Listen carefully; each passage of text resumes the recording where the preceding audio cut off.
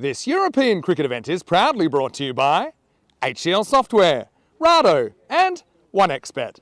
Hello cricket lovers, good morning, good afternoon or good evening, depending on where you're tuning in from around the world. Welcome to an international weekend on the European Cricket Network. Well, the women have been involved in 2 days of T20 international action, but now it's time for them to turn their attention to the T10 format. Women's T10 Internationals coming up for you now. I'm Rico Full and the action starts right here, right now in Estonia.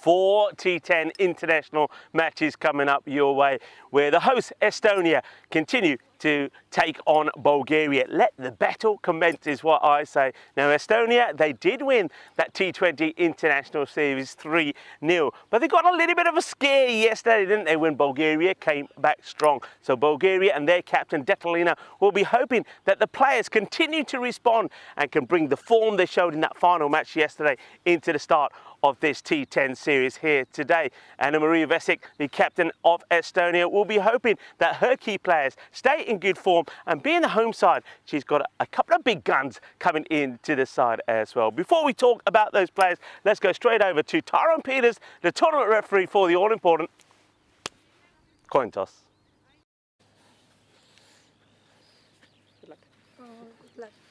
Right. Bulgaria to call. Tail. Tails is a call, and it's tails. Bowling. They're going to have a bowl first. Thank you very much, Tyrone. So Detalina, the captain of Bulgaria, winning the toss and deciding she will have a bowl first. So I don't mind that move. I think it's all about getting used to the change in the format now in the T10. I think also she knows that maybe some of the weaknesses that they definitely had yesterday in that very close match, which they ended up losing by just 6 runs in the end, was the number of extras that they gave away. So I think she'll be saying to her bowlers, look, let's go out there, let's keep the extras low, maybe we can contain Estonia here, and then let's go and chase and knock those runs off and register a win against their opponents. But of course, we know that Estonia, they're going to be strong. Let's talk about the Estonian batting lineup first. Of course, I know that Anne-Marie is going to be very happy with the form of some of her players. She has the MVP of those T20 internationals, Victoria Frey, who's a fantastic all-rounder. I think also somebody like Valna is going to be key with the bat and ball this time around as well. But other players coming into the side is going to be Meta Gooch. We know that in the past, we've seen her score well. She put good performances in this format against Malta last year. And also Lisa Bowering coming into the side. So 2 very strong batters coming into the side to strengthen that batting. And then, of course, you also have the likes of Chamali and Githami, who made a good debut in the T20 internationals the last couple of days. So how do Bulgaria respond to that threat? Well, first things is first, they've got to cut down on the number of extras. One thing that we did see from them yesterday, and it was a much improved performance, especially in the field. They took some outstanding catches, but they gave too many extras away. So can they tidy up those extras with the ball?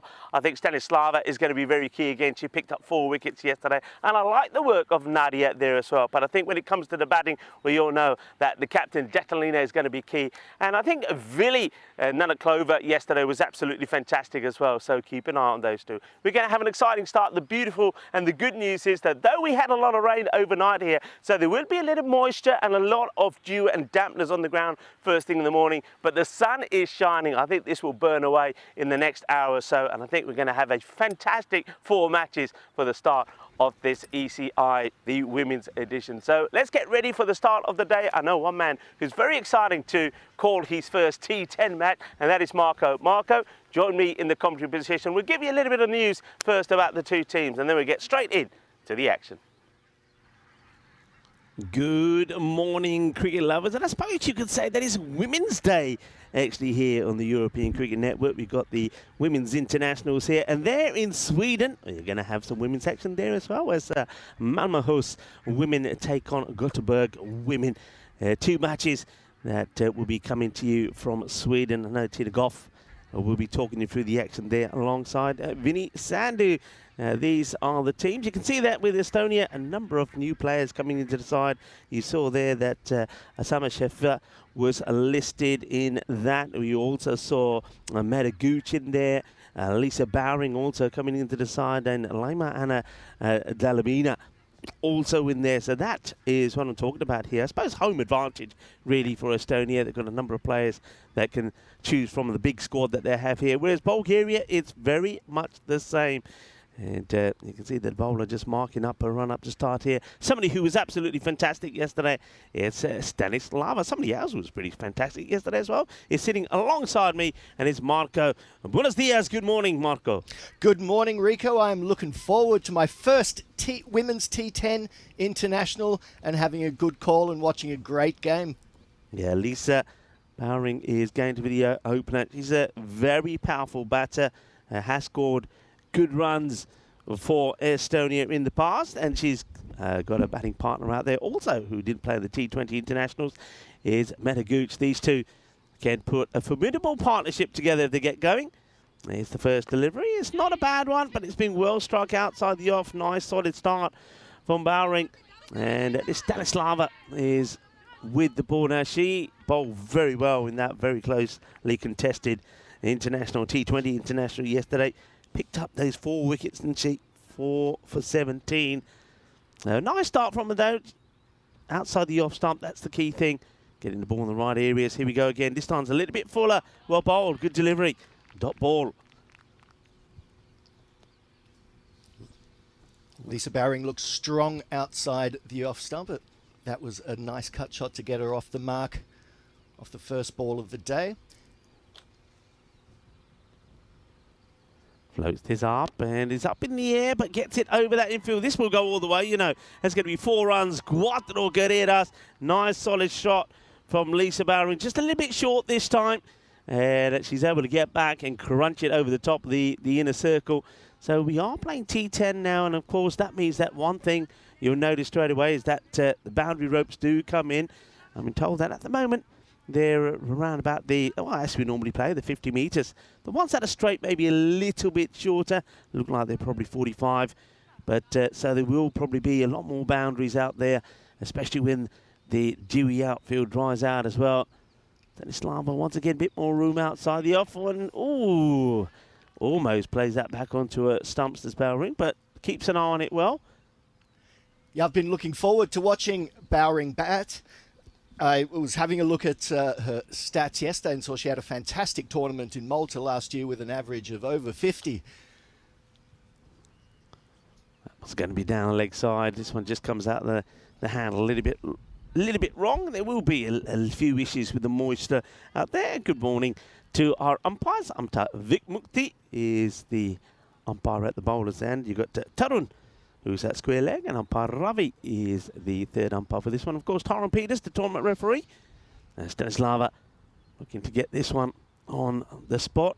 Starts off well, and it gets played out on the offside. One thing you notice straight away here, Marco, is that Bulgaria a little bit further back on the offside from what we saw them in the T20, so they're not closely congested together. They're sort of round about that point, backward point area.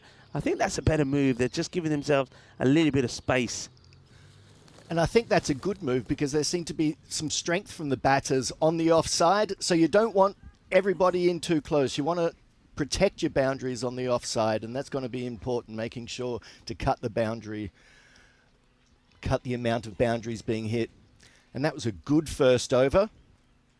Yeah, there was good over. There was that boundary in there as well, but a good finish to it. As Metaguch got the one ball there at the end. She tries to pull that away, misses out on it. Probably a little bit too straight for that shot, but yeah, not a bad over at all. 8 runs coming off the first. And very importantly, only 1 extra in that over. So that's good signs from Bulgaria. That's something they're really going to have to keep an eye on in these intense 10-over games. Yeah, 10 overs. So a couple of other things that are new, of course. Then in terms of the bowling, the only thing that we'll find different is it gets harder really for the bowlers because anything down the leg side now will be called a wide if it doesn't hit the bat or, of course, any part of the body of the batter. So that could be an issue for perhaps Bulgaria, who did struggle with that yesterday.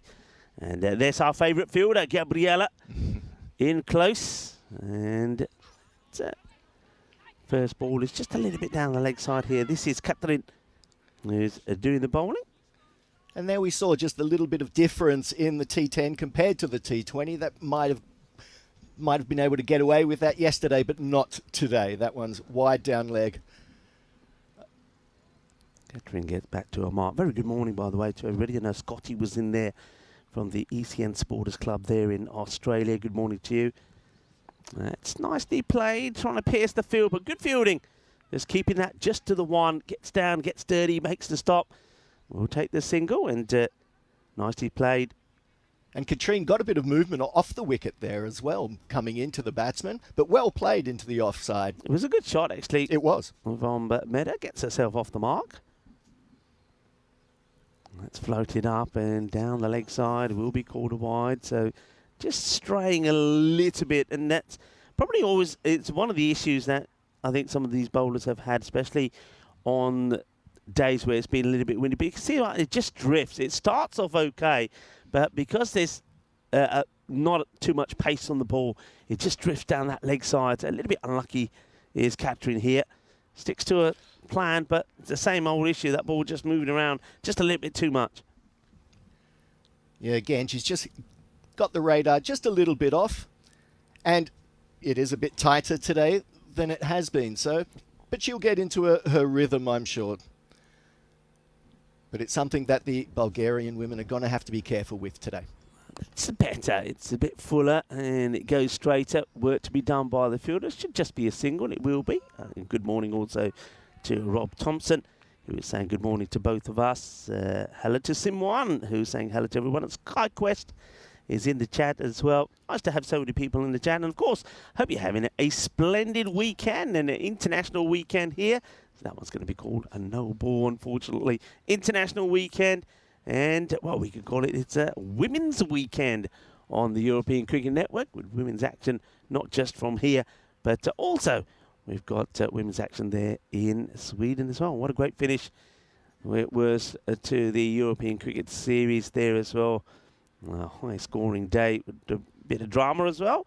Catherine, a little bit flatter, and that's a no ball as well. It hits the edge of the pitch and comes back in to Medagooch, but as soon as that happens, you can see the umpires call it a no ball straight away, because when it hits the edge of the pitch, Marco, it could go anywhere. And it did, and it was actually very well played in the end by Meda. That was a nice defensive shot. And the ground, once again, is looking absolutely resplendent with the sun beaming down across it. It's a really fantastic facility that the Estonian Cricket Federation have here. Yeah, the ground staff. I know Sam has done a wonderful job making it look brilliant. I know that when we left here yesterday, well, we might have had a little bit of time off in the afternoon yesterday, but Sam certainly didn't.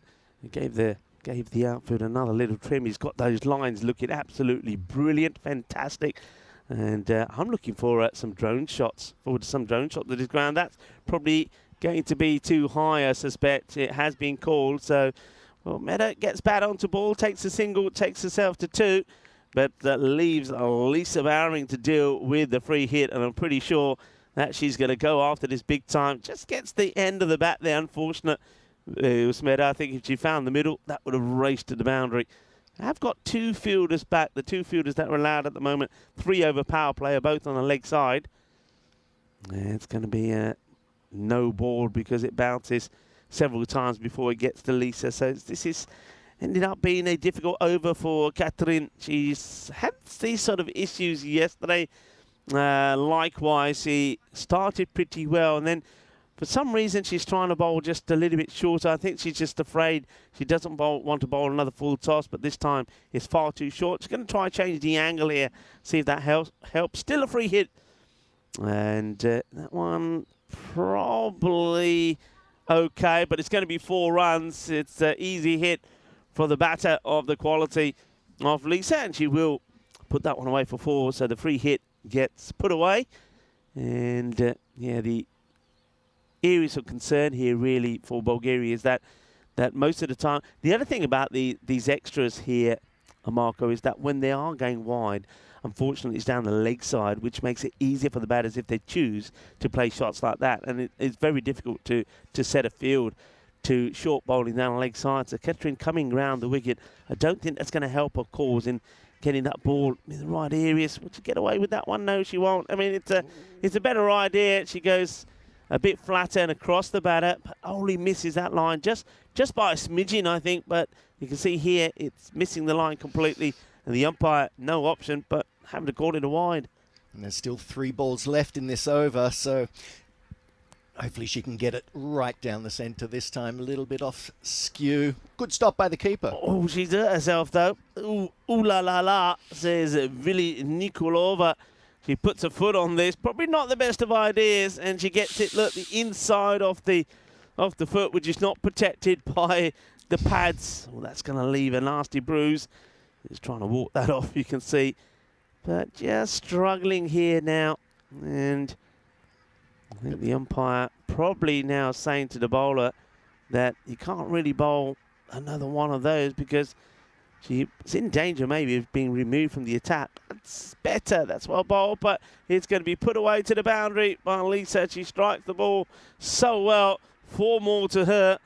And these are troubling times for Bulgaria. This is not only is it a long over, it's an expensive over as well. As I think it's now gone magical. 22 have come from it, and there is still 2 balls that have to be bowled. So just needs to try and get out of this over here, Katrin. And that's the better delivery. Well bowled. And as we've seen, Lisa Bowring, strength not just on the leg side, but also on the offside. So a lot more of a rounder game. And that also causes other issues for the bowler.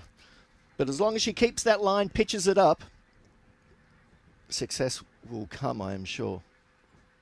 Katrin once again, and this time, well, yeah, this is where I think you touched on this already, Marco. Over the T20 internationals, that would have been okay. It would have been a dot ball. Yeah. But the laws that we have here for T10 is anything down leg side is a wide. So that's a tough one for Katrin. She has to still try to get out of this over. 23 have come from it. One ball to That's come. well bowled. That's better. Well done. They will still take a single. As that's the other thing that what Lisa's done is she's pushed the fielder's bat now because she hits the ball so well. She's a good 360 player. So the fielder's pushed back. So even a little nudge like that, it ends up being quite a comfortable single. But the over does come to an end. But it is an expensive one. 24 come off that one. It's what we call a magical over. And the score is 32 without loss. Yes, 24 coming off that one. 8 overs still to come. And we've seen some classy batting so far. I've been also looking forward to seeing Meda bat as well. She seemed very consistent in the games that she's played. That I looked up, she's always putting scores on the board.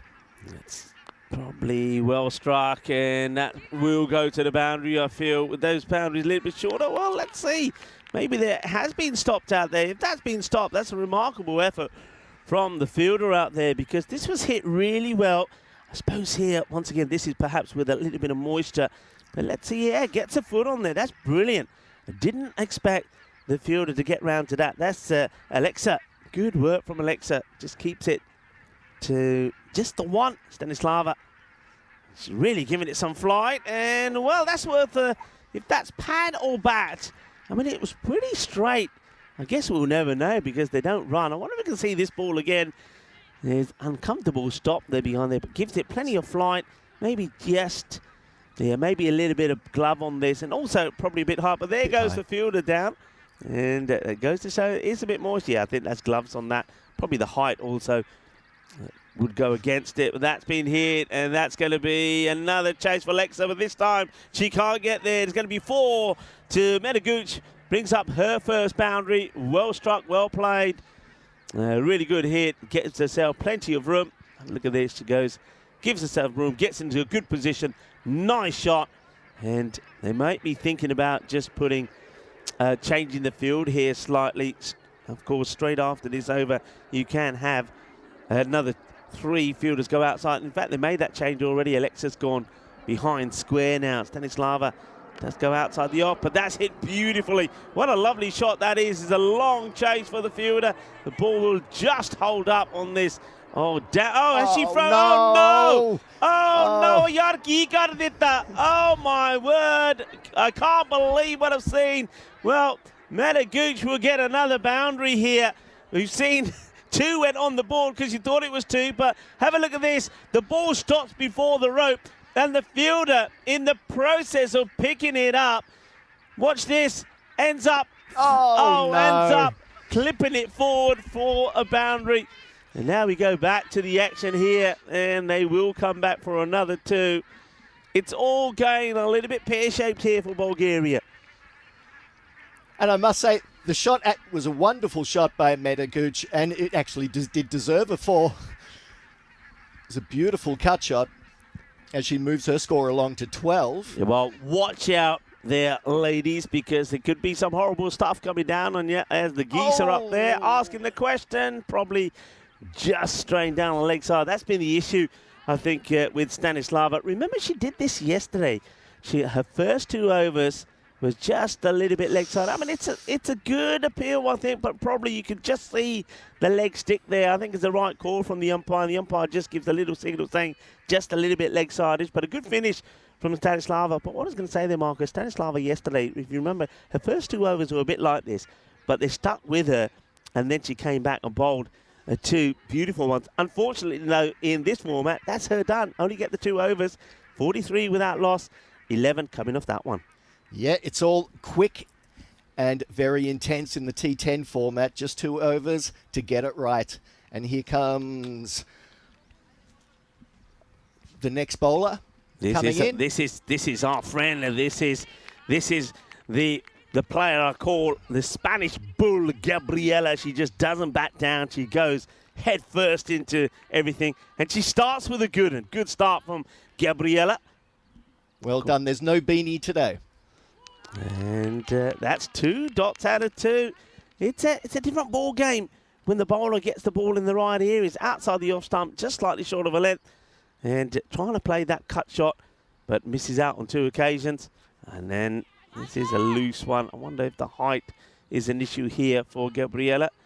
Looks like the umpire's okay with it. Might be having a look and see the umpire on the walkie-talkie. You might want to have a review of this. I think let's have a look at this. And I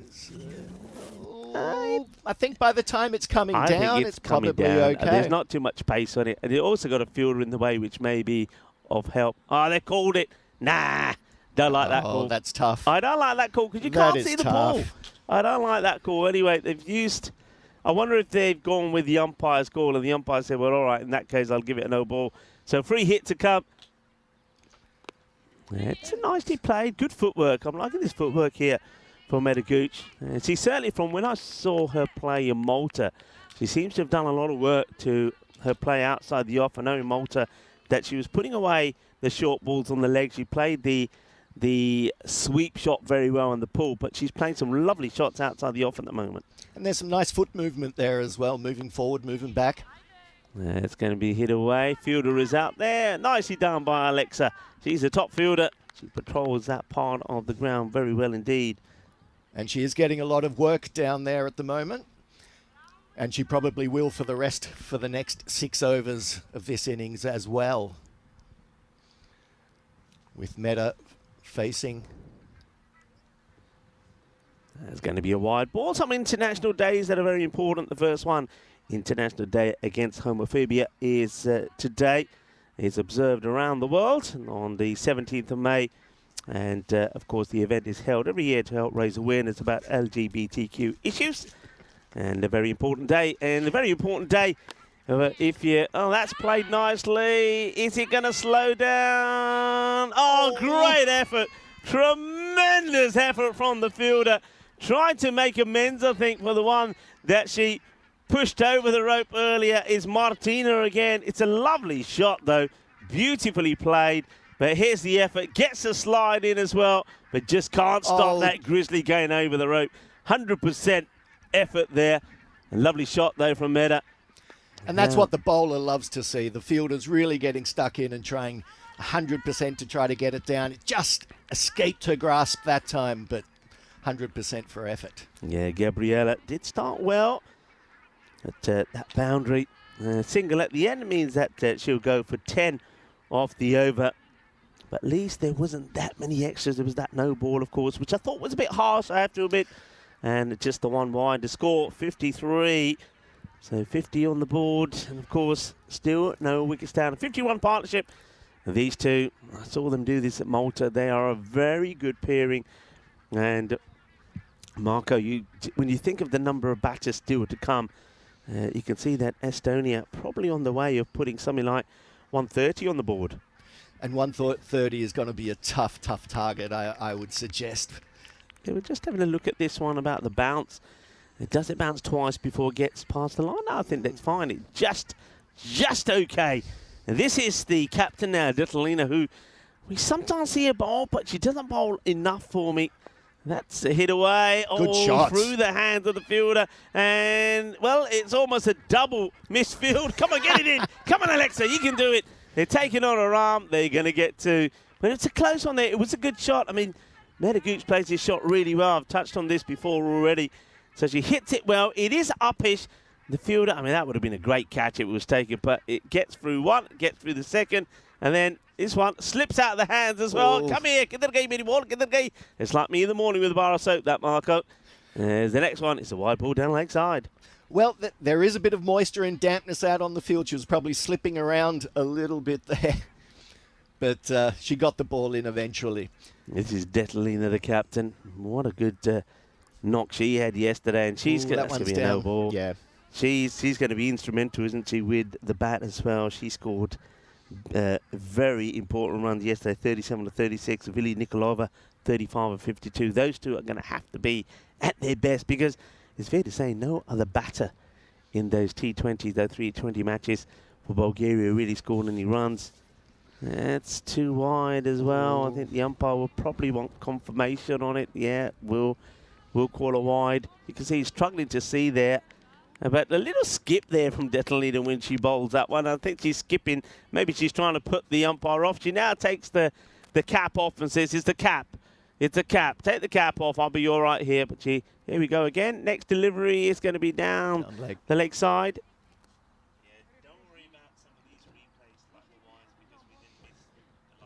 Okay, so 6 runs off the 2 balls. Detalina has to get it right on the money here, but it's been good batting by the opening pair.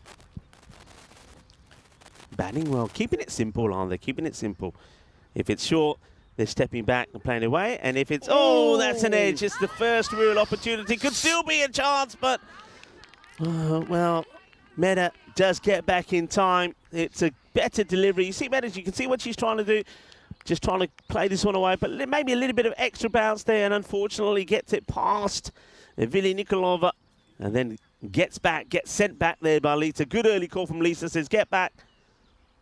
And now the next one, down the leg side. Unfortunately, Marco, I think this is very similar to what their effort was yesterday in the field, especially in the bowling department. They just can't get those, can't get the straight balls in, and the number of extras, once again, is going to be hugely important here. I mean, already that 19. extras is 19, yeah. So, good shots. well fielded as well, nicely done. Takes the pace off that first, does the fielder. Takes the pace, and Stanislava and gets the ball back in earlier. But yeah, it's a good shot, hitting the ball very well, finding the middle of the bat consistently. Oh, and that strength outside off. She plays a similar shot to the ball before. Again, stopped by the fielder, and they only get through for a single. Yeah, singles are good at the moment because they know, both the batters know, they're getting on average 3 or 4 extra runs and over as well. Detalina straight down the leg side, and anything that's down there is always danger of the boundary. They've got that pretty well patrolled now. They've got a short fielder in the 45, then they've got the boundary sweeper in there who's on behind square. But interesting enough that they've still got 2 outside the offside. So it'd be a good idea if they could have maybe an extra one on leg side. I'll tell you what we will do. We'll say hello, good morning, and welcome to our viewers around the world. And it's the first time they get the chance to see yourself. So say hi to our viewers around the world. Hello and welcome. It's fantastic to be here and fantastic to see all this great cricket and to present it for everyone around the world. Yeah, it's wonderful on a nice sunny day here in Estonia. And Estonia, the home side, making a good start. That's a good delivery. I like that one. Good start. There's from the new bowler. And I think this is the young lady that we were having a talk with, who was practicing in the nets while we were here this morning. This is Nadia. And she makes a good start, this Nadia. Let's see what she goes. Oh, well, this time that one comes up a little bit wrong. That's going to be a no ball. And it's always a different ball game, though, isn't it? When you're in the nets, things seem sometimes easy. Then you go out there when the pressure is on, and it's not so easy. Well, she was saying sometimes she gets a little bit stressed and then tries to go through things too quickly. And I think we both suggested just take your time. Take your time. There you go. That's a good delivery. But it's well struck as well. But they do have a fielder out there. Alexei is doing her job very well. And gets that one in. Nicely done. Good shot played, but good cricket in general. It was a good ball. It was struck well. Nice shot played there by Medaguch, and then also it's a good bit of fielding done there by Alexa out in the field. But yeah, I'm just looking at this field a little bit. It's working at the moment. Let's just leave it at that for the moment. But you see a lot of deliveries on the leg side, and that one's sort of been wasted. It would have been a wide, but Lisa wanted to put it away and ends up scuffing at it. But I just feel the two fielders that are in very close.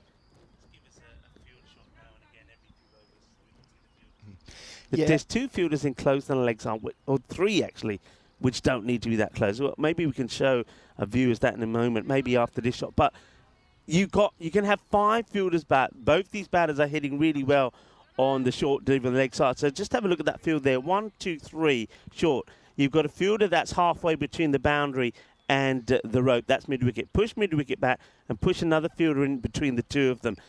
You don't need 3 short inside that leg side 30-yard circle, because here's an example of it. It's short. It goes in that area. Alexa having to do brilliant fielding again. Wonderfully well done by Alexa. She does the fielding, gets the throw in, but give her a little bit of support out there. You can afford to push another one back, so push another one back. Get 3 on the boundary there on the leg side, and then that way you're basically saying, all right, I know that some of my bowlers are bowling a little bit short, you're pulling and hooking well, but you're only going to get a single for your efforts. Well, it's also, 3 on the leg side, 2 on the off side. It's also a strength of both batsmen. So you want to really protect that leg side to try to cut down the boundaries and the runs. The 3 on the infield isn't really doing much, and there's not going to be too many quick singles, I would imagine. No, I mean, that job can be done by just one fielder, to be honest. You could have one. Yeah. You could have an orthodox square leg in there on the other side of the umpire. So here we go again. That's one that ball. It's going to be down the leg side, so it's going to be a wide. It's Meta just practices that shot one more time. But good partnership here from these two. Lisa going at 22 of 21, Meta 23 of 22. Very tight wide down leg, I must say. Anything down the leg side. Yeah. Anything there, even if it's a smidgen will be called. Well, this one definitely will be. There's another one. So, Nadia, remember, get that arm straight, and go towards the imaginary first slip. That's the way. Let's see if you can get this right here. It's very similar to some of the issues that we're having yesterday. I think every over there was a few good deliveries. Like that one is okay, and all of a sudden it becomes, as we keep on highlighting, a different ball game if you get that ball on the offside. So nicely done, and yeah, let's see if she can get 2 more good balls in here. At the moment, you can see that Estonia are expected to get round to that 120 score. It's a good ball well in their played. hitting zone. Oh, good stop. It's a good stop. That was hit hard. It was hit hard. It was travelling. And, well, a direct hit now. This is worth an appeal. This could be close, you know. This could be close. I've got a feeling about this. Keep an eye on the ball coming in. Keep an eye on the bat. Where is that bat now? Is that bat down? Is it in? I think that is out. I don't think that bat is coming in. I think that's out. I know you can't see the bat. There the bat comes in afterwards. Yeah, it is out. Incredible work. Incredible work. And they get the breakthrough. And that's going to be the first wicket. I mean, first of all, I think we need to see all of this. Let's see the celebration first. But let's see all of this, because the most important thing here was first to stop from the fielder. I mean, this ball was moving. It was travelling. It was hit hard. The fielder wore one for the team, then gets the throw in. Let's have a look at the whole thing again here, if you can, Chris Tats. Here's the shot. I mean, we see the pickup. In comes the throw. Nicely done. It's Stanislava, and it's right on the peg. Right on the money. That is gone. Absolutely superb fielding. And again, it was that desperation first by Martina and then the throw in by Stanislava to get the wicket. And that's a really good, that's going to boost the team and help them in the rest of this innings. Fantastic effort. And that's the end of Medaguch. It's Bowering that's gone for 22. So 22 of 21. And excellent bit of fielding there, really good fielding. It's like team fielding because the fielder that wore it actually was Martina. She made the initial stop and it really crunched into her legs. She saves the boundary. So Lisa's probably a little bit disappointed he doesn't get the boundary, then doesn't run fast enough. And then Stanislava comes across, throws the ball in, direct hit, brilliantly done. So they get a breakthrough. Well done and Not good a bad ball. delivery, probably just going a little bit down the leg side.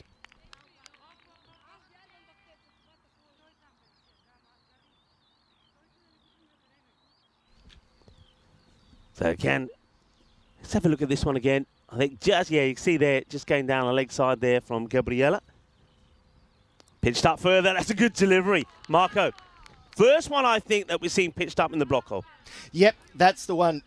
Dangerous, and she's been very accurate in a over so far, and that's been the ball of the day for her. Well done, Gabriella. Yeah, she's a little fighter, is Gabriella. Now a bit fuller, and I think that's okay. The umpires have a quick look at each other. I think that's sort of under the waist. They might be checking again there on the walkie-talkie. So let's have a look at this side on here. Well, I know she was unlucky with one that was called. Is it on the way down? It is on the way down. I think it's waist or above. I think that's okay. They say it's okay this time. I like that call. No, I don't like that call, though. Ooh. Poor old Gabriella. The umpires are picking on her here, Marco. I think that ball is fine. That's over the line. That's over the line. Shouldn't be called the line. The ball, if it catches any part of the line, it's not a wide ball. That was a very tough call. Well bowled. She gets it full up there again. Good bowling. Couple of really good deliveries here. And all of a sudden here, Marco, pitch the ball up and the runs start to dry up. Well, that's it, putting the batsman under pressure. It's a new batsman batter on strike, Anna Dalbina. And this time, again, on the stumps, and she plays it forward, no runs. So it's been a fantastic over from Gabriella. Really good over. Let's see if she can finish it well. Top bowling. Dalbina, we didn't see her play the T20s. We want to start well, but at the moment, they've bowled beautifully here. I say they. Of course, I'm talking about Gabriella. What a top over that is.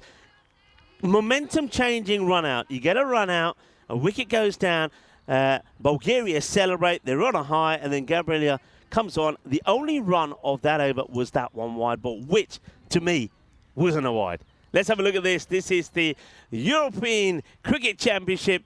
It's going to be our final event of the year. So it's a long way off, but it will soon be here, you know that. The 1st to the 20th of December. Well, if you like women's cricket, well, we do it international style at the Karama Oval. It's the Euros of women cricket. And for the first time, we have the emerging division as well as the challenger and the Premier division. Nice shot. Beautifully played in the gap. 4 runs. That's the gap I'm talking about, that they need to have a fielder in. But what a lovely shot that is. That is, for me, the shot of the day so far. Let's have a look at this. Let's have a look at the HCL software shot of the day. This is a beautifully executed full shot all along the deck. It's smooth and slick, like the Microlino, a mobility partner, Cuatro Carreras. This time, it's a good delivery, good comeback here from Nadia. And that was a fantastic shot by Meta. Again, in her hitting zone, she really gets back on that back foot well and hits really well through square. And a good comeback from Nadia. And again, outside off. And into the zone of desperation in the field is where we have Martina and Stanislava, who've already caused some damage and shown their desperation in the field. Yeah, they've been good in that area. Still no change there in that, on that leg side. In fact, all they're doing actually is they've just moved Alexa from being very much fine on that 45. They've moved her actually a bit squarer. They're expecting her to cover all that area. I don't understand why they've got 3 fielders on the leg side close. One of those could quite easily push back. You could have 5 outside the ring. And it's up and over the infield. And they've got nobody back here either. So they've just got to think about this. So at the moment they've got, if I'm counting this correctly, Marco, they've got 2 fielders outside of the 30-yard circle. They can have 5. So for me, it's quite simple. Have another one in between Alexa and the mid-wicket, who is sort of inside the 30-yard circle and the boundary rope, should be on the rope, in my opinion. So have another one back on the leg side and have a sweeper on the offside. That's your field. It's sorted. It's done. And, you know, twos become singles, and you stop the boundaries. And that's it. It's similar to what we saw in the T20s, in that there's no in-out field. It's either in and one person or two people out, and they could really do themselves a favour with covering themselves a little bit more on the boundary and just keeping a few fielders in for the singles. Yeah, I know it's the first match in this format, but I would like to see that maybe after this match that the coaching staff and the captain Detalina come together and say, look, we've got to get this right, because I know they did go back, because I bumped into the Bulgarian girls when they were coming back from dinner last night. They went to the Italian near where we are and said it was absolutely fantastic. So that's certainly something you've got to check out. I'll take the single here. But they then were going to celebrate the coach's birthday. Of course, it was his birthday yesterday. And they were going to go back and watch the game. Now, if they've done that, then they will know that the field positionings that they've got at the moment are not right. Well, that's a lovely shot. It is the weekend. Come on down and find a log and sit down and watch the action in front of us. End of the over. Estonia just slowing up a little bit here now. 82 for 1. 8 overs completed. So we'll say that's a good fight back here from Bulgaria. At one point, 120-plus score was definitely on the cards. Well, you've seen what the loss of just one wicket can do. The new batsman has taken a bit of time just to get her eye in. It's going to be a no ball this time. So what have we got here? What is this Tim Tams that's we be brought over here? It was a very nice delivery, an Australian classic. Tim Tams, a lovely chocolate biscuit, which... Are these the biscuits that I keep getting promised by Vinny Sandu and Corey? They never bring them. That would be the ones, I'm sure. So who's giving us these then? Well, I don't know the name. Some lovely gentleman just came in and presented me with a pack of Tim Tams. So thank you very, very much for those. I'm going to enjoy them throughout the day. We both will. Yeah, I'm glad you said we. No, there's no I. There's no I in... What did it say? There's no I in team. That's it. There's no I. They look lovely, actually, don't they? Well, we'll have to find who it is and say hello to them in person. But, yeah, we got some... So, a Tim Tam. Well, maybe we'll show them on the... Next time we go on the camera. That's nicely played. Alexa, poor thing, is... She's getting the steps in today. What a workout she's having. She throws this one into the deck. It's almost like she spikes it into the ground. But it does make its way to the bowler. So this is Galabova who's doing the bowling here. Here's the throw. It literally spikes it. Oh, but it's okay. They don't double up. They just keeps it to just the single. Oh, that one comes completely wrong. Galabova, not sure what's happened there. But she's going to be also another girl that's going to be key when it comes to the batting. Is Slavea. That was similar to what we've seen in the past, where her leg just didn't come through with her bowling action and she just sort of got stuck in the crease a bit. Good comeback though. Well bowled. You can see that.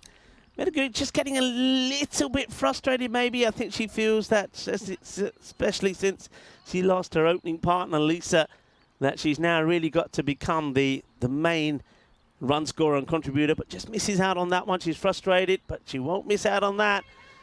And but again, doesn't quite get the contact that she would have liked. It's just going to be a single. So let's see how Dalbina goes here.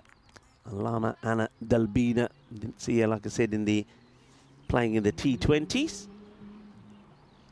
See if she can get a boundary or two in herself. That's going to be a wide ball. It was one of those again which the bowler's a bit unlucky because it only just misses the pads and only just misses the leg stump, but no contact made. It will be a wide and has to be bowled again. Tight but down leg. That's them the rules. Yeah, that's another one. But you can see the difference here between perhaps what we saw from Lisa Bowering and Medaguchi still there. Anything like that, those two are playing the shot and they're getting twos or boundaries from it, whereas I think at the moment here, Dalbina quite happy just to let those go down the leg side. And like again here, she's not going to play it though. She'll say, yeah, I'm leaving those alone. Whereas you can see Meta at the other end, she's trying to steal another run to get on to strike. Highest score for Dalbina in this format was 5. She's scored that against Cyprus last year. And she's done much better though in the T20. She scored 29 last year against Cyprus, once again there when they were touring there. So we know she is pretty handy with the bat. And as more people coming down to watch the cricket. It is the weekend coming down. And if you are in the area, that must come out the hand all wrong. But she will play at this one. And it's getting close to the boundary, and it will go all the way. So Dalbina, just when I was saying that she is capable, she then pulls it off. Well, that's her highest score now in this format. It previously was 5, so that would give her a lot of confidence. And I think probably maybe Meta actually said to her, look, those ones down the leg side, all right, leaving them is fine, but if you can crunch it and crunch it to the boundary, why don't you? And there's a nice, lovely embrace there between Meta and Dalbina. Dalbina celebrates her first boundary. 96 with a ball to go in the 9th.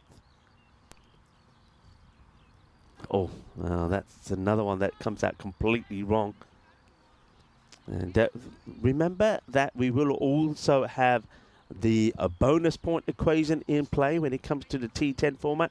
I mean, it's the best of 7. So the bonus point probably won't come into play here. But it's always worth having it there just in case the weather plays a part.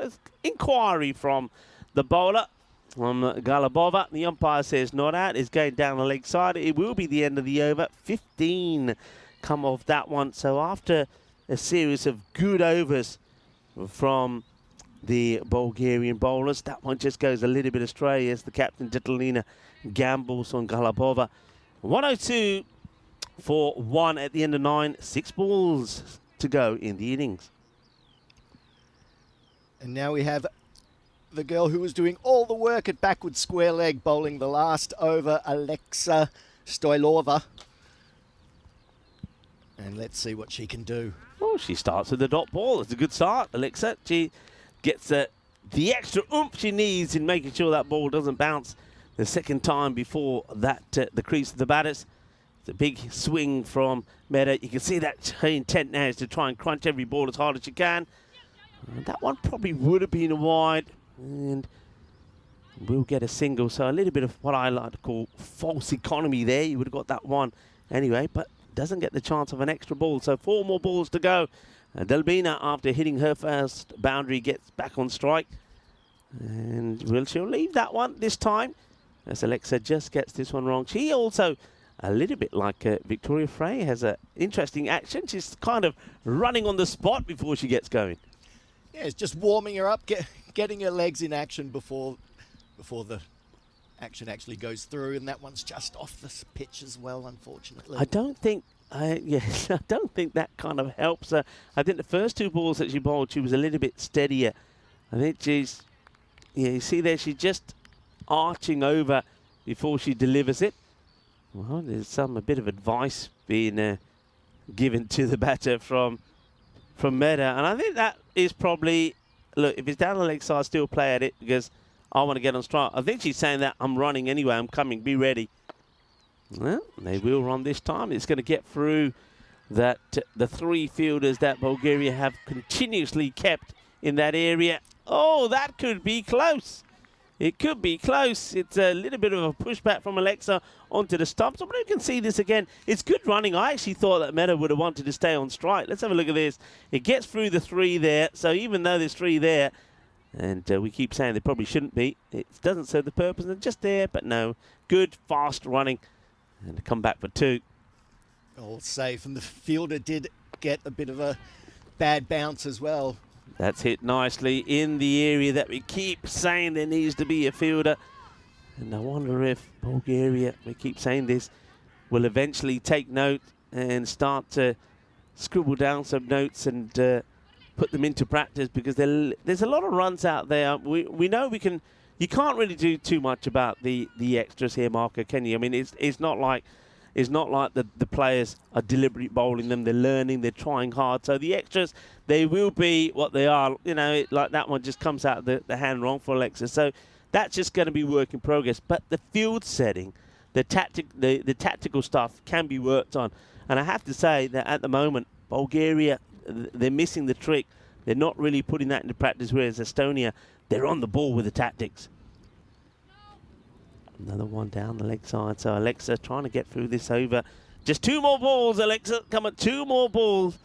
And this is like when you say, Alexa, give me 2 dot balls. Yeah, she started the over well, and as it's progressed, just become a bit more wayward, but that one's on the money. Well, that's that's going to be very good running. Good alertness there from Meta. As soon as that one, the bowler's appealing. It's never LBW. It's a missing leg stump by a fair bit, but it's not picked up on. You can see it just gets away. I think there might have actually been a bit of bat on that as it hits the bat. Let's have a look at this. I think the ball might have, yeah, I think it just gets the bat as well. Well, it's going to be another wide. Alexa just can't finish. Look, she's getting a little bit frustrated here now. So that's 112. It's still, when you consider that they were on 125, 130 at the halfway point, if Bulgaria can keep it to less than this 115, they'll be happy with it. That's hit well. Again, into that big area of space that Bulgaria refused to put a fielder. And what should have so many times been just 1 run, well, they might as well just go for the 3rd, but they'll settle for 2. It will be 115. And I think that when you consider what it could have been, they'll be pretty happy with that. But well done to Medaguch. Bats all the way through the innings. Scores 35 of the 35 balls that she faces. So goes out and run a ball. And Estonia put 115 on the board. The loss of just the 1 wicket. And that wicket was down to a brilliant bit of fielding from Stanislava, running out Lisa Bowring for 22. And that was a beautiful piece of team fielding, stopped by Martina and then brought in from Stanislava. And the Bulgarians can take heart from that. But as we said, yeah, tactically, they could just be a little bit more on the ball there, and they would be able to cut down, I would say, at least 20 runs. Just by having 2 fielders more on the leg side. I think you're right. I think when you think of the number of runs that they've ran in that area, there's always been 2s in there. Also, there's been a couple of boundaries that have gone through that area. I think you're not wrong. 20 runs. You think about those 20 runs, and then you think about the number of extras that were also given here. 46 extras. All right, with time, let's forget 46. Let's call it 26. So make it another 20 runs. That's 40 runs in total. Take 40 off that score. All of a sudden, you're in the game. Yes, and remembering that Estonia was brought in 2 powerful new batsmen in Lisa Bowring and Medaguch. Yeah, and both of them played their part. We know that they put as good, solid partnership together. Oh, that was that crazy moment. You got a feel for Martina there. And we all have those mornings. We all have those mornings. But she tried to make amends for it there. Wasn't able to. But you know what? She did make amends because she was involved in that run out big time because the ball was absolutely crunched. She was the one that's been in the morning with a bar of soap. She made the stop. Talking about stop, there's Alexa as well. She was all over the place, by the way. But yeah, I mean, Martina made the stop, and then it was Stanislava. Here it is. This is it. Stanislava then comes in, picks it up, throws it in. And got to say that Lisa will look back at that and say, yeah, I was a little bit lazy. I should have got in. And that's, I'm sure, what Anu, the coach, will be saying to her as well. Say, look, remember the basics. Remember the basics. She's probably disappointed she didn't get the boundary. Speaking of boundary, that was a beautiful shot from Meda. That was a beautiful shot. And she showed throughout this innings how strong she is through that area. She played wonderful pull shots. And yes, the fielder got in the way. Probably stopped the boundary there. But yeah, Alexa had so much work to do during the 10 overs. She was covering the whole leg boundary by herself. And she really needed a bit of help. Yeah, she needed some support. She never got it. And it gives us a chance now to have a look at the scorecard. So Medaguch batting all the way through, faces 35 balls, scores 35 runs. You can't argue with that. Lisa Bowring was also going more or less run a ball, 22 of 21 for her. And Delbina came in probably, yeah, quite rightly so. Looked a bit rusty, didn't play in the T20s, but she got herself in and played some nice shots herself. But 46 extras. And if you double those, it's a 92. Remember yesterday in 20 overs that Bulgaria gave 65. It's something that they really have to work on. I know that you can't control it. It's just about practice, practice, practice. And I know that myself and Marco can vouch for it. They're in the nets. They are practicing. It will come together. There's the bowling figures there. I think Gabriela, she was a star, I think. 2 overs, 11 runs she gives away there. I think she bowled well. Nadia also. Now, Nadia was practicing in the nets. She bowls her 2 overs, gives away 18. He'll take those. And Stanislava, 19. But that 1 over of 24 from Katrina, that really hurt them, really. But still, it could have been a lot worse. It was looking like it could have been a 120 to 130 score. It ends up being 115. So Bulgaria, they did come back well. They did, and it was that 24-run over, which was only the second over of the inning, so it really pushed the momentum in Estonia's favour and put Bulgaria onto the back foot very early on. So it's time for us to take a bit of a break. We'll be back in about 10 minutes' time to see if Bulgaria can put in another good batting performance like we saw from them yesterday and maybe surprise everybody and end up victorious in the first one of the ECIs between the women of Estonia and Bulgaria. Join me, Rico Full and Marco, when we come back in about 10 minutes' time.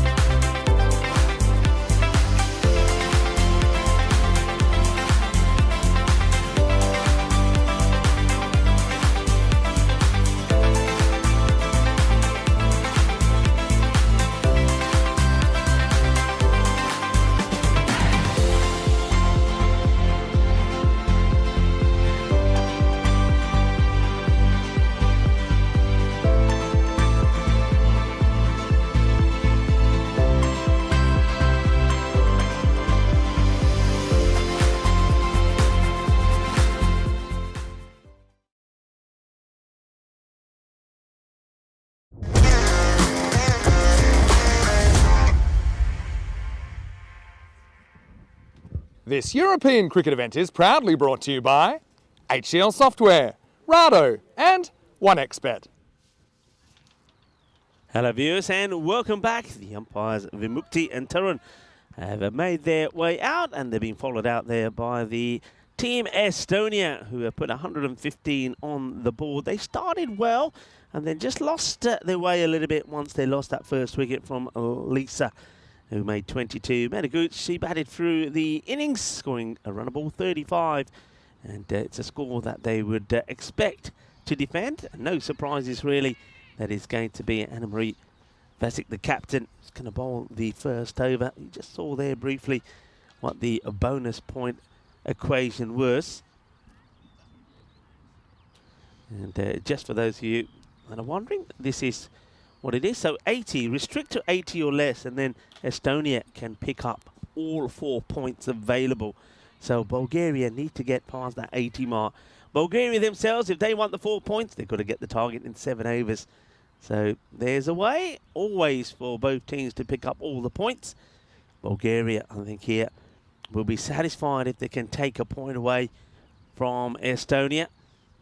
And that's well bowled. She's got a knack of creating something from a first delivery. And that's another lady that does the fielding there, Marit Valna, who's got the knack of doing things as well. But that just played away quite solid defence there from Galabova.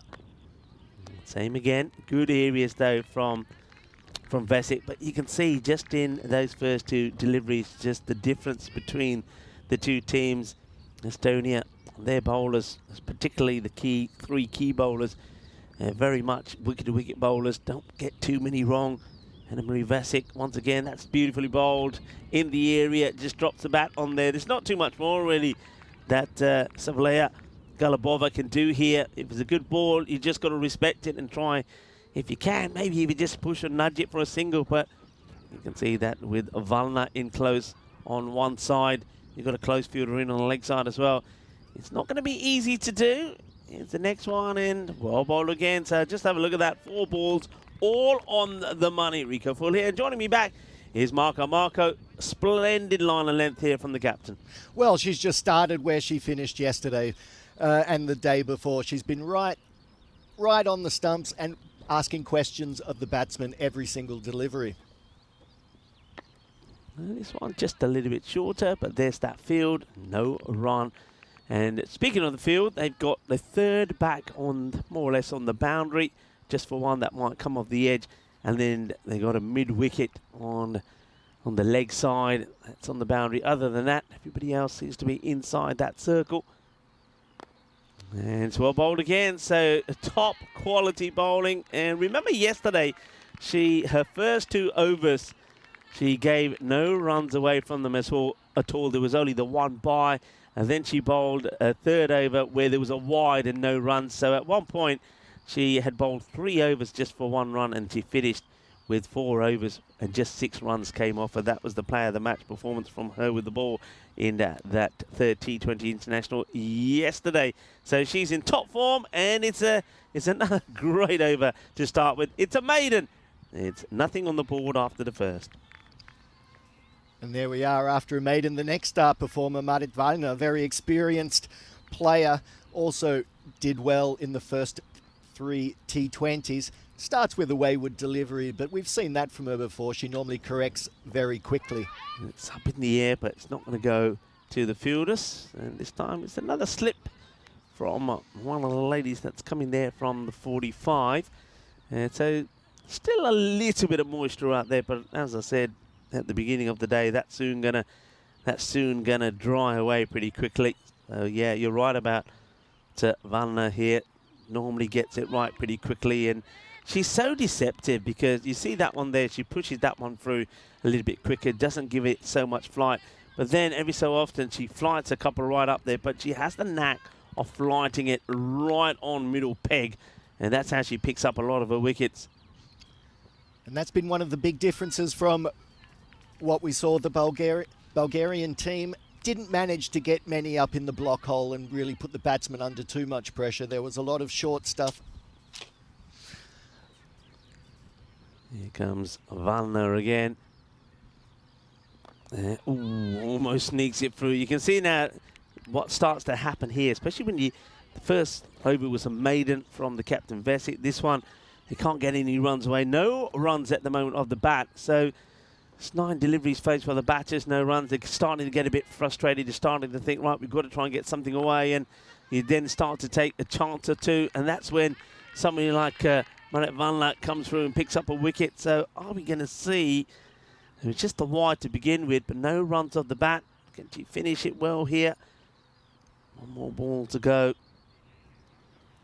And she will finish well, so splendid. And she just casually walks away to say, well, that's what I do. That's what I do. Splendid bowling here. And Bulgaria, they are, well, they're going to have to go big time if they're going to pull off a win here. They've got to go at 14s. Forget about the win here, Marco. I think just to get to the 80, they're going to have to go some. I think getting to the 80, batting through the 10, I think would be a great step in the right direction. There's another 3 games after this, so as we've mentioned, it's a learning curve. Now making an early change here. Going to go to Githama Madanaika to bowl over number 3, so they're not going to go straight back to Anna-Marie Vesic. The captain makes a change. And it's something that we've seen them do a lot, Vesic, if need be, like she did yesterday when it was crunch time, comes back and finishes things off usually. That's played nicely. Looks like we're going to get the first runs off the bat. Nice little shot played off the legs there from Galabova, who gets off the mark with a single. There we are. Yeah, played behind, square into that hitting zone. Just rolls under the fielder and first runs off the bat. But yeah, it's going to be tough. And as we've seen, Anna-Marie likes to keep one up her sleeve just in case things get tight at the other end. It's a bat on ball. They reluctantly decide not to take the single. I think that was mainly because he had 2 fielders running towards the ball, which was enough to put them off. I think if they decided to go straight away here, probably could have made it. Well, that one will be quarter wide by the umpires. And good running, though, from the 2 batters. This time, they're on the same wavelength, and they turn 1 into 2. That one just too wide. You can't blame the wicketkeeper there. Couldn't make the stop there. They have gone with Helena to be behind the stumps. I know that Mehta also is a very good wicketkeeper. So they've got options, of course, for who they choose to put behind the stumps. And Githama giving the ball plenty of flight. That's seems to be her style. And, well, that's well met while the bat. Got to be looking for taking the single. And once again, they don't go straight away. It's almost like Galabova needs encouragement to go. Stanislava, in the end, gets a move and says, come on, let's go. 7 balls. No runs yet for Stanislava. She'd like to get one away. It's always a nice feeling to get your first run on the board. And it's high in the air. It's going to be looped over Valna, and she will get that run. It was a bit dicey, a bit risky, but she takes a risk, she takes a gamble, and she gets her first run on the board. Well, she hits it over the infield, and as we saw yesterday, if you take a bit of liberties, sometimes luck will go your way. Yeah, hello to Jeffrey Mobbs. I know that Jeffrey's enjoying the cricket. Hello, Tim Hana. I know that Kenneth was in there as well. And also Shauna. Shauna, hello and welcome to you.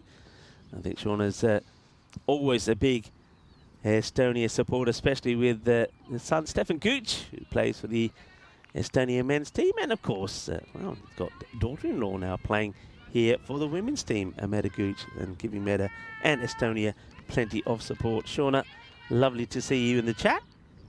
And everybody else as well. I hope you're all having a fantastic weekend. And very good morning also to John Hisham, who joins us. And remember, we're calling this, we're calling it Women's Day on the European Cricket Network, because we have 4 T10 internationals here in Estonia. And pretty soon, in about an hour's time, the action will start there in Sweden, when you have 2 women's T10 matches between Mamahus women and Gothenburg women. So looking forward to the action there as well. So plenty of action coming your way. 4 from here and 2 from Sweden. Quick look at how the power play looks. It's very one-sided. As well, at this time we saw that Estonia, Esti, already had 43 on the board. So 9 But 9 without loss, I suppose, which is a good sign. But the bad sign is that, well, to win the match, they're needing 107 and 42 balls. But they need to go around about probably 11 or 12 on over just to get the 80 to try and at least get a point from it. That's down the leg side and will be, I think the umpire called a wide here. It definitely was in the process of calling a wide. Let's see if the wide signal, yeah, it was a wide, so there's no bat on this. Though it didn't look like there might have been, to be honest, because that goes a fair way if it's just a wide. But I think wides have been registered. The umpire did give the signal again. I think the batter would have liked the runs there, Marco. I'm sure. It's in the air, but just gets it over the bowler. There's going to be a single. Well, we must say Bulgaria does have the knack of hitting over the top and finding those gaps in the infield. She gives herself some room and slaps it over mid-off for a single. Asking the question, but going down the leg side. A beautiful day here now in Estonia. Isn't it quite amazing? Yesterday, folks, when we left here, by the time we got back to base, within an hour, the weather changed, dark clouds came over, and it rained all through the evening, all through the morning. I think even about 4, 5 in the morning when I first got up, it was still raining, because in my room, I don't know about your room, Marco, but I've got, it's sort of windows all around me, some little windows, some big windows, and the rain was hammering it against the windows, so making plenty of noise. And I remember last night I got out a thick polo neck jumper, a big jacket, and I thought, right, I'm ready for tomorrow. And when I woke up this morning and opened the curtains, because you've got to have the big, thick blackout curtains out there, because otherwise you're woken up at about 3:30 in the morning by a lot of light, because it gets light very early. I learnt that last year. And make sure the curtains are done. So I opened the curtains. It was glorious blue skies, and I had to make a quick change. I thought, well, I'm not wearing a polo neck in this. I'm going to get too hot. And just as well that I did. But the weather has changed quite remarkably. Let's hope it stays like this. And the other good thing is it's not very windy at the moment either. So quite happy if the conditions stay like this. No, very pleasant and comfortable, and good for the players too. Delbina now turning her arm over. She got a chance to have a bit of a knock. She was not out. And now, good, I think, this also from the captain, Anna Marie. She knows that Delbina probably needs to get a lot of practice in. She didn't play in those T20s. Ooh, I wonder if there's a bit of bat in this, actually. It could have been here. It could have been a little snick, because this ball tends to move pretty quickly afterwards. Yeah, I think that's bat. It's a chance. Yep, there was certainly a top edge there, and it just evades the keeper, just gets on the gloves, but doesn't quite stick. Wide ball called this time. As you can see, Delbina just looking to find that edge once again. So Bulgaria, it's a slow start, but these two starting to put a partnership together here. But you can see that to win the match, they're going to have to go at almost 16s here, so the 80 becomes probably, or 81 actually, becomes key. That's why a ball that almost takes the off stump. And as we said, the courageous pitched up delivery is the one that's going to cause big issues and always be dangerous.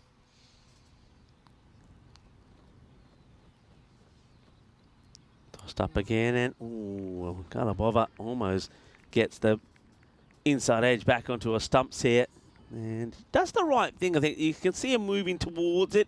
I think she does everything right. It just the contact that she wanted there wasn't the best. But Delbina gets through the over. Just the 8 runs will come from that one. And the score for Bulgaria moves to 17 without loss after their 4 overs. Well, and as we saw in the very first game, Galabova can score some runs. She's strong through the leg side. She scored 25 in that first T20, so she does have the makeup to score some runs. It's in the air, it should be gone, it will be gone. It's an easy catch really there for Marit Valner. That's what she's there for. She's taken so many catches in that area, and Stanislava, who was kind of running out of patience, I think she knew that she was only holding things up for her side. And she will depart for 2 of 10 deliveries. And the first wicket goes down as Bulgaria are 17 for 1. It was another good delivery, and the pressure was building on the batter. And it was a nice, easy catch from Valna. And Lisa coming into the side. We saw her contribute well with the bat and takes a wicket off her very first ball. Now, yesterday when Stanislava did eventually part, remember she, I think of something like 18 deliveries, scored 2 runs yesterday. So we know that she's not one to really get on with it. But that's when things changed yesterday, because I think Detalina came in and got going. So I'm a little bit surprised when I don't see Detalina coming out. I don't see that Vili Nikolova coming out, who also scored runs. I see Martina come out, and Martina for me is very similar to Stanislava. She's a bit of a plodder. Well, she hasn't been able to get it off the centre wicket so far, but she's a fighter. That's what we saw in the field. Yeah, she is a fighter. All right, here comes Lisa once again to her. That's good delivery. But, well, she does well to get back onto that, because otherwise that was probably going to crash into the stumps. Oh, where's she going here? Oh, he was running nowhere and had to be sent back pretty quickly. Did Slovenia, because there was definitely not a 2 on here. Not at all. It was a good call by the other batter to send her back. Tossed up. That's nicely played. Plays it into a pocket of space on the offside. Gets it over those close infielders. And the sweeper doing the job. And already you can see that Estonia seem to have those fielders in the areas where Bulgaria fell to. So they have got that little sweeper on the offside. Not all the way on the boundary, because you don't need to at the moment, because nothing's been hit that far. But doing enough to sweep the close fielders. And they have got a square leg and mid-wicket and a long on in place. The 3 fielders that we were screaming Bulgaria to put in those areas as well. So that's the end of 5 overs. And a score 20 for 1. A good over there from Lisa, just going for 3 runs and picking up the wicket as well. Well, only 1 wicket down so far, so it does give the batsman some leeway just to maybe attack a little bit more and just get some momentum for the next game. Yeah, this is what's coming up on the European Cricket Network. Romania will be my next destination. We've got Belgium, the Medina Cup coming up. England in Hornchurch. We see our friends in Hornchurch, and then also there'll be some T20 action and ECI and ECS action from Czechia. So plenty of cricket coming up in the next few weeks. As the new bowler coming on to bowl is Victoria Frey, and she'll start with an uncustomary wide. Yes, Estonia bringing on the star performers in this innings. Victoria starting just a little bit wayward.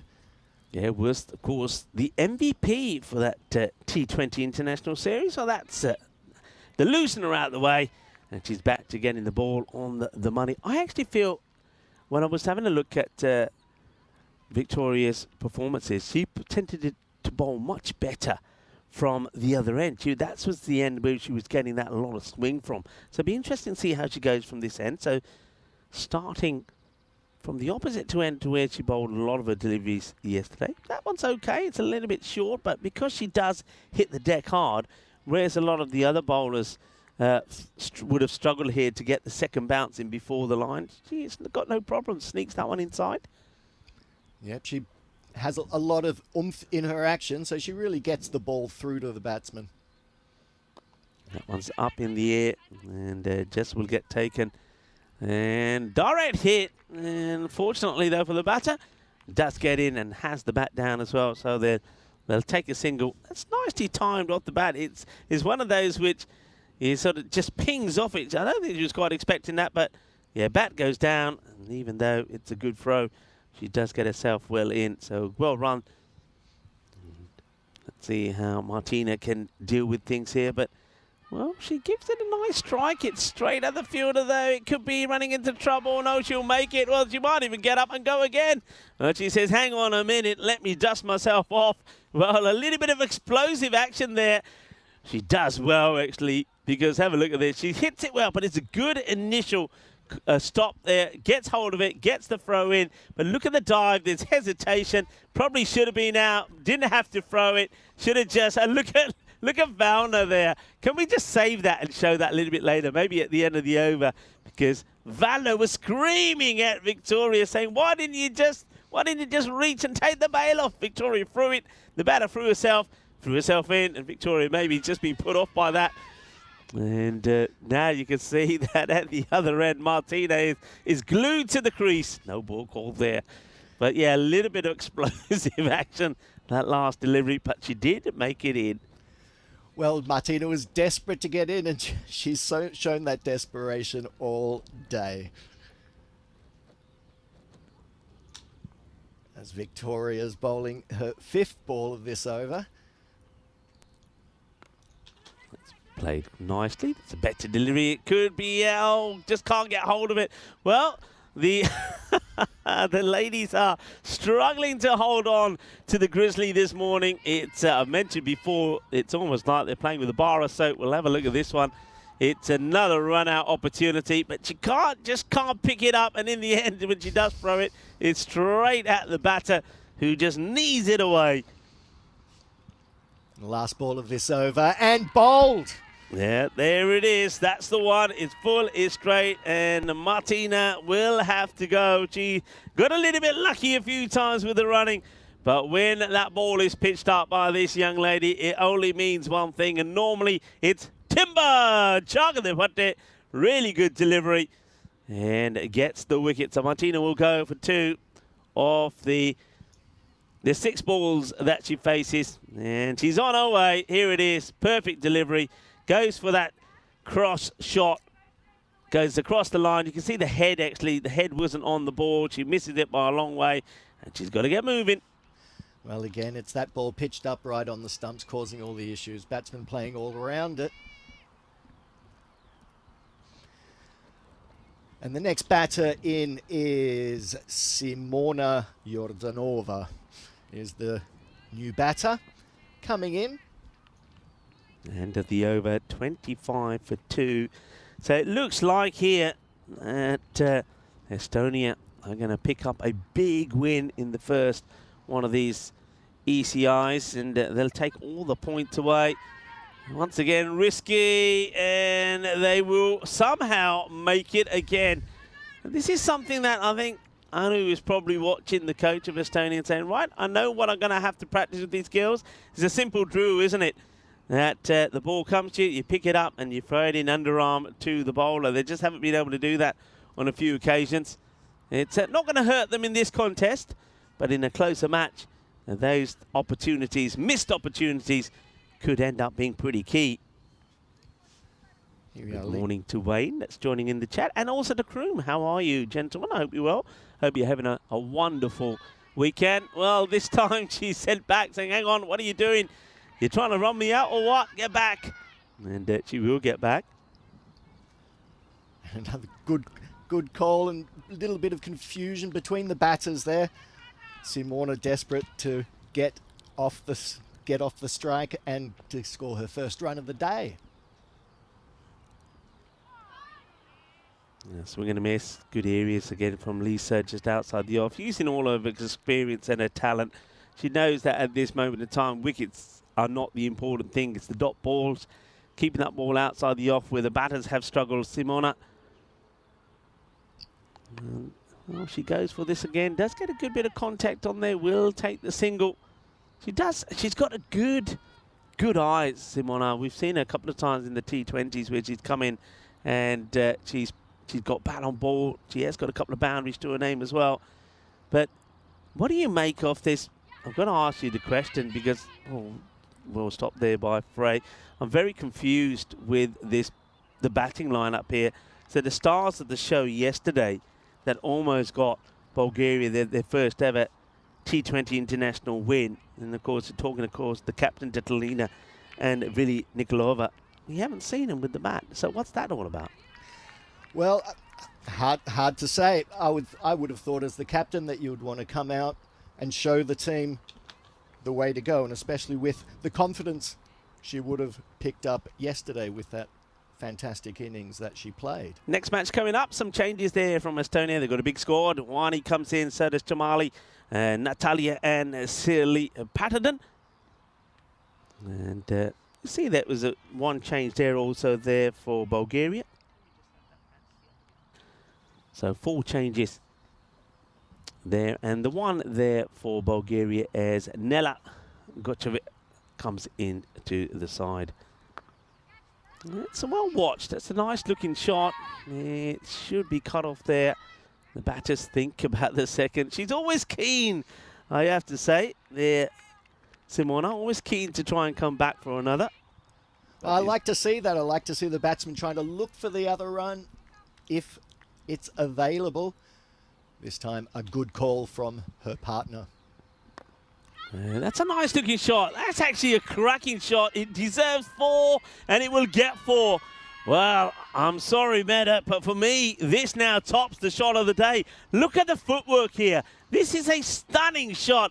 Arriva, Kinna Sona, Jabardast batting. What a shot. That is quality. That is top draw. Absolutely. She comes out of the crease and plays a beautiful drive through the covers for 4. I think that's a beautiful shot of the day. That's one that she can put in her memory banks. Oh, that was a fantastic shot from Simona. Beautifully. I mean, it's the first time I think we've seen a batter come out to the pitch of the ball and play it beautifully through the covers. What a shot that was. Straight into that extra cover area. And now she gets a no ball, which she hits pretty well. And she'll hit that away to the boundary as well. Cuatro más. And, well, forget 4. We'll give you 5 for that because that was a no ball as well. And Simona has absolutely crunched this. Lovely jubbly. Boom. 4 carreras. I think that wasn't too far from a 6. Oh, just one bounce before the boundary rope. Nearly getting a big maximum there.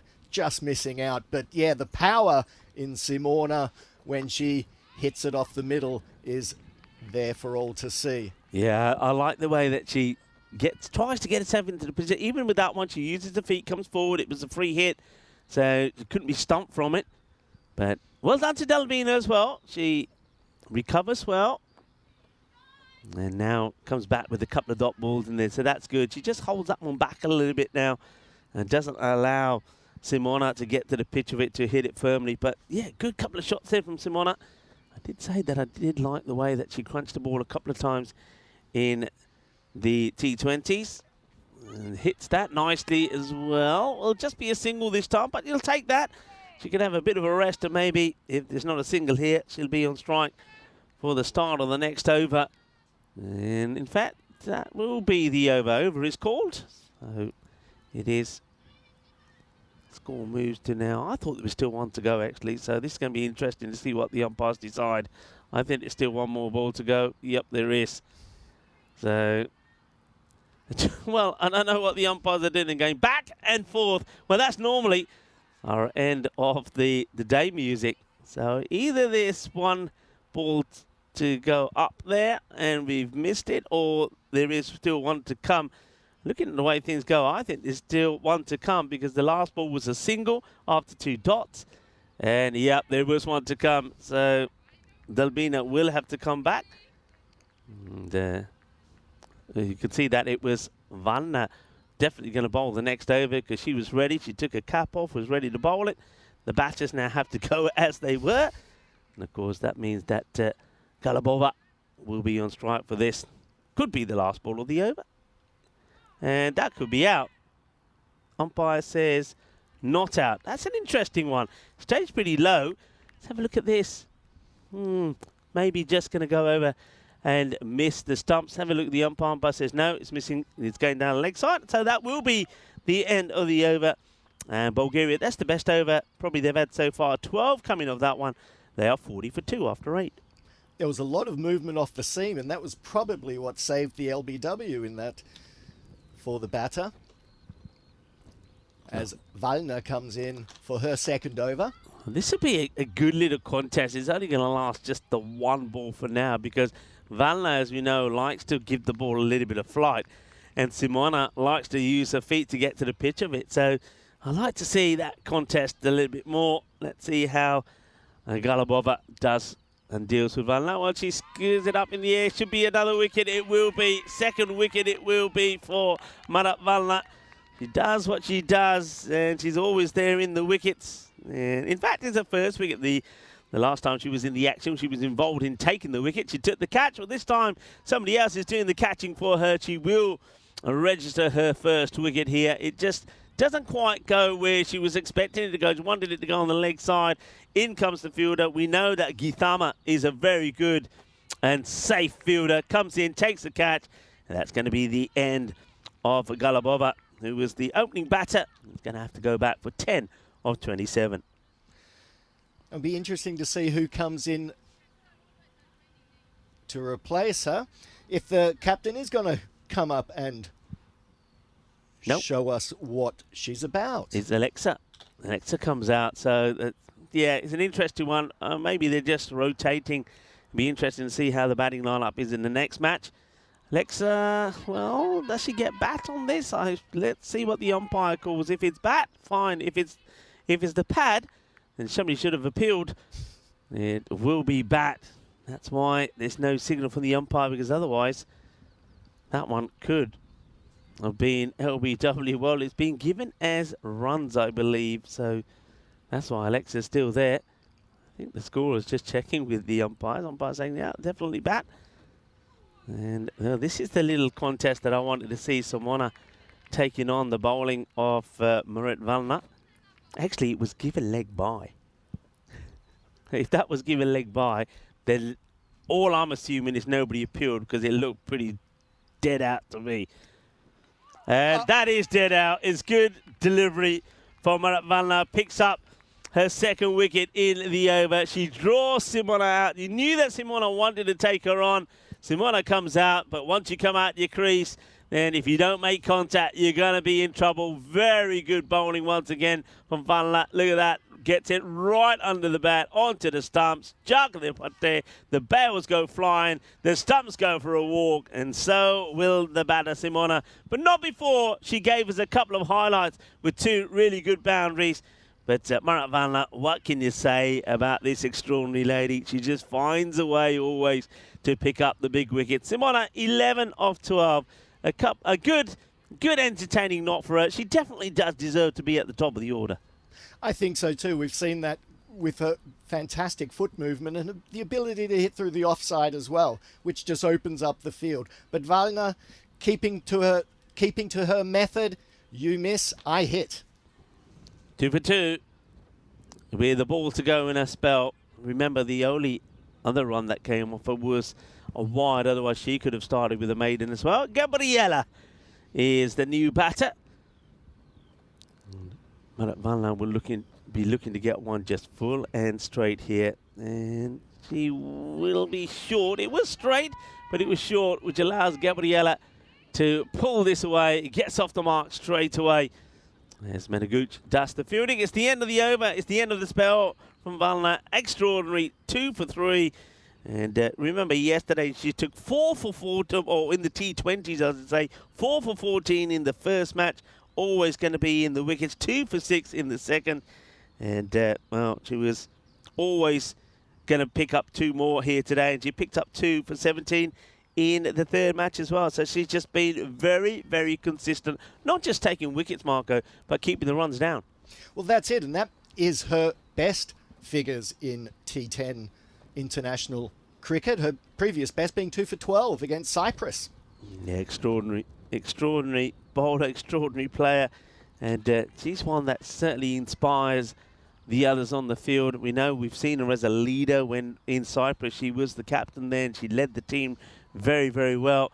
She's handed over the reins here now to Anna-Marie Vesic, who seems to be leading the team in the same way. And here she is with the ball, as we expect her to come back and tidy things off. So far, no runs off her. And that may be the first. In comes the throw, and it will be. So the first runs that come off her spell, but you can see that Estonia are going to win this match by a huge margin. And Bulgaria, some interesting decisions and tactics from them, really. We discussed a lot of them in the field, and also with the batting order. So they're pretty keen to maybe rotate their players. Of course, their squad is not as big as what we've seen from the home side. That's quite understandable. So they're not going to be able to rotate too much. But I am surprised that we don't see Vili and Dittelina at all with the bat. Well, it's a shame. After the momentum that they gained yesterday, I would have hoped that they come out and continue it today. But there's 3 more games to come. It's up in the air, but not going to go to hand. They are taking on the run, and they're asking the question, and the umpire says, you're going to have to go. Good bit of team fielding here. It's a good, clean pickup, good throw into the wicketkeeper, and Helena does the rest. It's always going to be a risky one. It's bat on ball. They want to go straight away, but here's the pickup. Gets there first, and Gitama gets a good throw in. Helena in the gloves, thank you very much. Not in the picture at the time of that. So, unfortunately, that's going to be Gabriella who's going to have to go. But Alexa there just hit the ball and ran and didn't give Gabriella a chance. No, again, the communication could have been a bit better between the batters there, but it was a good piece of fielding from Gitama in, and the batsman didn't have a chance. Another one bites the dust as Vesic gets ready to bowl to the new batter, who seems to be showing all of her pegs. Is basically saying, well, there they are if you want them. And if it was straight, it probably would have been curtains for the batter. Plays and misses at this one.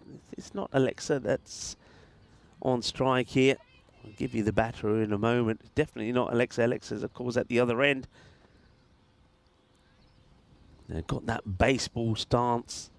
Here comes the next delivery, and we'll take the wide. Thank you very much. So that's Nella who's out there. I don't think we saw Nella, the bat, in the T20. So first time we're getting a look at her. So you can see that Bulgaria giving some of the other batters an opportunity. Well, Nella hasn't got a name up there at the moment. Give her a name. I can tell you who it is. It's Nella, everybody. It's Nella. Here's Nella Gocheva. And they're asking the question. And I think it's just going to be another dot. It's going to be the end of the match. It's going to be a victory. Let's just say Bulgaria get a little bit of a thumping there. But tactics were a little bit of a puzzle, it has to be said. So the match is done. It's over. Estonia, the home side, get a big win.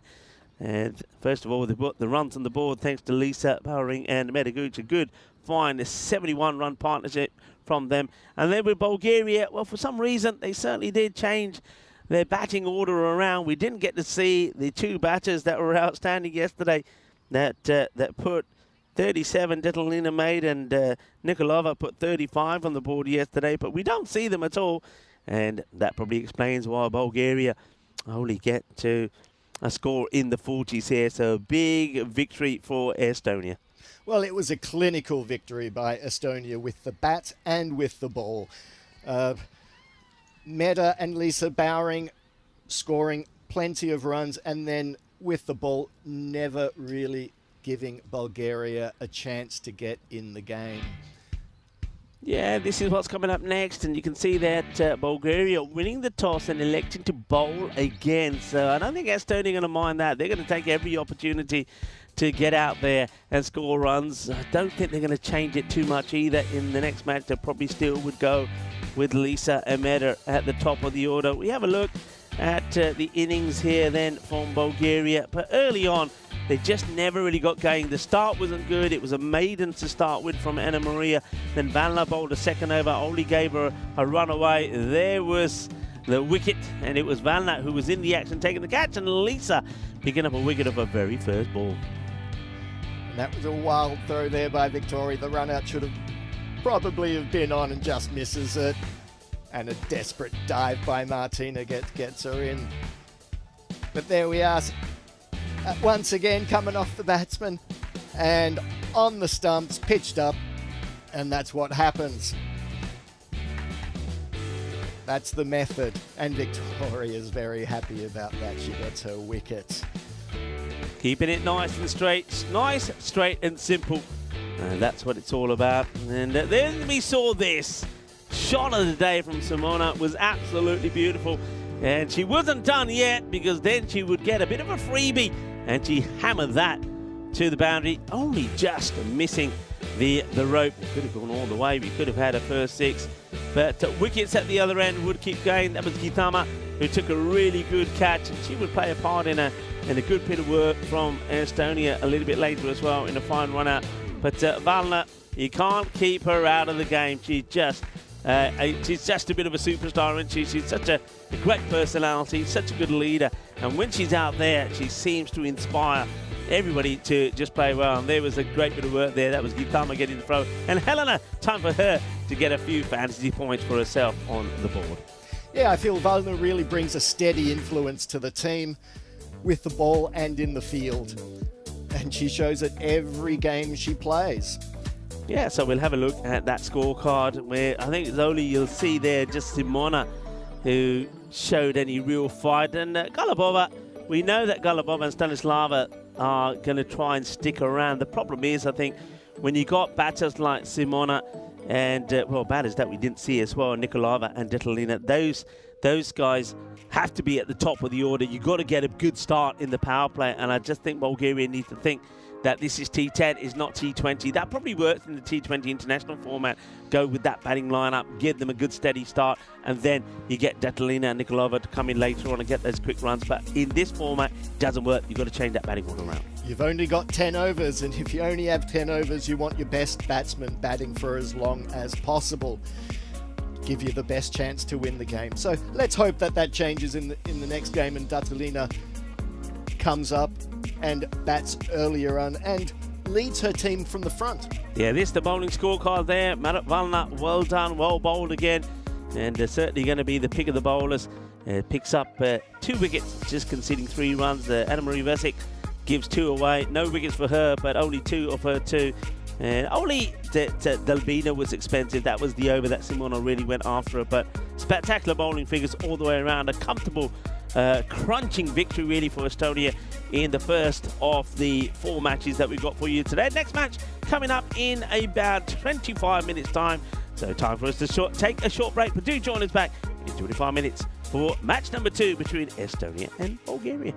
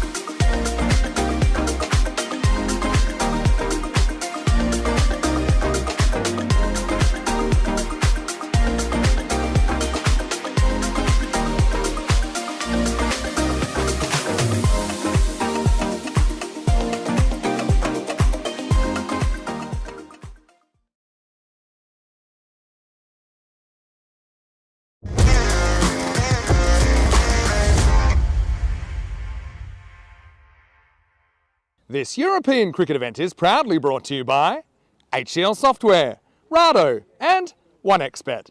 Hello viewers, welcome back to a lovely sunny day in Estonia. It's the start of our weekend of international action. We saw match number 1 and Estonia were big winners against Bulgaria in that first one by the margin of 70 runs. Let's see if Bulgaria can come back strong in match number 2. Before the start of the match, let's go over and see what happened at the coin toss. The Estonian ladies to call.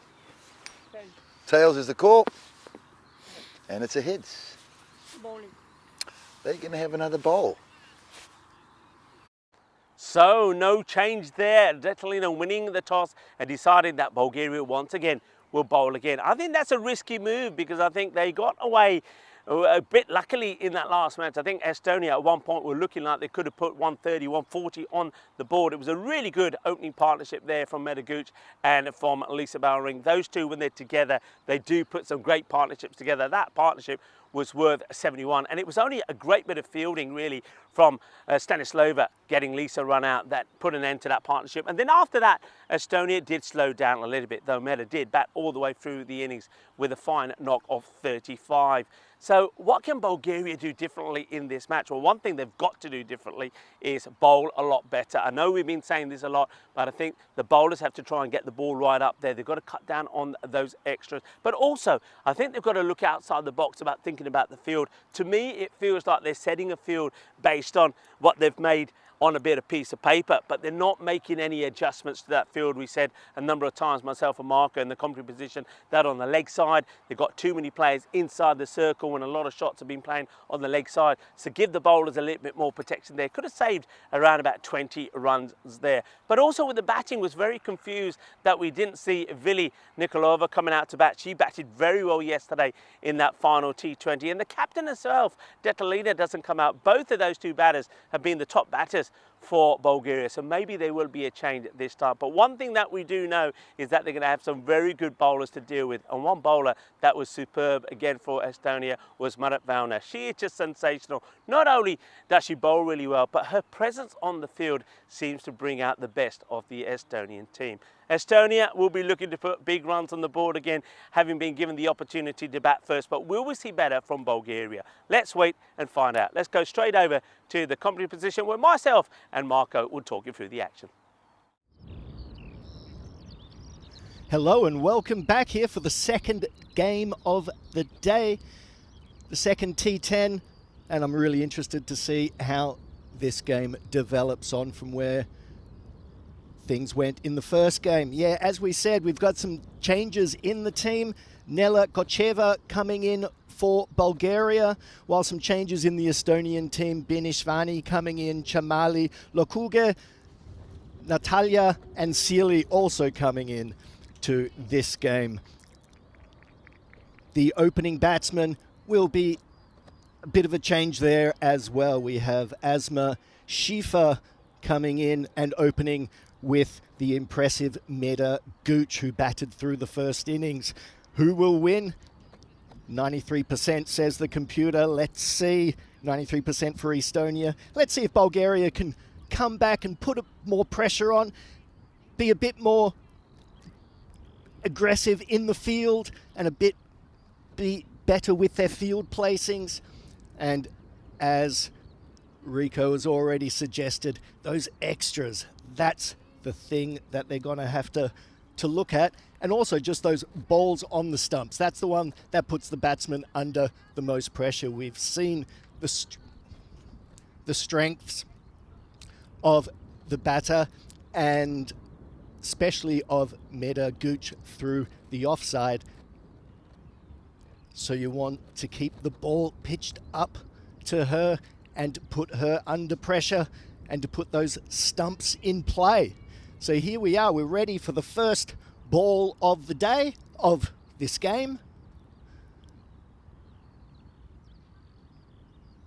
with Meda Guc facing the first delivery. Just looking at the field, only two are allowed outside the inner ring, but both of those two are on the, well, one on the leg side square and one at a deep mid-on. So first ball of the day, and it's outside off stump. the line is good. And I'd like to welcome back my co-commentator, Rico, for this second game. Good to be back. And a good start as Stanislava gets the ball in the right areas. And here we are. Then again in the right area. And it's a good start here from Bulgaria. They want to keep this going. And as we've said, when Stanislava gets the ball up, she is dangerous, as we saw yesterday when she ripped the heart out of the Estonian batting lineup. This one just a bit short and hit superbly well by the batter Meda in her favourite pull shot, and she plays it in front of square, leaving the fielder no chance. Alexa is there again. I think she's going to be getting a lot of work if the ball doesn't get pitched up around the batter's feet. Here we are. That one just down the leg side and called a wide. Oh, it's a tricky one, that one, isn't it? Because it's almost like it goes through the batter. I don't know if that one, I think, it's not a call that sits well with me, that one, I have to say. That's pretty much almost over leg stick. Yeah, I would say that it was a miss by the batsman more than a wide from a batter, more than a wide from the bowler.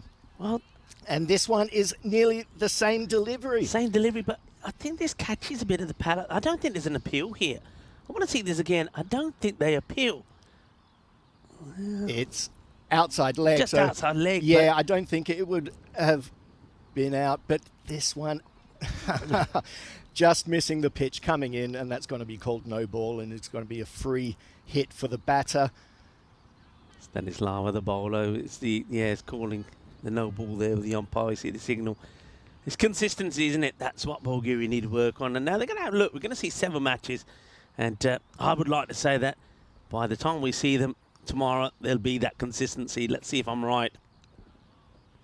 Meda goes for that pull shot again to the wide ball down leg side.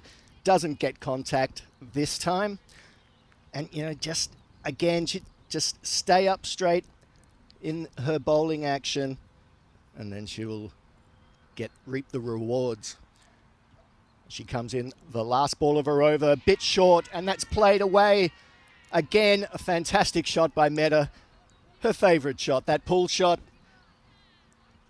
And once again, we can start saying maybe that mid-on should be more square. Yeah, one thing that Meda does really well, I mean, it's when you look at her getting ready for and set for the ball, she's so balanced. You can see she's so balanced. She's watching, she's perfectly straight. And when she picks the length, she goes back, it's short, and she plays that shot so well. And, yeah, they need to think about setting a better feel to it. And you're right, I think what you could do maybe is the mid-wicket, just move the mid-wicket round a bit. So in between mid-wicket and orthodox square leg, Alexa, who's more square leg, can probably go a little bit finer because Meda will get the swivel on the shot as well and hit it behind that square area. You see she gets ready here again, but that's well bowled. It's a much better delivery. And what you see there, you see Meda, she's getting ready, probably thinking about playing that pull shot again, but realises a bit fuller, then has to change the shot. So well done, well bowled by Stanislava. Oh yes, asking different questions, and that's the first time Meda has needed to play the ball straight down the ground. And she kept it out. Well played. So the score's 12 after that first over. Again, the extras, 4 extras in that over, but it was the boundaries which then really caused the damage. This is having a look at what's going to be happening there in Andalusia, Spain, at the Carabao Oval. It's the Euros of cricket, emerging division, challenger division, and their Premier Division. Well, you can see where the big teams are, but I'm liking the fact that we have that emerging division in there as well. And of course, each division has something to play for. So that's absolutely huge. Good start this from Gabriela. Gets the ball in the right area. And I like the fact that they've gone with Gabriela early on here. She bowled well in that last match. That's it. Nicely bowled. It's full. It's straight. It's a good example there, isn't it, Marco, of even if you're too full, as long as it's not a low ball, of course, the height, it's still better than a short ball. Well, 100%. You're limiting what the batsman can do and you're putting the stumps in play. And we saw she was the pick of the bowlers in the first innings with just 11 runs going off her 2 overs. And she continues in that vein at the beginning of this game. So let's see if she can keep that consistency. It's a good start. It's straight. And also got Shifa out there, so there is a change to the batting order. We haven't gone with Lisa on this occasion. So Lisa Bowering will probably, maybe comes in at 3 or 4. Maybe they just try things a bit different. Remember, we didn't get a chance to see some of the other batters there. And the other changes in this one, of course, there is no Victoria Frey. She's been rested, but there is another Frey in the side. That's Murjam Frey's in there as well. So they will change things around a little bit. Binish Wani in the side. I like the look of her. And the other player that we like the look of a lot, Chamali. Now, I wouldn't mind seeing Chamali opening because he's a left-hander. Chamali and Metagooch. That's a wicket. It's a great catch taken. Let's celebrate. Beautifully done. Well, we'll get a chance to see who is going to be coming out next because, well, Asma Shifa doesn't really get to make the most of the opportunity she's being given. Catch has been taken. Well done to Gabriella. She just puts it in the right ear. We'll see a good look at this. What a really good catch that is. Nicely taken. And there is joy there for Bulgaria. Early on this time, they remove the opener. Shifa will go for a 5-ball duck. Nice catch taken. And smartly done by Galabova. Holds on to the catch and Gabriella gets a breakthrough. And well deserved too. For after her first part of her over, she really deserved that breakthrough. And the Bulgarian team are on the way with the first wicket. Yeah, now let's see what they do. They have gone with another right-hander, so they go with Rijam Frey. But Chamali, yeah, me and you both like Chamali. We think she's another 360 player. She cuts the ball well. She plays the pull shot really well. Left-hander, and I think we like the idea. I think you very much like me. I like the idea of a left and a right-hand batter being out there at the same time to just put off the bowlers and the fielders. Yeah, and I think that's going to make it more confusing and harder for the Bulgarian captain to set her field the way the batsman needs. So here we are with the next over coming in. Mehta playing a wonderful cut shot past through mid-wicket for to the boundary. That's a superb shot. Delightfully played. Yeah, delightfully played. Beautiful timing. And we've seen her play the pull shot so well. And here she is saying, well, I can play this shot beautifully. So a lovely play. One thing that she does do, she does hit it in the air. Now, the thing here is that means that if you get the field set right, there's possibly always that opportunity. So you can see that they're just trying to tighten up that field on the offside as Nadia gets ready to come in again here to Mehta. Here he is, right on the money. And Mehta again plays a beautiful cut shot to the mid-wicket boundary. This time stopped and thrown in by the fielder, and they just go through for a single. But once again, the foot movement of the batter is impressive, and she really gets it off the meat of the bat. Not quite to the boundary, but a good fielding there by the Bulgarian team. And here we are with Nadia coming in for the third delivery.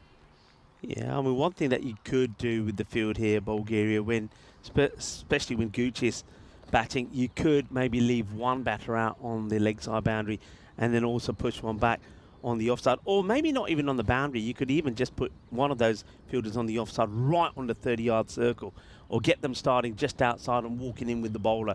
So you have the two in, and then you have one slightly back. That's one thing that Estonia did very well when they were in the field. Yeah, I think we've seen over the course of the 2 days, just a little bit of extra experience in the Estonian team has really sort of helped them in those sort of areas. We saw that last ball from Nadia just not getting on the pitch. So this one, again, a wide. So again, the Bulgarians have to be careful with the extras. They've been good so far in the first 2 overs. Nothing like in the first game where the 24-run second over really put them on the back foot quickly. They're still in this one, but they would want to get Mehta out as soon as possible. as she hits it away to mid-on. Good stop. They go through for a single. And everyone gets home. Meta Frey throwing herself back into the crease. And they just get through. So Frey getting off the mark as she dives desperately into the crease. Here's Nadia again. This one a bit short and played away to Alexa. She's had a lot of work. She throws it in. They go through for a single again. Yeah, I had a look at Meta there when she sees that fielding. And I think Meta will know that Alexa, though she's a super fielder out there, one thing that Alexa doesn't have is an arm. You can see when she's throwing it in, if she does try and throw it in all the way in, it's not going to make it. She's always passing it. So next time, she might even be thinking about doubling up on that one. And that one just down leg. Another wide from Nadia. Yeah, Nadia, I think this was something when we saw her this morning in the net she was struggling with, and we sort of helped her and gave her a few tips. And she in the nets, of course, she did start to get it right, but as I say, it's very different being out of the nets than out there in the middle. Let's see if you can just get that little swivel on that front foot when she goes forward. That's better. That's the ball. Gets played away. Played away and well fielded there at on the mid-on boundary. The batsmen are going through, and again, Frey, little bit late on the call, but they, in the end, safely go through for 2 runs. And Frey moves her score along to 3. Hits that well. She's got a good eye, this Frey, so she makes good contact. And look at Meta making her run. Say, come on, there's 2 there. We're going for 2. Let's take 2. And they do. They will. Here's the end of the 3rd over. And Estonia 25 for 1 at the end of 3. That's the end of the power play. Now, this is where it's interesting. This is where I want to see where if there's any changes that get made to this field. Let's see if they learn from this. So you got Meta on strike. We know she cuts the ball. And straight away, you see, you've got to have a sweeper out in the offside. They've got nobody there. So they're not really learning. And she will try to go in the gap. She's going to just get a single. But you've got to be looking at this. What I'm not seeing also from Bulgaria, I mean, I know in the T20 international marker, the coaches, they've literally got a line or a box drawn and they've got to stay in there. In the ECIs that we have here, the coaches are allowed to wander around wherever they want. They can walk around the field. They can give instructions from there. I can see that Anu is walking around. Not seeing that from Bulgaria. They need to do that. The coach must be seeing. The coach must be, if the players can't see it, the coaching staff must be able to see, right, you've got Meta on strike. She's a great cutter of the ball. Have a sweeper out there. She also plays the short ball well. Put another one out on the leg side. 2 fielders, move them out, and they can have 5 out. At the moment, they have got 2 on the leg side. They've got to make these changes. They've got to get the basics right. Absolutely. If you can have 5 on the boundary, put 5 on the boundary. It's a short boundary anyway, so you want as much protection as you can. And Meta hits the ball both on the offside and on the onside, as we've seen, because she really has really good foot movement when she moves back. And here, Gabriella just bowls it a little bit wide. Gabriella bowled a very good first over. Only the 1-1 came from it. But, I mean, look, I think I said this to you before. If you're just missing the wide line outside the off, I've no problems with it. There it is. There it is. Top bowling from Gabriella. Gets another. Oh, yeah. Go on. Give it some of that. Yeah. Go do it. Do it. I like it. We're going round and round and round. We're getting round. We're getting dizzy. We're getting crazy. We're getting into a hug. That's the way we do it. Gabriella gets the wicket. That's beautifully bowled. It's full. It's straight. And she's taken the wicket of a really good batter. And I think Meta just a little bit unlucky here, but it's a fuller delivery. It just gets her on the pad. She misses it. It goes onto the stumps. Gabriella, well, she's a little bit shy to go first and then wait for it. She says, come on, let's do it. Come on, let's do it. Here she goes. She says, you ready? You ready? Let's go. 1, 2, 3. Round and round we go. We're getting dizzy with it. Yeah, we are. We're getting dizzy with it. Meta will go for 15 of 14 deliveries. No, a fantastic delivery again, getting out the very dangerous Meta Gooch. And the new batsman now is Binish Vani. But look, it was the enthusiasm after the wicket. I've loved that for the 3 days I've been here watching the girls play. Just the amount of enthusiasm and joy when they do something great, and that's brilliant to see. Jumping up and down. And Gabriella now 4 balls down in the over, 2 still to come. 2 wickets for 5. Fantastic performance. Birshwani facing. This one comes off the pad. Yeah, so you're getting Wani gets given an opportunity here. So there's no Victoria Frey. So, you still got, of course, you've still got Lisa, who will come in at some point. Maybe she's next to come in. If they lose another big wicket, I'm sure that she'll be there next. But this is good from Bulgaria. It's all about getting the ball up there. And Gabriella, as I said to you, I was just in the process of saying, wasn't I? We're both in agreement. If you're missing that wide line by a little bit, you don't mind that because bowlers are taught to bowl on the offside. But just don't spray it on the leg side. And she's done that brilliantly well. That's exceptional bowling figures from Gabriella. I know we both like her because she's an absolute star. She's a legend in the field. She has no fear at all. And just look at the way she bowled here as well. 2 for 5. Amazing. Estonia, 30 for 2. 2 for 5. It was a brilliant bowling effort, as now we have Datalina coming in to bowl, number 7. Yeah, it's time for the captain. So the captain's going to bowl here. Absolutely. Show what she's got. And this one goes down leg. Batsman misses it. It goes for a wide. As we saw in her she bowled 1 over in the first game, which went for a few extras. So let's see if she can just tighten it up in this one. As she comes in. 1 down the left, 1 down the right. Next one right down the middle. That's the way it often works. Yeah, Datalina, she's more than capable of doing that. You can see that she, like a lot of the other bowlers, just practicing getting that arm over. Let's see if she can get it straight down the middle here to John Frey. Here we are on the stump, swish and a miss by Frey, the batsman. So, again, put the ball in the right corridors and ask the question of the batsman, and the rewards will come. Let's see if we can follow that delivery up. This one plays away again. Alexa, she's been a Duracell bunny down there on the boundary. She's going to get a lot of work.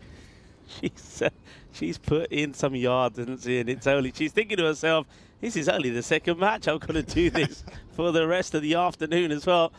But they have got some good fielders. And remember, yesterday there were some superb highlights from catches being taken by Gabriella, Tatalina as well. That's a better delivery. A chance here, maybe. Oh, goes to the wrong end. Goes to the wrong end. You can't blame the fielder there because the reaction is she's thinking they're both going, gets the throw in. But if you went to the keeper, there was a chance. It's a good bit of fielding. It's been struck well. It gets stopped. The batters then change their mind, both running to the same end. But unfortunately, the ball goes to the bowler as opposed to the keeper. Yeah, there was a bit of a communication breakdown between the batsmen, but they managed to scramble themselves in as this ball just goes past the outside of the off stump, and Birishwani lives to face another day. And here we are, Datalina, 4 balls into her over. This outside off stump, but just outside the tram tracks. Yeah, we've seen the fielding from the Bulgarian ladies has been really good over all 3 days. We've seen on the offside in the first game, the desperation. Oh, that's so close, isn't it? And the batter only gets the bat down. The feet were outside. That's why I wanted to see that again. That's good work, actually, from the keeper there, Nikolova. I saw that the feet were outside, and the batter, luckily, Wani only just managed to get the bat down in time. Yeah, no, some good sharp work by the wicket keeper there. And, yeah, some quick work by the batter to make sure that she was inside the crease. John Heasham, I think he was saying he was pouring his tea when the wicket went down of Medagooch. And I know that Shauna is a little bit upset about that. So was Scotty. But, well, John Heasham, I hope you weren't watching the screen and overflowed the cup of tea, because that would have been a bit of a disaster. Anyway, hello to you, John. Hello to everybody on the chat. You've been absolutely marvellous today, of course. Action, not just from Estonia. I know things are starting off there in Sweden as well pretty soon. And I know that they've had a coin toss there and will be ready to start things off. Women's cricket there as well, as it will be Malmöhus taking on Gothenburg. And those two teams will play 2 matches today. So 2. It's this time I know that Vinny Sandhu and Tina, they were a little bit jealous of us having a bit of time off yesterday. That's well bowled. It's their turn to have a bit of time off today, and I hope you enjoy it.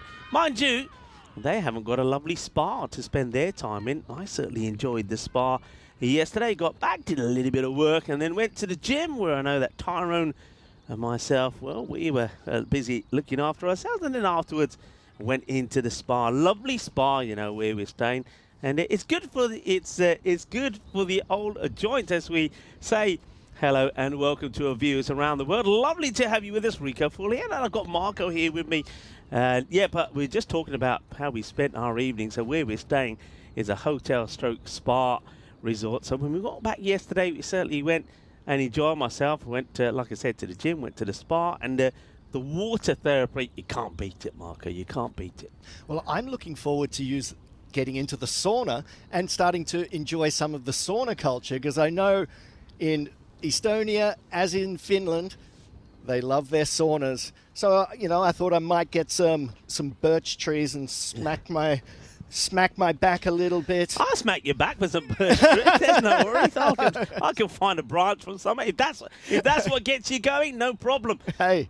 And that's going to be another one. Just needs to get a little bit of oomph into the delivery here. Stanislava comes back for a second over. First one went for 12, but Stanislava... It almost feels to me, Marco, when I look at Stanislava bowling, I wonder what you think. So just at the last minute, that's a good delivery. And the batter had to get back onto it. It's brilliant fielding. Sensational.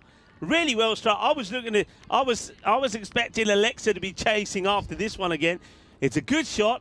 I mean, it's a risky shot, because if that was coming down onto the stumps, but how about that for a bit of fielding? Sensational. Brilliantly done. But yeah, just going back to Stanislava, I just feel that she does everything right, but she just becomes a little bit hesitant or nervous when it comes to putting in that bowling step. And sometimes she goes with it full throttle. Other times she's just a little bit put off by it and doesn't go into it full-heartedly, and that's when she gets the wides. Like that one is perfect. That's ideal. But there's other times she gets there and she just doesn't get that full stretch, doesn't get the foot in, doesn't get the full stretch, and that's when she strays a little bit to the leg side. Yeah, I feel when she does get it right, she reminds me a lot of Valna from the Estonian team, and both of them get similar awards when they do get it right. But yeah, I find that trepidation, in the end, it's just experience, and the more games under the belt, the better that they will get, without a doubt. Yeah, Alida Ghulam Mustafa is also joining in the chat, and I noticed that Wayne is in there as well. Lovely to have you all with us and enjoying a weekend of T10 action, not just from here, but also things will be starting in Sweden, and I'm pretty sure that you'll be keeping, well, maybe you'll have some of the dual screens going there as well. I can tell you that Malmöhus women, they've decided that they will have a bat first. So Miriam Frey facing Stanislava, and this one she gets right. It gets played away onto the onside for no run. 5 runs off this over so far. Although there's been a few extras, it's generally, there's been some questions asked of the batsman. And this one's played away and stopped well again by the mid-on.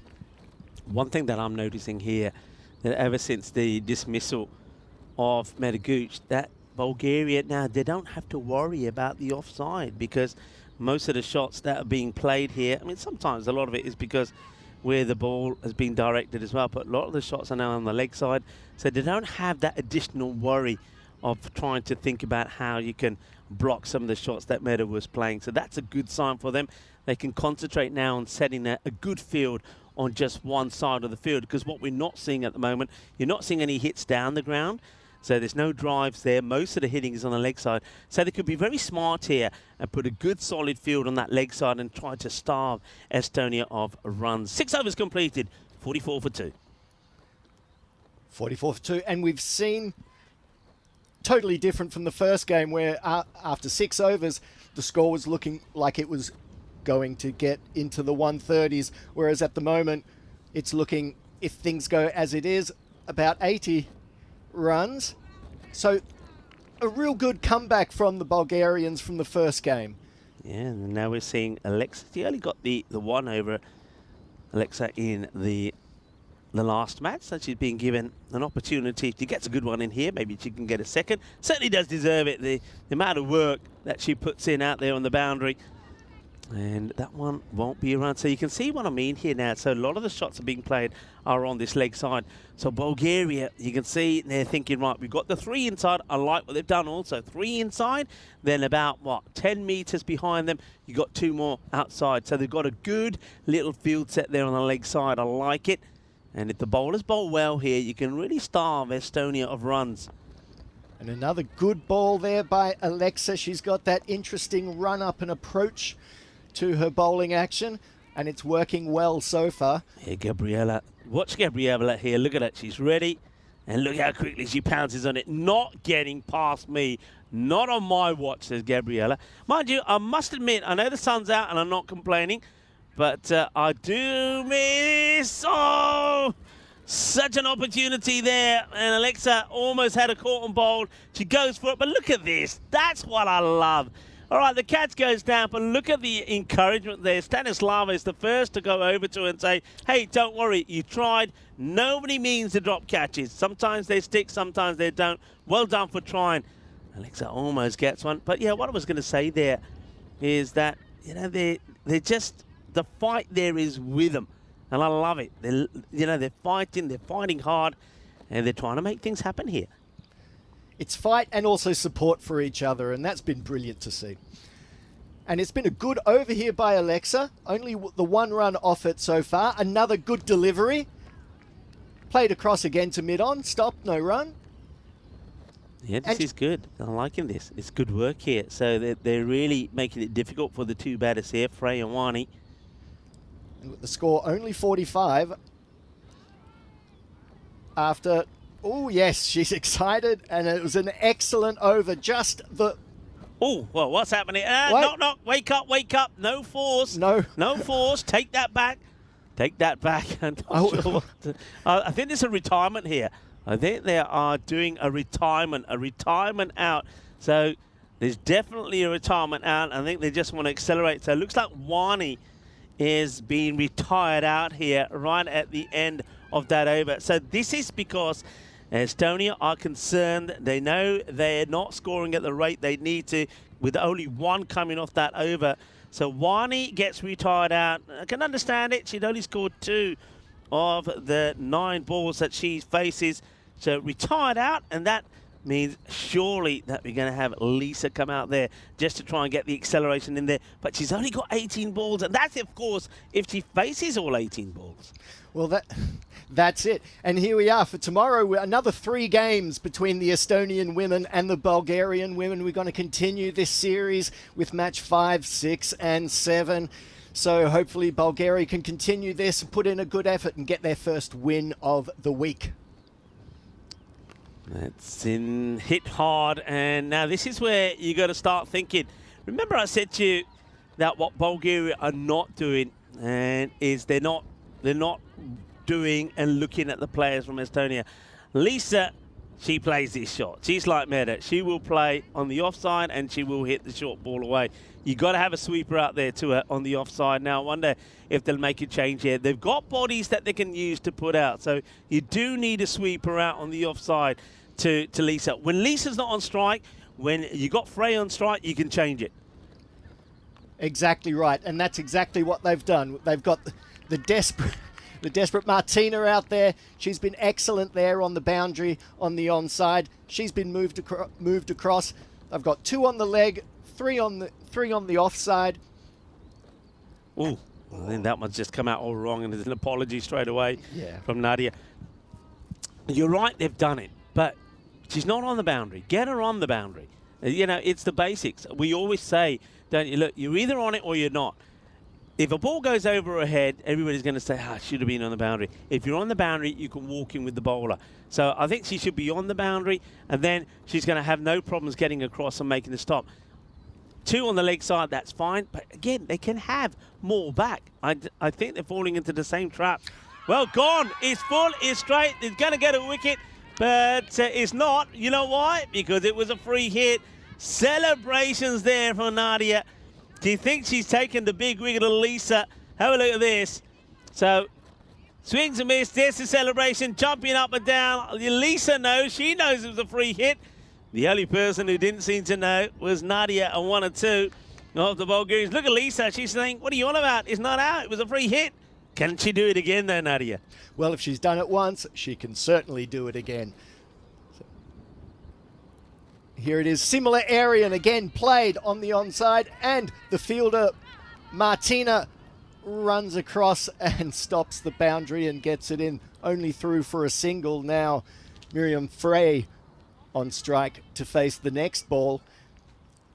And again, Lisa Bowring is going to be the one who's going to lift this run rate. Yeah, she's the one who's got to do it. She's at the other end at the moment. What can Miriam Frey do? Well, she can't do too much. That one just gets completely out of the hand there from Nadia. And you can see she's just getting a little bit frustrated here. She's looking around at some of the others saying, I don't know, what can I do? This is where I would say, take a deep breath and just go back to the basic. Couple of steps, get the arm right up there. Get the arm right up there and release it. Don't get yourself into a panic mode. That's it. Well done. Well bowled. Good comeback. Very good delivery, and you're exactly right. You just have to take some time, take a deep breath, compose yourself, and get ready for the next delivery. She did that so well. So now there's 1 ball left in this over, faced by Miriam Frey. And the good thing is, they are getting better at this. Bulgaria, they have brought that sweeper on the offside back up. And this will be Alexa that does the fielding. Well done. And gets it in, just keeps it a single. I don't think Bulgaria are going to mind that. You take a single, it means that the over comes to an end. It means that Lisa Bowring will be at the non-strikers end. I think they just, yeah, it is the end of the over. I think the umpires were just waiting for the scorers to confirm with them. So, once again, it's quite a long over there from Nadia, but she does get through it. And the score now 53 for 3 at the end of 8. Just 2 overs to go, and Bulgaria will be looking pretty positive at this scorecard at the moment. I think with 2 overs left, they're well in this game, and it's been a great comeback from the Bulgarian bowlers in this innings, and really good to see. They've really kept it down. Here we are. Alexa is going to get a second over here. She's practicing her run-up and her jumping. And we have Miriam Frey to face this first ball. And it is a good tactic that keeping Lisa Bowring off the strike. Yeah, can I just stop you there? They've done another retirement. It's Chamali who's come out, because I just noticed. I thought, well, unless Frey has... just between overs turned into a left-hander. That's quite impressive, but of course it's not Frey's. Another retirement out. Chamali now comes out, and she's getting ready to face her first ball. And here we are. Let's see how the bowler manages to deal with the left-handed batsman. They don't have anybody covering on the offside. This ball goes down leg, gets played away fine. They go through for a single. So now Lisa on strike to face the next delivery, and this is what Estonia wanted. Yeah, exactly. It's a bit disappointing that, I think, for Bulgaria, because I think they knew what they had to do. Now, are they on the board? No, they're not. I'm not seeing anybody going down on the boundary on the offside yet. Got to be thinking about this. This is where the captain Dettelin is key. No change. They haven't pushed the fielder back on the offside. If it's wide, you know where it's going. Well, she does try, but it's too wide. They're not making that change, and this is where, look, they're going to play 7 matches, and I maintain and I stick to my guns. I think by the time each match after each match, they'll get better. We've seen that from the first match to this one. But there's those little things, remembering those little things. And I think the captain, he can't be relying on the fielder to remember. The captain's got to be looking at everything and say, right, hang on a minute. This is Lisa on strike. She scored a boundary on the offside. Let's put a fielder back there, and haven't done that. Well, as you mentioned previously, I'd like to see the coach communicate with the captain and just support the captain a little bit more than what we've seen so far. And I think that would make a big difference. Alexa, so far, a little bit wobbly in this over, but she gets this one right. Yeah, well bowled. That one seemed to come out of the hand a little bit. It's almost, let's have a look. It's almost like it sort of glides and slips out of the hand. But you know what? She gets it inside that line, and that's okay. We've said many a times, if you're aiming for the offside and you miss it by a bit, don't worry. Just stick to your plan. This one down leg played. The batter gets it, but well fielded. Well fielded. Well fielded. It's well run as well, actually, between the batters, because this is what I was saying earlier. We know that Alexa hasn't got, well, not Alexa now, of course, because she's bowling, so who's ever replaced her out there in the field doesn't have the strongest of arms, so you can run too. She almost fumbles it. She goes with a bit of foot fielding, but she's able to dive onto it and stop it going for 4. Now, it was a good piece of fielding and a good comeback ball from Alexa. This one, again, just too far down the offside. There's Lisa Bowering now 7 off 7. She hasn't quite got going yet. Can they finish well here, Bulgaria? See Alexa just practicing that delivery again. She knows she wants to get a good over in here. 3 more balls. Can she finish well? That's not ideal. It's down the leg side again. But if they can keep this to, I don't know, I mean, let's say they keep it to under 75, that will be a real good outcome, good result for them. And it certainly gives them an opportunity, doesn't it?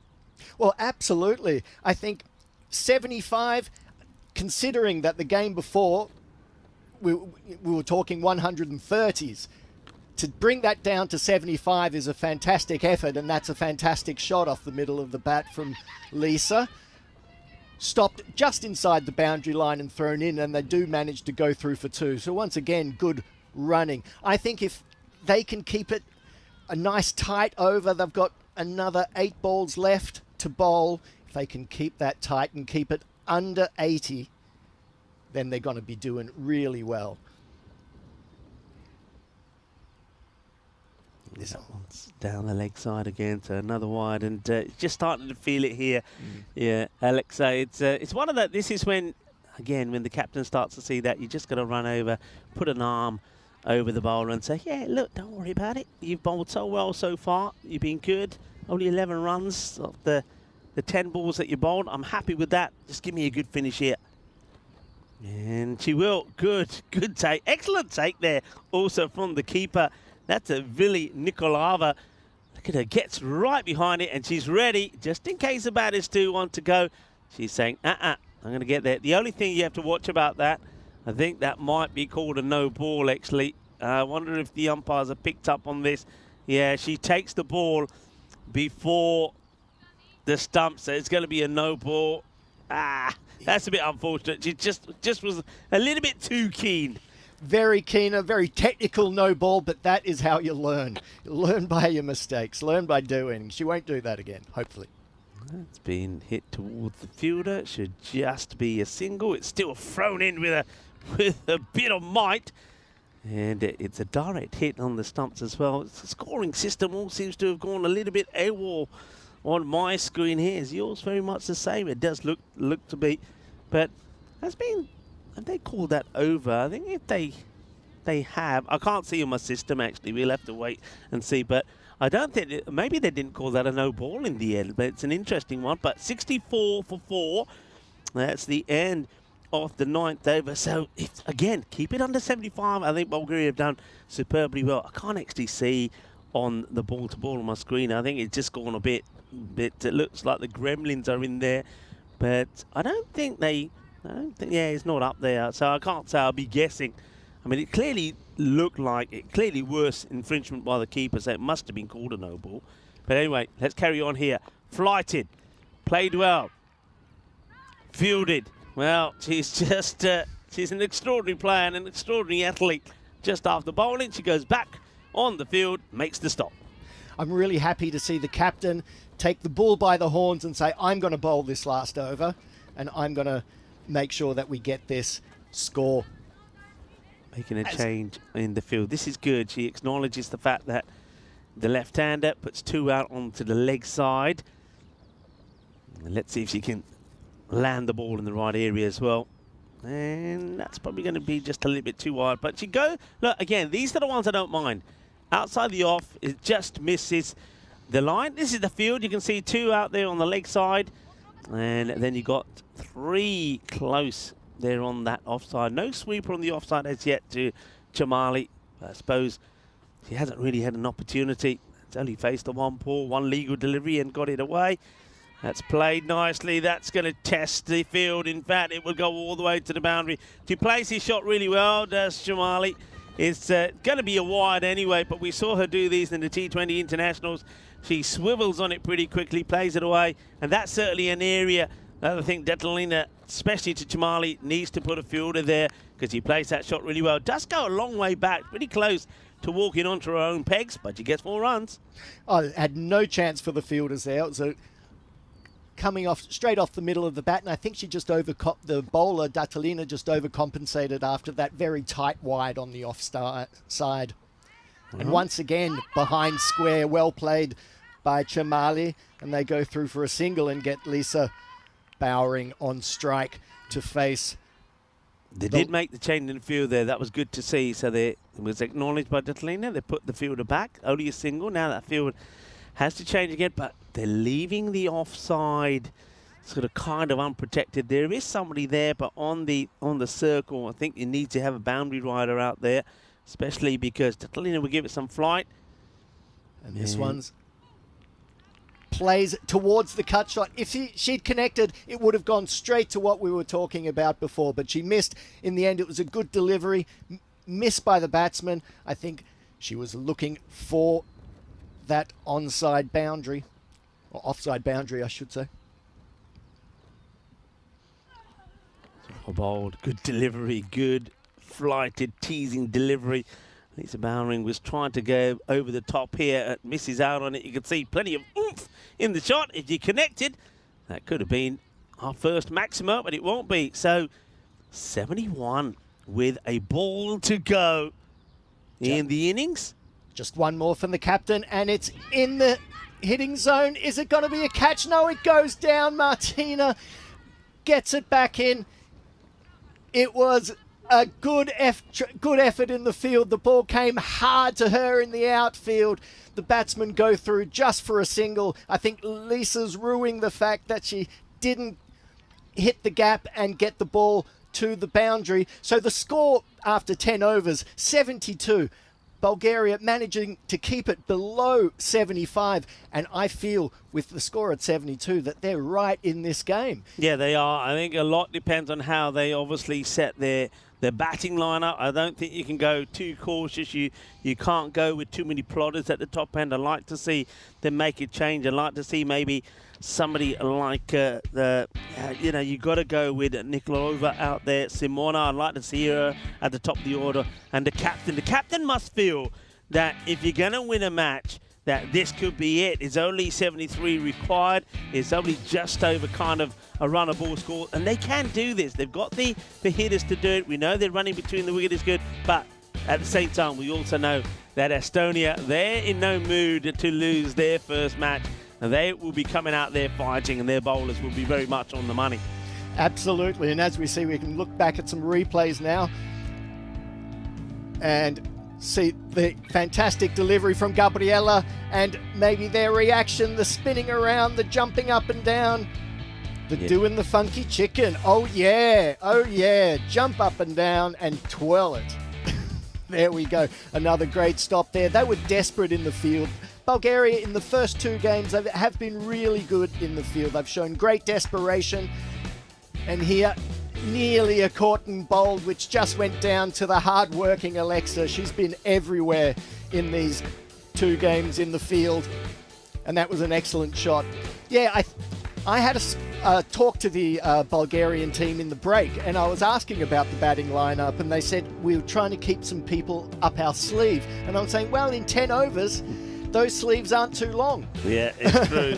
And I think up your sleeve is fine, but I think Estonia have already had a good look at the players that you've got. I don't think there's anybody that they're hiding that's going to come out there and surprise them. And that could have been a superb finish. The thing about that was, okay, the catch gets dropped, but it's only a single. And the last over from Detlina only goes for 8. So they'd be more than happy with this. If you were to say to Detlina and the Bulgarian team that, look, Estonia are batting first because you've put them in again and they're going to score 80 runs, you would take it. You'd say any day, thank you very much. We'll all settle for that. It's 72. They need 73 for victory. I think this is as good a chance that Bulgaria are going to get at picking up their first victory here in Estonia. Absolutely. They have to take it by the scruff of the neck and get their best batsmen up at the top of the order and put pressure back on Estonia. You saw them themselves with the 2 batsmen retired out. They realised they were behind the 8 ball and they wanted to bring their big guns in just to lift the scoring rate. It didn't quite come off as much as maybe they were hoping, but still, that was because of good bowling from the Bulgarian bowlers and tight. We've seen the extras coming down as well, and that's such an important part. That's one thing that we've been going on. Some really good bowling. Look at the fantastic figures from Gabriela. 2 overs, 2 for 5. Economy rate of 2.5. Absolutely fantastic. Alexa, her 2 overs for 12 as well. A very good effort. So, 72, 73 for Bulgaria to win in the next innings, and it'll be interesting to see how that pans out and what that batting lineup is going to be. We have Meta Gooch, a fantastic inning, another good innings of 15 off 14. She got a good one and played that one onto the stumps. Lisa Bowering, who came in the end, 12 not out off 14, and the classy Chamali Lokuga with 6 off 3 with a very nice boundary behind square in the last over.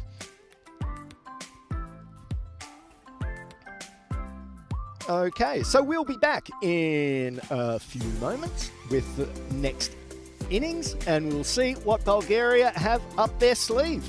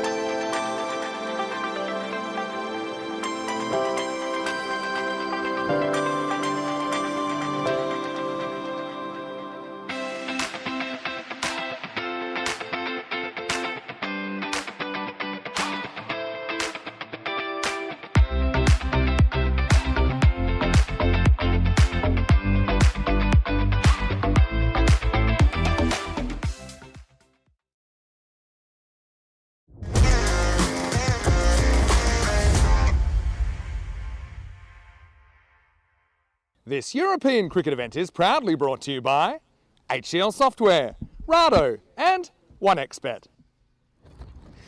Okay, hello and welcome back to the Estonian National Cricket and Rugby Field, the beautiful, beautiful facilities that we have here, bathed in sunshine, and the Bulgarian batters coming out to face the first ball with 73 runs needed to win. And they'll fancy themselves, I feel, and so they should. Of course, the opening bowler from Estonia, the ever-reliable Anne-Marie Vasek, has shown every day what she's capable of. The opening pair for Bulgaria, Stanislava Sarandeva and, as we've asked, Vili Nikolova, who had such a great innings yesterday. So they've put the big guns in up the order, and now let's see what the reply is going to be. The first ball from Vasek, outside off stump, through to the keeper. She keeps that consistent line. Here she is again, and well kept out by Stanislava. And we've seen in the past sometimes Stanislava can be a bit slow at the crease, so hopefully she'll get the ball moving and get some runs on the board, as once again the ball's pitched up and played back to the bowler. It's well played. The ball was on the stumps and threatening. So the third ball of the over coming in, and once again played away onto the onside. We have one fielder outside the circle at the moment on a wide mid-on the boundary. And that's what you'd want to see, as Anne-Marie generally keeps things pitched up, so the ball will generally be going forward of the batsman. As this one goes a bit down leg for a wide, one of the rare extras bowled by Vasek over the last couple of days. This one outside, off stump, through to the keeper, no edge. So Stanislava not quite connecting yet. There was an opportunity for some runs there, as final ball of this over played away onto the onside, and they get through for a single. And Stanislava gets off the mark with one, and the Bulgarian innings is underway with 2 runs off that over. We see who's going to be coming on for the second over of the day. Looks like it's going to be Lisa Bowering, who had a fantastic performance in the first game with the ball, also with the bat, but 1 for 6 off her 2 overs in the first game. And she comes in and hit well back to the bowler. And I'd like to welcome my co-commentator, Rico. It's good to be back. And yeah, I heard you saying that Bulgaria this time, they've got the key batters out there. And I think if they are going to get this victory here to level this ECI, then these 2 batters have to go well. So let's see if that works for them. So they're sticking with Stanislava. I think the plan here, Stanislava is the one that stays there, maybe just stays around, gets the singles, and Vili Nikolova, when she gets going, here she is on strike here, can be the aggressor. Let's see if that works in their favour. There we are, played beautifully through the onside to the sweeper just on the edge of the area there, and they go through for 1. That was a good shot there by by Vili. Played through nicely along the ground and kept out. It was another good delivery by Lisa Bowring as this one comes in. Again, pitched up. Stanislava just doesn't manage to connect. Stanislava looks like a player who she manages to block out the straighter balls pretty well. So she's got a good eye. But her next steps obviously will be to, blocking the ball is fine, but also try to play it in such a way that you can also at least get a single. So that's what she needs to work on. Her strike rate in the matches we've seen haven't been that great. Now, it should be thinking about it, but there's enough done there by the fielder to put the batters off and running. But they will get a wide for that. You'll take that. As long as you're moving that scoreboard, you're going to be happy with it. Now, they managed to get 2 runs of that over from Anna Maria Vasic. That's good. Normally, they struggle to get anything off her. Up in the air. Where's this going to land? Safe. So they will get a single from it. So that's good. You've got to keep that scoreboard ticking. And if Stanislava can go run a ball, just think about Medaguchis knocking the first match. 35 she scored off 35 balls. But it makes the difference between winning and losing a match. And that's why she was the player of the match in that one. So that's what Stanislava has to do. She's got the technique to stay there. She's got the technique to block out the good deliveries. But she just needs to find a way then to just, as we like to say, just stroke the ball around so that you're also adding a score on the board. You don't want to have that scoreboard pressure, do you? No, exactly right. And I do feel from the Bulgarian lineup that there is a respect for the tight bowling of Anna-Maria Vesic and the ability for Stanislava to keep out those straight ones is all important against a bowler of that quality. Yeah, let's just have a quick look at the tables there. So you can see that these two teams there will be playing 7 matches, 4 today and 3 tomorrow. Now let's see how they go. And there's plenty to play for. But of course, what doesn't help Bulgaria is that not only did they lose that first match, but they didn't get a point from it. So 4 points you saw there on the board. It didn't quite feel right on this occasion, the bowler.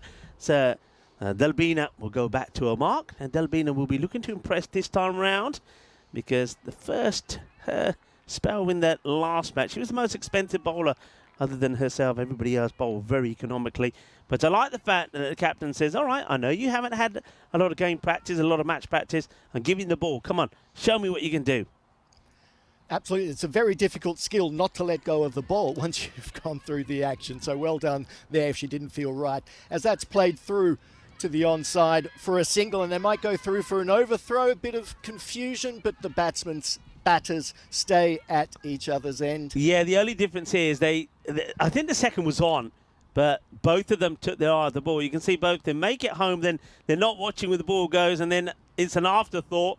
But by that time, I think it's a right call there. No, let's not take it because it's too late. This one should be put away. It doesn't. But they will run. Good backing up. I'm liking that from Stanislava.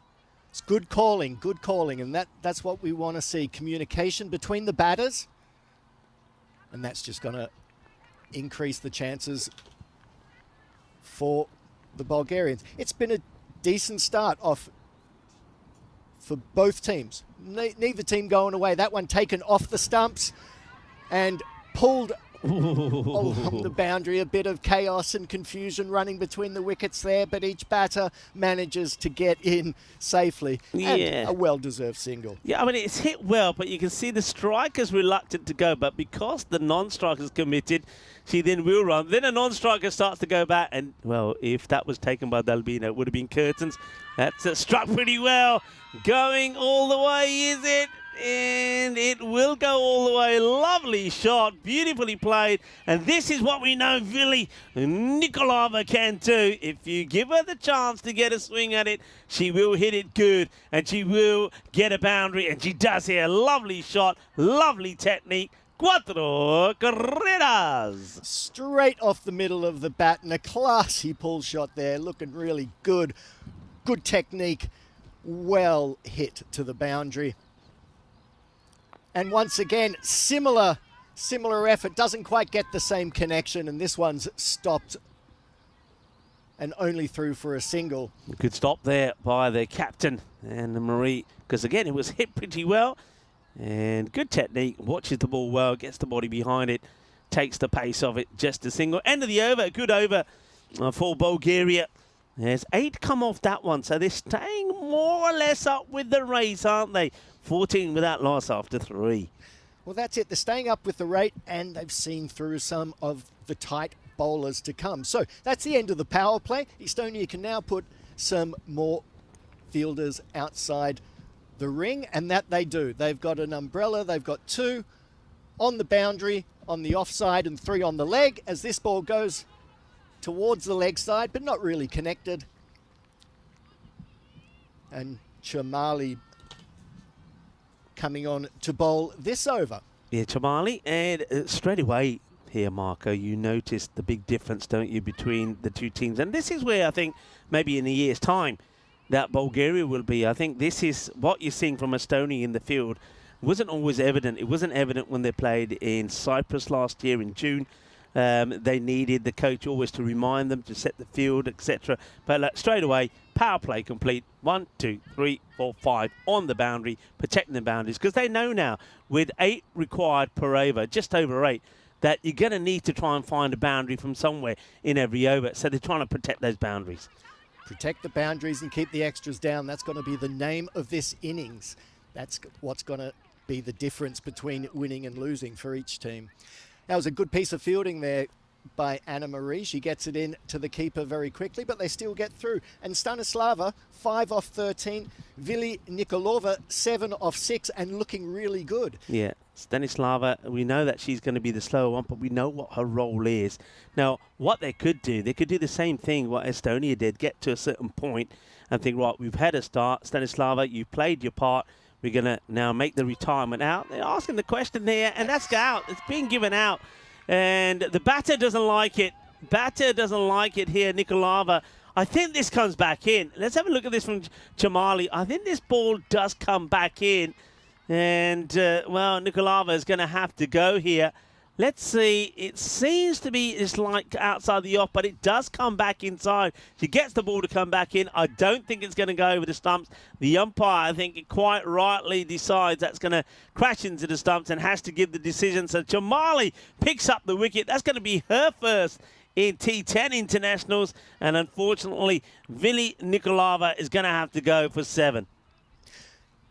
No, that was a very good delivery again. Pitched up, Villanova going for a favourite pull shot, just missing it. And although it was a tight decision, maybe the ball might have been bouncing over the top, but I think it was hitting in line with the batter and the stumps. Welcome, family. Come and join in the fun of international action here at this international Estonia cricket and a rugby ground. And nice to see plenty of families coming down and enjoying the action. And why not, indeed? It's been a lovely day so far. A new batter comes out, and it is the captain, Detlina. And she straight away plays it away into the offside. Doesn't quite connect and doesn't quite get off the mark.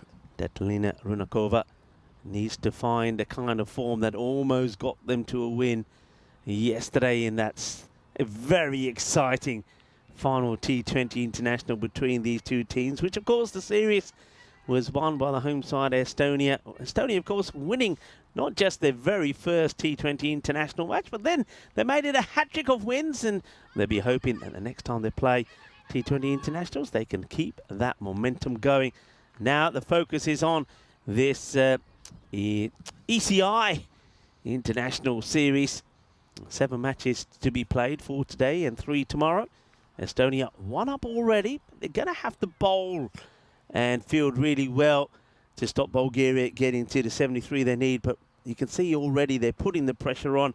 And Bulgaria, over by over, just falling behind the rate. That one from Chamali, really well bowled. Only the 4 runs from it picks up the wicket. And Bulgaria now 18 for 1, needing now 9 and over to get the victory. 9 and over, the run rate creeping up. And one thing Estonia is doing so well is keeping those extras down, and that's putting extra pressure on the Bulgarian batters to score. And just as I say that, one goes down leg. But that's going to happen. All right, here we go. Yes, it looks like it. Binishwani is going to come on and have a ball. It's going to start off with a no ball. So opportunities are always going to come up for Bulgaria. We know that Vesic will come back. You know, she's a good bowler. They haven't got to deal with Victoria Frey. She's being rested for this match. So I think the opportunity to take the runs off the other bowlers, and that's beautifully struck. What a delightful shot this is from the captain, Detalina. This is the sort of things that she was doing yesterday. It's a little bit short. The positioning, the technique, and the way she goes through the ball here is delightful. Yeah, absolutely. You can see here she gets into position really quickly and then connects well and hits the ball straight to the boundary. That was an excellent shot. And that's what we saw yesterday while she was batting, and we hope to see more of today. And if so, it's going to be very tight. And she does it again. And this time it's stopped by Anna Marie on the boundary. They only get through for a single. Yeah, Dalbina actually is out there now. Dalbina makes the stop. So they're moving the fielders around a little bit as well. I like that as well. I'll touch on that a little bit. This was something I was talking about when I was in Malta, Marco, when we were seeing Malta playing there. You see this one first played away. That's nicely done. So I often found that sometimes you could set a field like we saw, Estonia doing it here and Bulgaria as well, where you have your fielder on the boundary. Normally it's the two fielders on the leg side. But quite often, those two fielders stay there for the whole duration of the match. And I was starting to think, well, if you're going to be playing like here, playing 4 matches, and if that's their fielding positions and they're always put there, it can get a little bit boring and you're away from the game. So I like the fact that maybe every 4 overs, that the captain just says, okay, you two come in, you two go. You just rotate the fielders around a little bit. It just makes it a little bit more enjoyable, and you feel part of the game.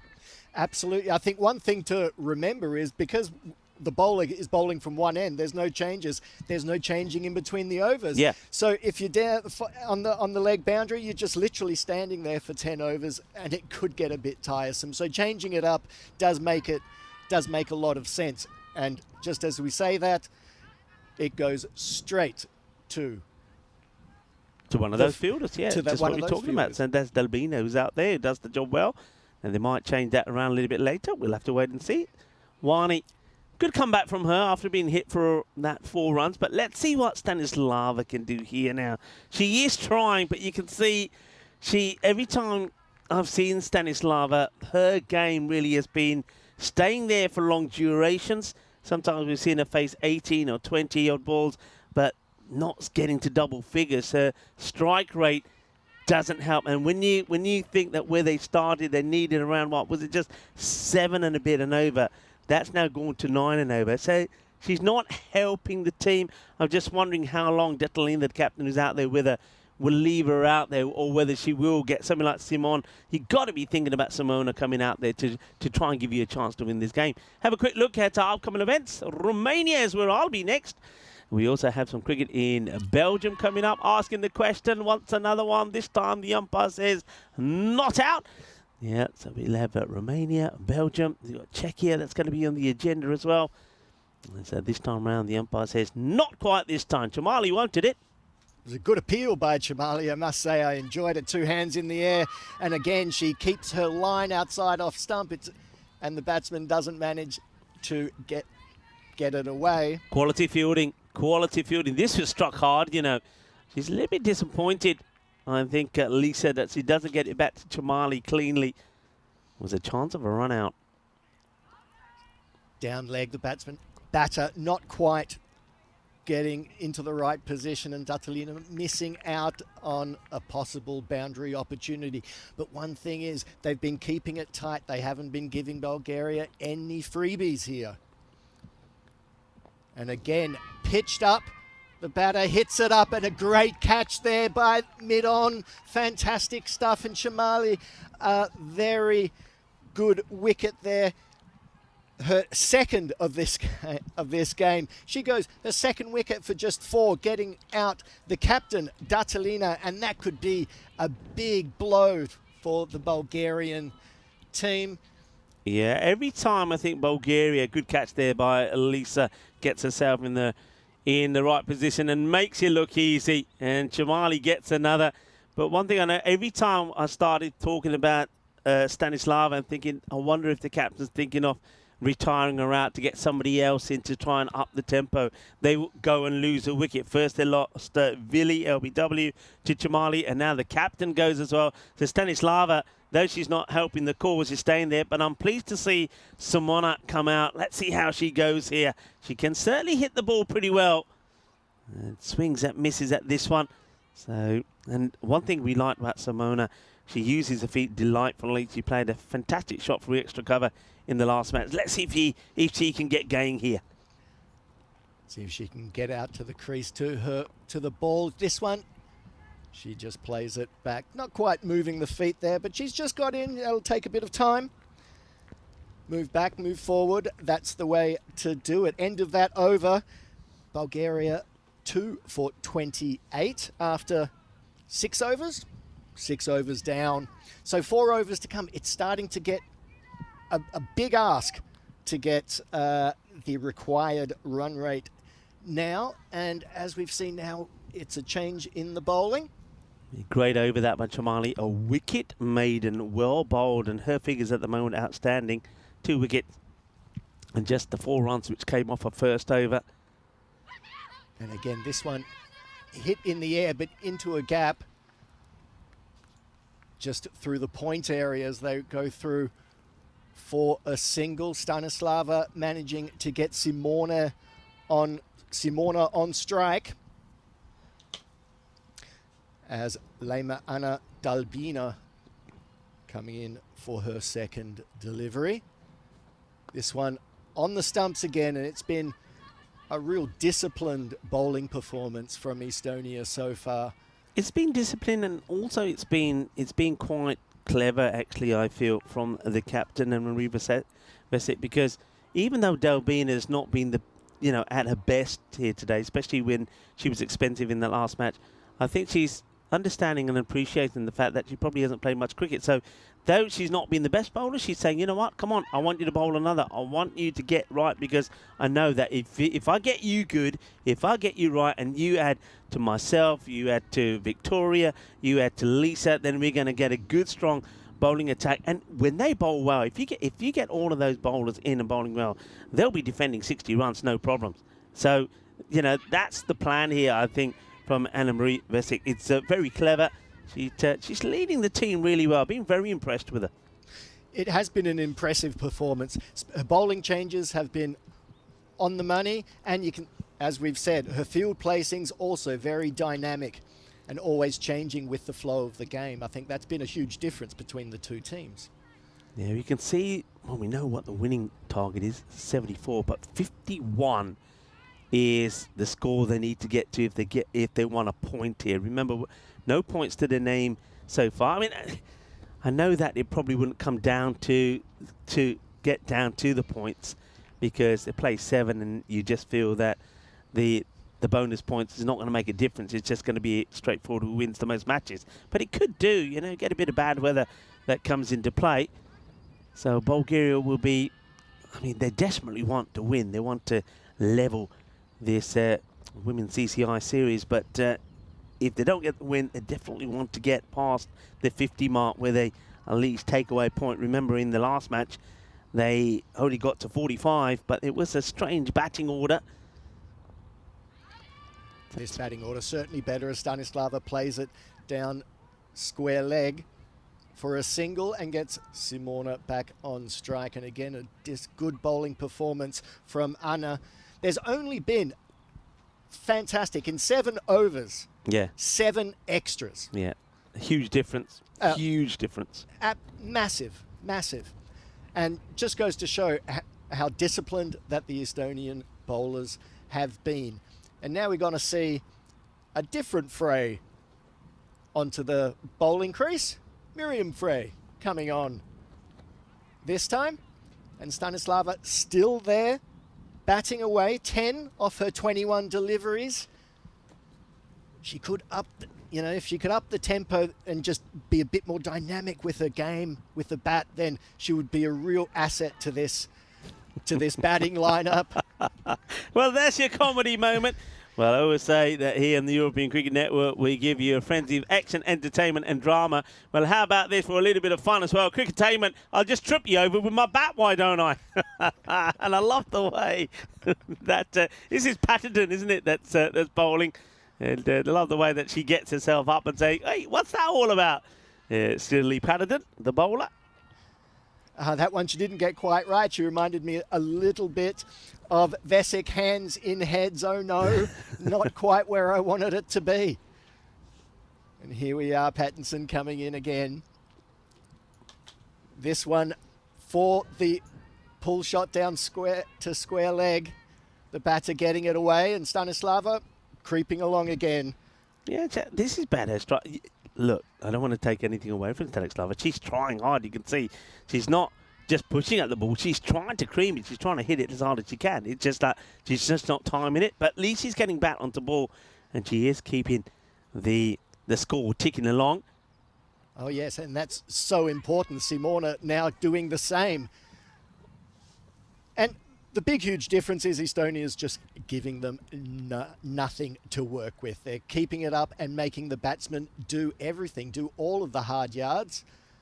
And that's a concern. Let's see if they can get the score up to 50 and get that point. That would be fantastic for them.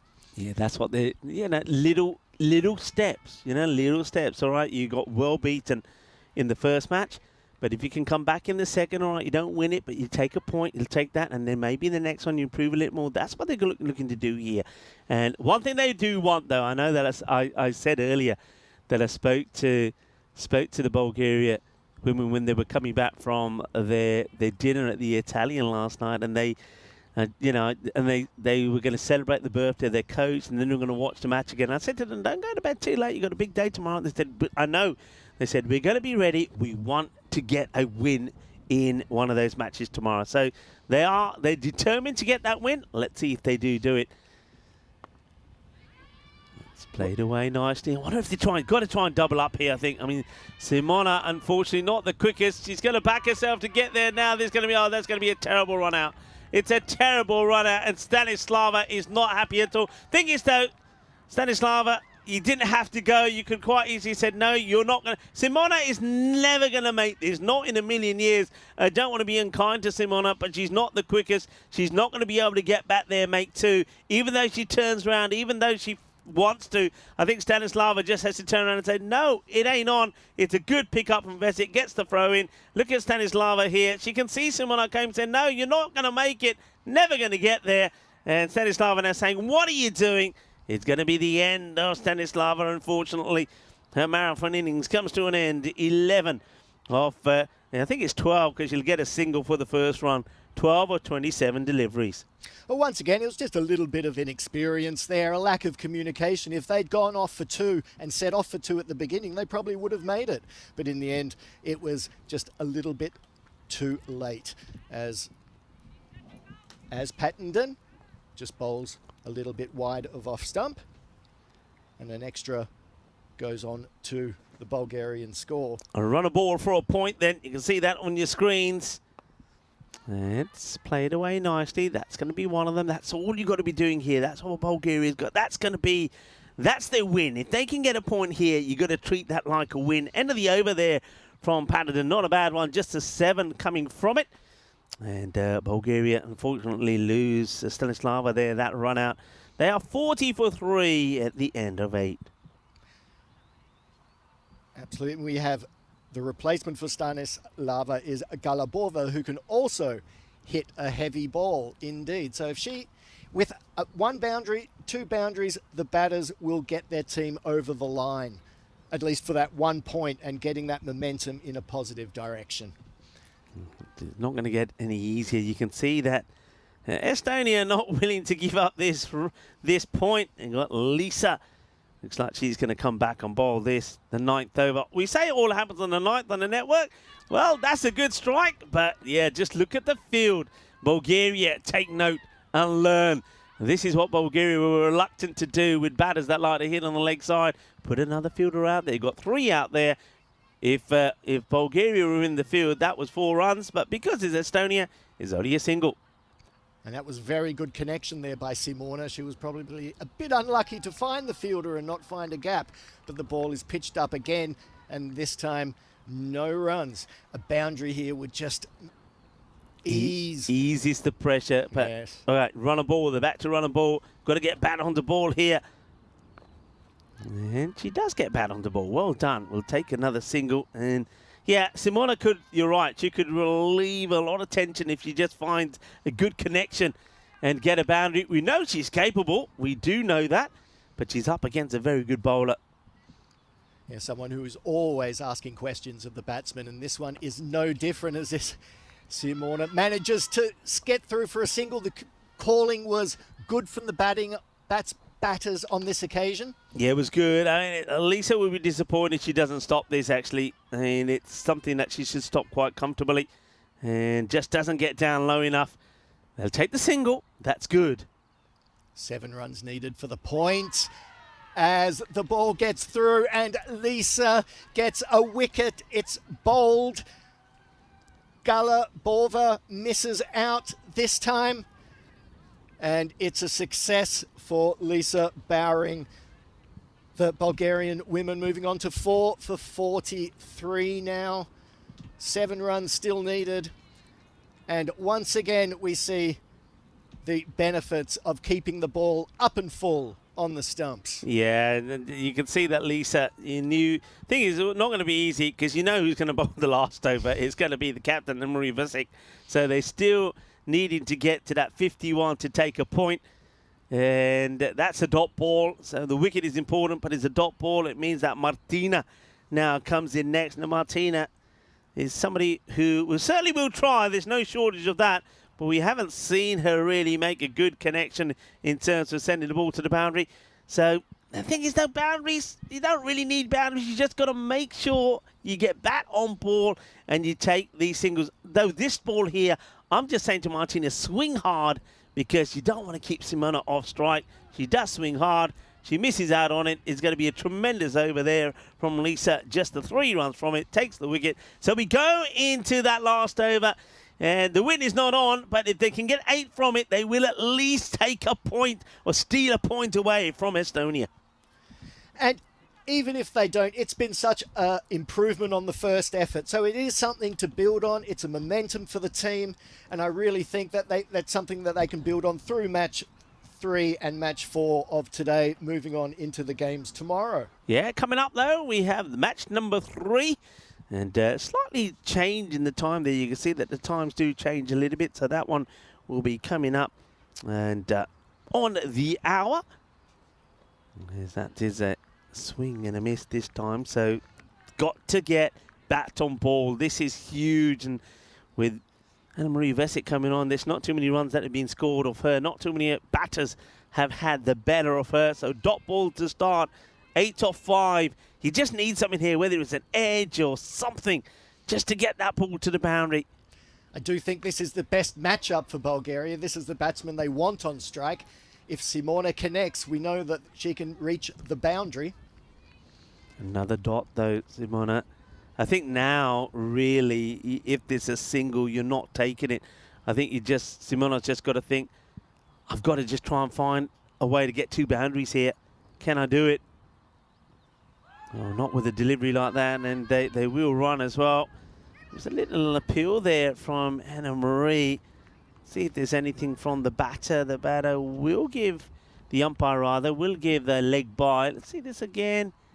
That's actually, I tell you what, if that's leg by no bat, that's got to be out for me. We've seen a couple of these. I mean, that is not missing anything. That is not missing anything at all. So, not that it would have made a difference to this contest, but it's just the 1 run. Makes a difference to Anna-Marie's figures. That's what it does. Well, not really. It was given as leg by, so she don't mind. It's not going to go. It's not going to go to her figures.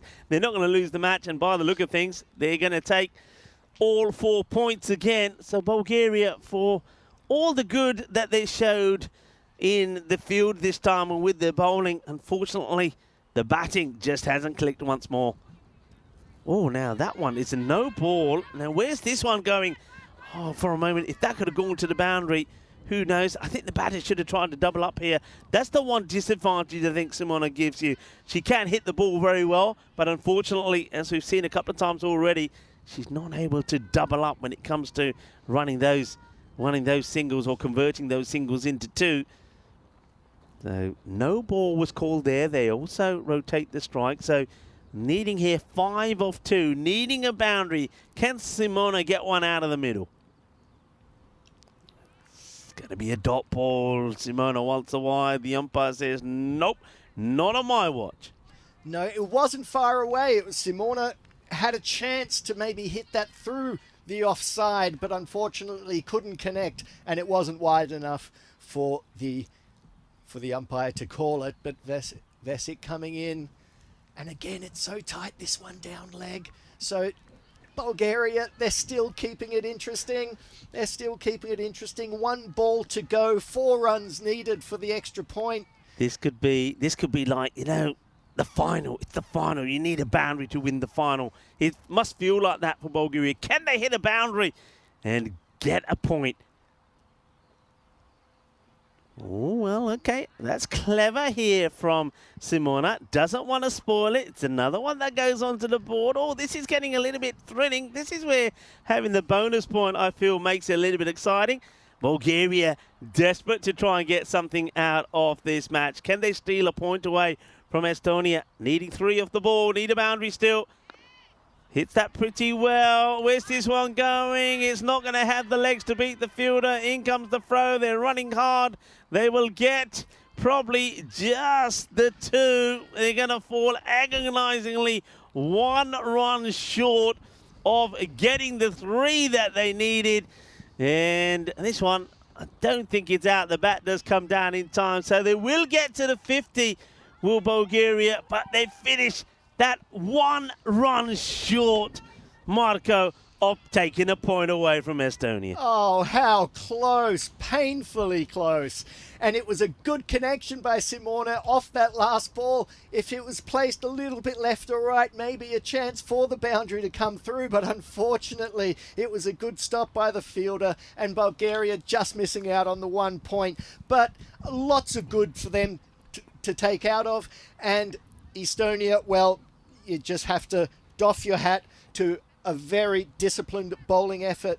Once again, Vesic making it a little bit close and exciting there at the end. Close and exciting at the end, yeah, but you're right. It was a very good performance there from Estonia.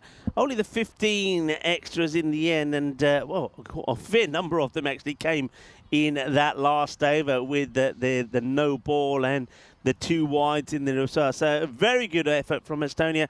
And Estonia will know that, well, they didn't just win this match because of the way that they kept those extras down, but they certainly made sure that they got all the points again. So well done to them. The next match, of course, you can see it there on your screens. Match number 3 will be coming up shortly. We'll have a little bit of a break before that one starting, of course.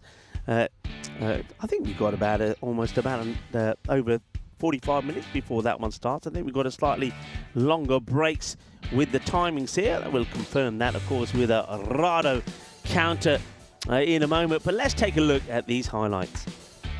And here we are. We saw the Bulgarian ladies really put in a good spirited effort. Stanislava there getting the ball away and getting 10 runs. Vili not quite being able to reproduce the performance from yesterday, and a close LBW from Chimali getting rid of her, but then some lusty blows and a boundary there from the captain Datalina before she gets well caught at mid-on by Lisa Bowering. And at this stage of the game, there was a bit of a mix-up there with Pettenden and a little bit of back and forth. But there we are. There's a mix-up. They, again, with better communication, that might have helped. And that could have been the extra run. That could have been the extra run right there. But there they get through. Yes. And another good delivery there. But Bulgaria, unfortunately, just falling agonizingly close. can see at the end just one run, but Vesic being able to claim another victory for her Estonian team. Yeah, I think we often say that when you have this bonus point equation in there, so you take a look at the scorecards there, so Stanislava 12, but 27 balls to get the 12. And this is where, this is one thing that Bulgaria also have to learn and comprehend. Any one of those batters that didn't bat could have come in, and if they had a slightly better strike rate than Stanislava, who used up 27 balls to 12, they could have gone on at least got a point here. So take a leaf out once again out of Estonia's book that if a batter's not going well and you're not going to be bowled out, retire them out. Don't feel bad about it. Retire them out. Let somebody else come in that could at least give you something to sing and shout about in that match. But the bowling there from Estonia, really good. They played really well, but just a good all-round team performance from them. Absolutely. We can see the economy rates there, 3.5, 3.5, 6.2. They're all fantastic economy rates. Wickets there, Chamali 2 for 4. Look at those figures with a maiden in a 10-over game. Get out of town. That's fantastic. Yeah. A fantastic performance. Sealy Pattenden at the end, 7. It was just very disciplined and well. And Bulgaria had to do it all themselves, and they had to pull the game forward to Estonia, and they got close.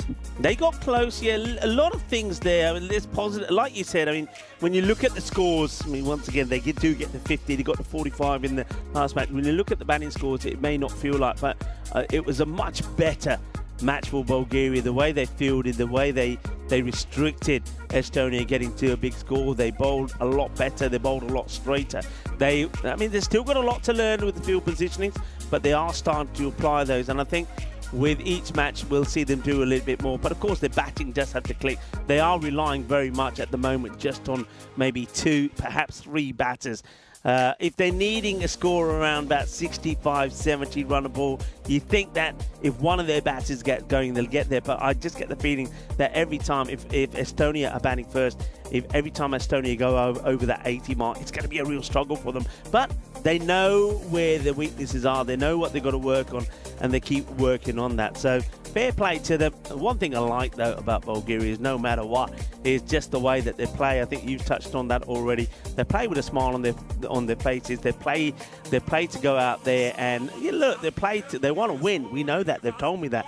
They want to win. They want to be competitive. But more importantly than anything else, they also want to go out there and have some fun. And that is so important. And that also has to be admired. Oh, absolutely. And as you've said, it has been one of my highlights over the first 3 days, just seeing all the smiles, the camaraderie, the support amongst each other.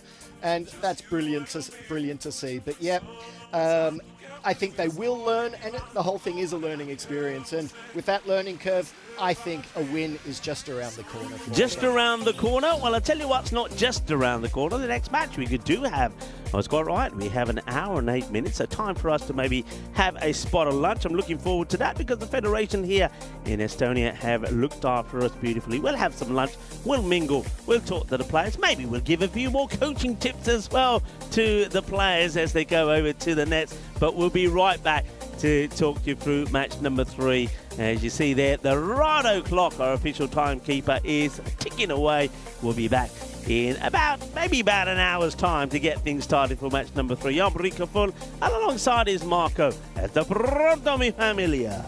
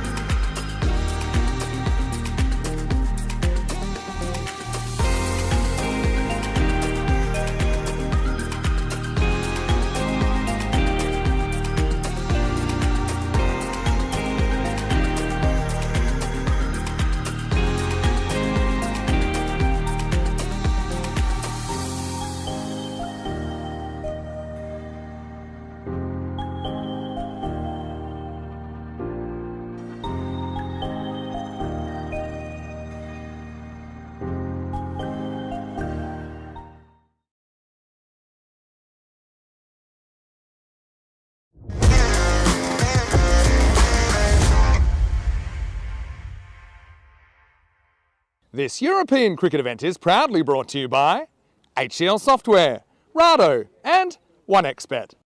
Hello cricket lovers and welcome back to beautiful Estonia. We're not that far away from the capital Tallinn, this beautiful cricket and rugby ground, an international ground as well, so it's quite fitting for the international matches that we have here for you today. And tomorrow, match number 3 coming up between Estonia and Bulgaria. Bulgaria, they are getting closer, they are getting better, but Estonia just seem to have the upper hand over them. 2 wins then for Estonia in the first 2 matches. Will it be 3 out of 3? Well, we'll find out soon, but let's go over to the coin toss first. The Bulgarian ladies to call. Head is the call, and it's tails. They're going to have another bat. Anna-Marie Vesic winning the coin toss and deciding that Estonia will have a bat first. Of course she will. Batting seems to be working for them pretty well. Though having said that, they were tested pretty well by Bulgaria in that second match. Bulgaria certainly did bowl a lot better thanks to a great performance there with the ball from Gabriela, and it was good to see that their own captain Detalina also took to bowling, and Stanislava will always be the key. If she can get her line right, then I think Bulgaria will once again be looking to try and keep their opponents to less than 100. The thing is though, I just get the feeling that because of the depth and the strength of the Estonian bowling, that 100 may be too much for Bulgaria. If they are going to get there, then really the likes of Detalina and then also Vili and Novikova are going to have to go big. But there are encouraging signs there. Let's talk a little bit about Estonia. Of course, they will change around their squad a fair bit. We didn't see Victoria Frey play in the last match. We also didn't see the bowling there of Varna. So they're going to make a few changes all the time. But if they put the best team out there, the likes of Meda at the top of the order with Lisa, I know in the last match they made a few changes, a few tweaks to the top of the order. I think they'll go back to what worked in the first match. I get the feeling they want to go for big runs here this time around, but other batters will come in and make a contribution. We might see Victoria Frey up the order. She certainly seems to be a good aggressive batter, and I think that if she is going to play and if she's going to bat, she does need to, for me, be out there in the power play. But I think Estonia will be looking to score bigger runs this time around. Bulgaria, we know, and we focused on this before, they'll be looking to keep the extras down and get that wicket-to-wicket bowling. That's certainly something they did a lot better last time round. But with the bat, they've got the likes of Chamali to contend with again. She was the player of the match for Estonia in the last one with some really good tidy bowling from her. So I know that Estonia got a big team, they've got a lot of depth in their side, they're going to keep changing that side around. Bulgaria is very much what we've seen already, and I know that they are looking to make some changes themselves throughout these games, but I think you've got to go with your best bowlers at the top of the order and also your most attacking batters at the top as well. So I'd like to see Simona elevated towards the top of the order. Maybe Stanislava gets given a bit of a break because she just isn't excelling in the power play. It's going to be an exciting one. Join me in the commentary position and I'll give you a little bit more news about the players that we're playing in this match number 3. Hello viewers and welcome back. I hope you've enjoyed your break. You're probably not having a break at all. You've probably been switching over there, of course, to Landskrona, where we're seeing some women's action there as well. Vinny Sandu and Tina Goff talking you through the action there. But we're getting ready for our next match, match number 3 between the women of Estonia and the women of Bulgaria. Some changes there, as you'd expect from Estonia. Varna comes back into the side, so does Victoria Frey, Ragnar Halik in the side there, Gitama and also Helena Kirk. So some changes from them.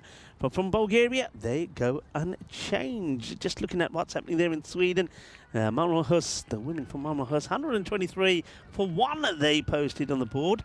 And the Gothenburg women are 47 for 4.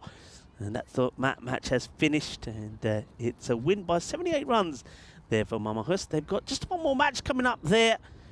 Just the 2 matches there for Tina and Vinny. So they certainly will enjoy a nice break this afternoon. I know that they were asking me what I was going to be doing my afternoon yesterday, and I told them that I was going to go to the spa, and I had a very good time indeed. I wonder what they're going to do today as well. Well, maybe they're going to tune in here and be watching some of the cricket from Estonia. We are ready to go, and before we start, it was a big day in history.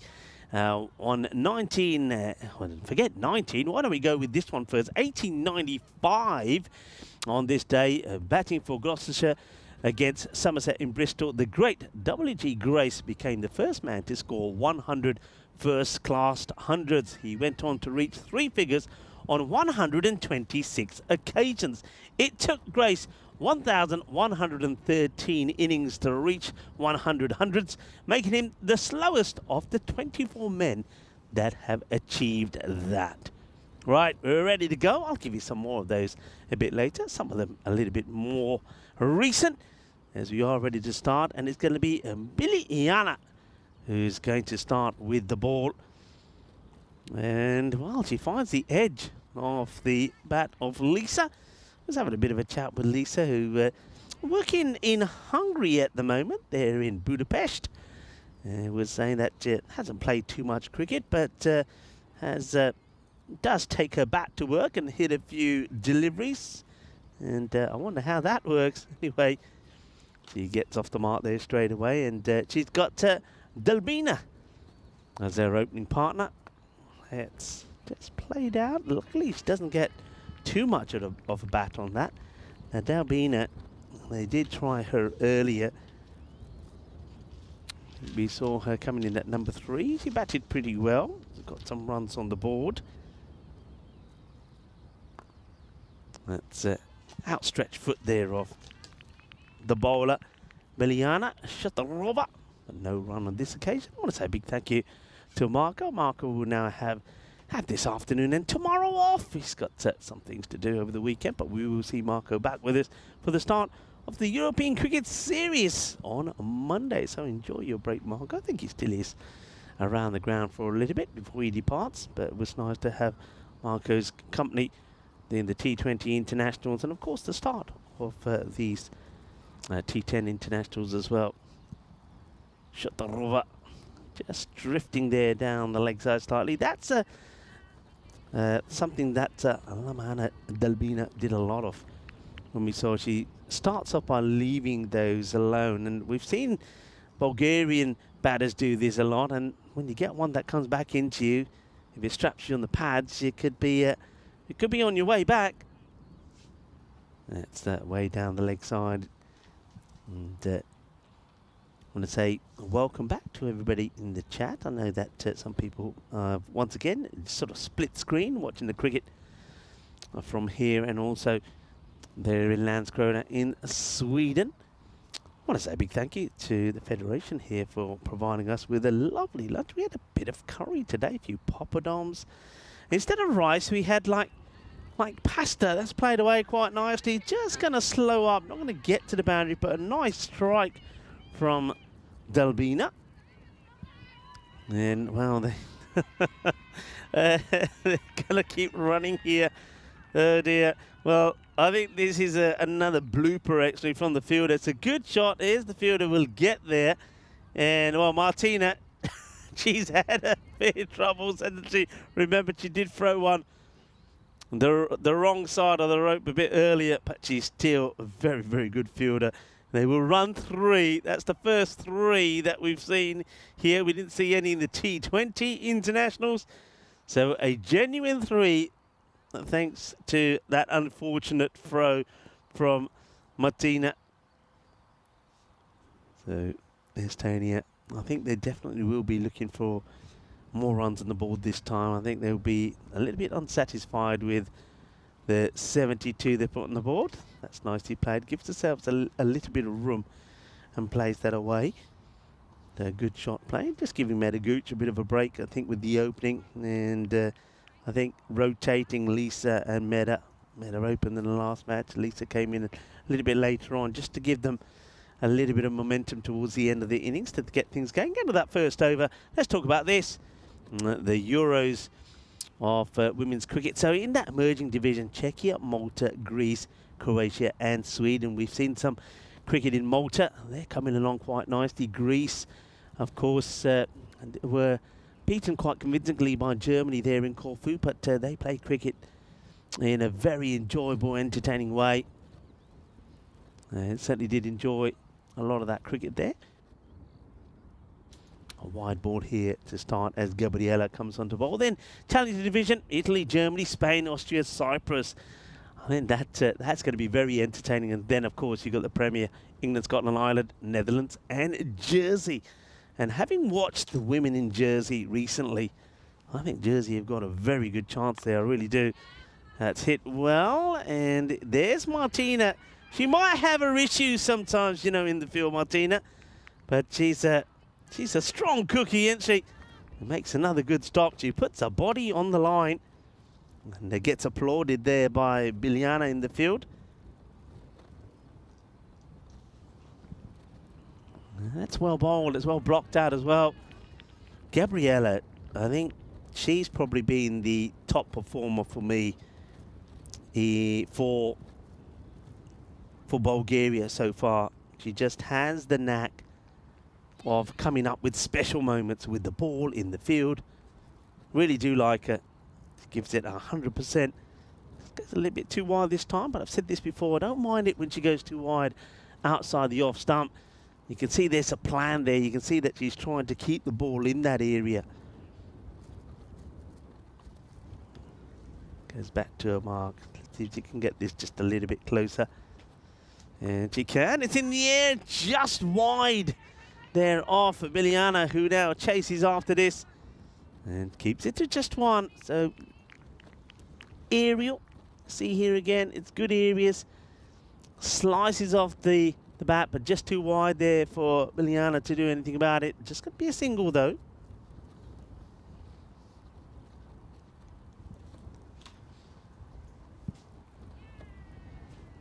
That's going to be a no ball. It's too high. That's the one that just comes out a little bit wrong out of the hand. And an easy call there for the umpire. So free hit to come for Lisa. Hasn't quite got one that she can really go after at the moment, but this is going to be now dangerous. They've already got two back on the leg side, so they can't put a sweeper out on the off.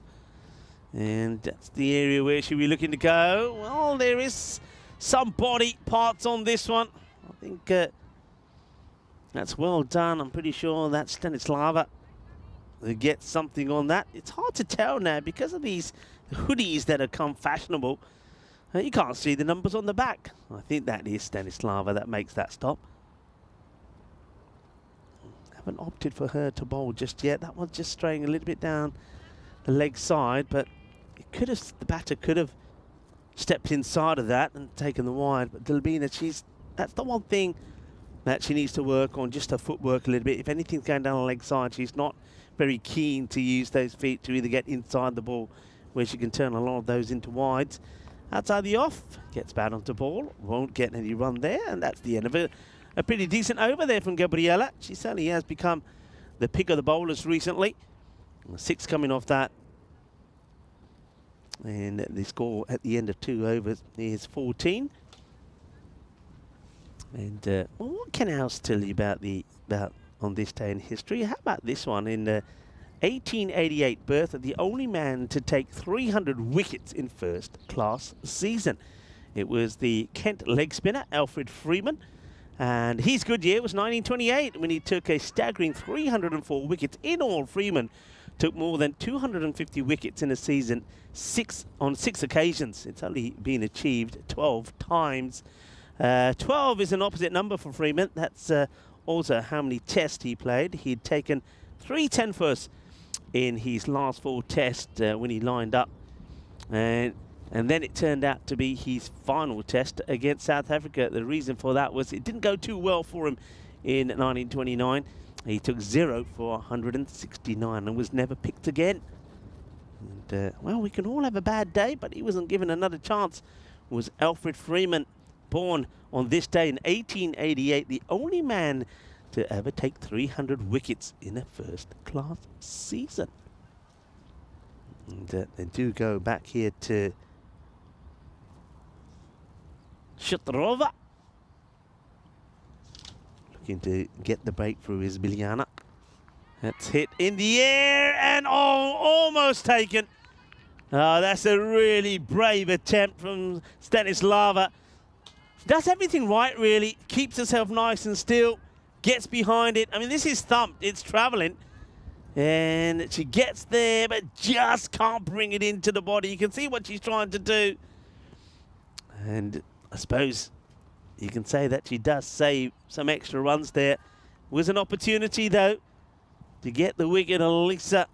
Lisa does survive.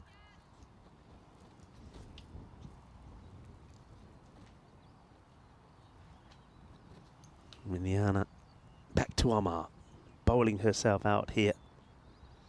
And that's not a bad delivery. Almost gets it through. The batter had to be quick to drag that bat down. There's Anna Dalbina.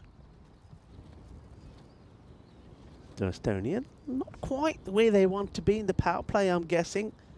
Coming up to the end of that with this delivery, if it's a legal one, that won't be. And Dalbina, in a normal, traditional way, if it's down the leg side, she's not that interested. So 18, if she can get a good ball in here, if you can keep Estonia under 20 in the first 3, I think you'll be happy with that. But it's how they choose to use the extra fielders that can go out now. That's going to be interesting for me. At the moment, probably, as that one doesn't quite carry to the captain. Natalina makes a stop. It will be just 18 of the first 3. See, at the moment, I don't think you'd be too worried about spreading that field too much because they're not really hitting big shots. So you'd be more than happy to say, you know, let's just keep it the way it is at the moment. We've got the 2 sweepers there. For that, we might get that short ball on the leg side, but let's try and keep it nice and tidy. And then if you do get about it, if Lisa does start to play those shots in the offside, we know she's capable of doing, then you can put a sweeper out there. So what they've done so far here, they're just keeping it the same. So that's going to travel all the way to the boundary. That just hit far too well. Lisa Bowering, she's just been a little bit frustrated, I think. She hasn't been really being able to lash out of the delivery, but this one was right to her liking. In it comes, and it's been beautifully played. And I know we've got a very good fielder out there who's made some super stops, but there's nothing that Alaska can do about that. That's going to be 4 carreras. I think Lisa probably finds the need here to get that acceleration going after that pretty quiet power play. Now that's a delightful shot, that really is. The chase is on. Martina is got it. Can she get the throw in? She can. Well done. She's had a few issues out there as Martina, but not on this occasion. Chases it hard and does get the throw in. Not before the batters come back and make it 2.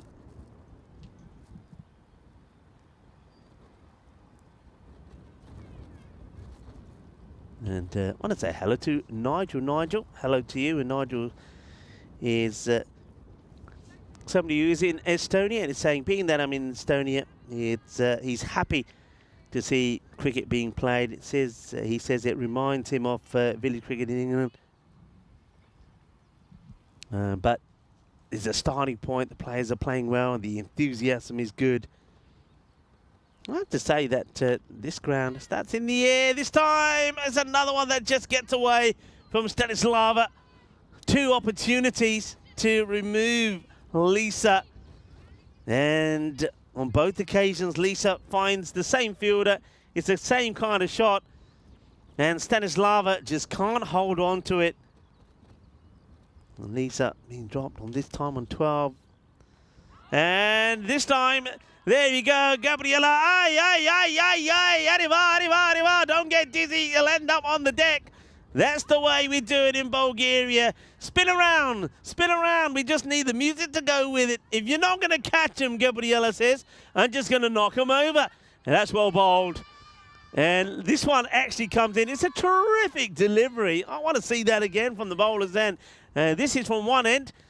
The fielder, anticipation from the fielder, by the way, is something else. But let's have a look at this ball come in. It's an absolute peach of a ball from Gabriella.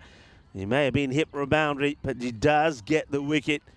So that's going to be the end of Dalbina. We'll go for 5 of 12. So chewed up a few deliveries, but gets cleaned up there by Gabriella. And there she goes. Look at that. Arriva, kinna sona. And having some fun. Gabriella Meda Gooch. They're not messing around here now, Estonia. They're not keeping Meda back too long. She comes out. How will she deal with Gabriella? Can Gabriella get a similar delivery into Meta as well. Flights it up. Meta plays at it and misses it. It's a dot ball. 1 for 14 coming up to the end of her second over. Gabriella here.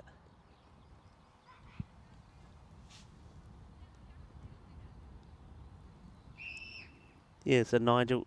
Oh, what I was going to say to Nigel's comment is that this ground, a lot of other grounds, it does remind me of a lot of those grounds tucked away, nestled away in the country, in the villages, if you like, where you wouldn't know they're there until you get to, you sort of go through those country lanes and you get through the gates and there's a spectacular ground. And this is very much the same. You sort of come out of Tallinn, get off the main stretch, you take a couple of side roads, and there it is, this beautiful ground. Cricket, international cricket and rugby ground.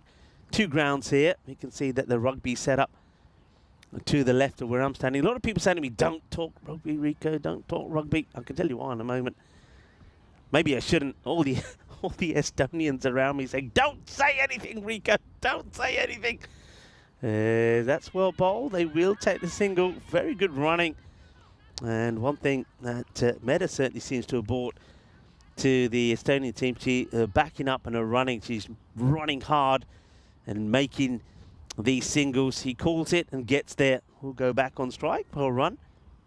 So this is going to be, you think, probably quite a key partnership between these two.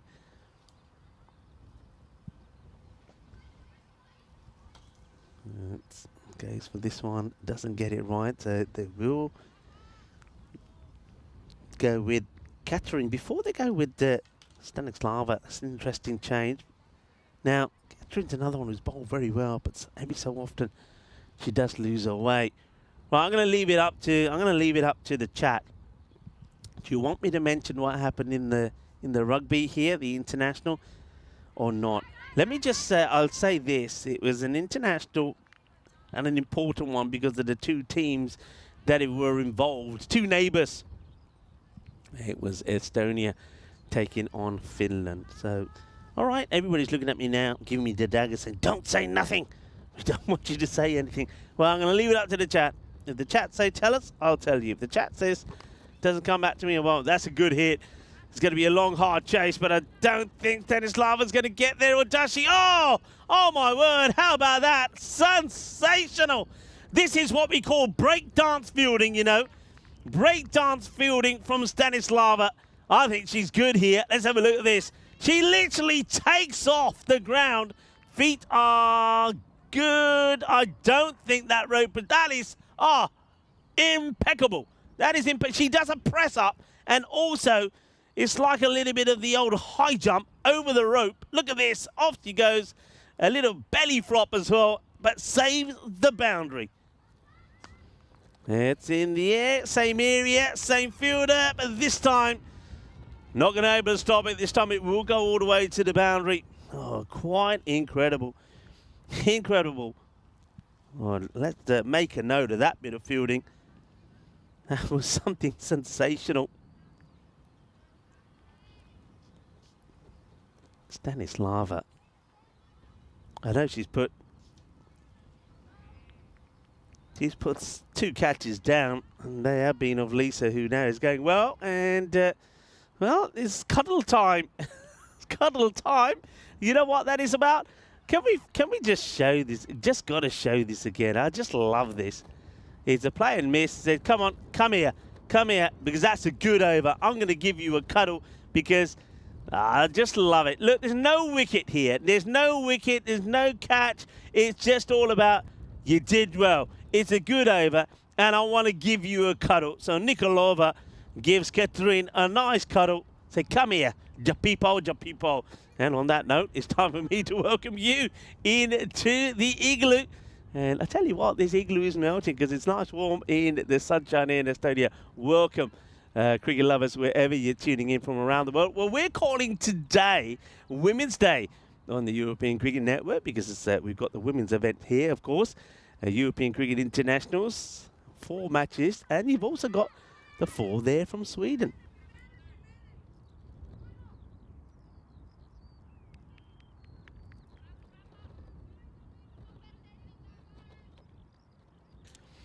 So, Titalina, the captain, now coming on to have a bowl. Ooh, somebody's screaming somewhere. That wasn't me. Let me have a... I'm also, folks, I have to say, I am squinting to try and find, or to try and see anything in the screens in front of me, because the sun is now somehow managing to come through into the igloo, is reflecting all over the place, so I can hardly see a thing. That one gets played away. It's well fielded, gets down on it. Well done to Martina. So still, I mean, you've got two big batters in there. It's Lisa Bowring and Medagooch.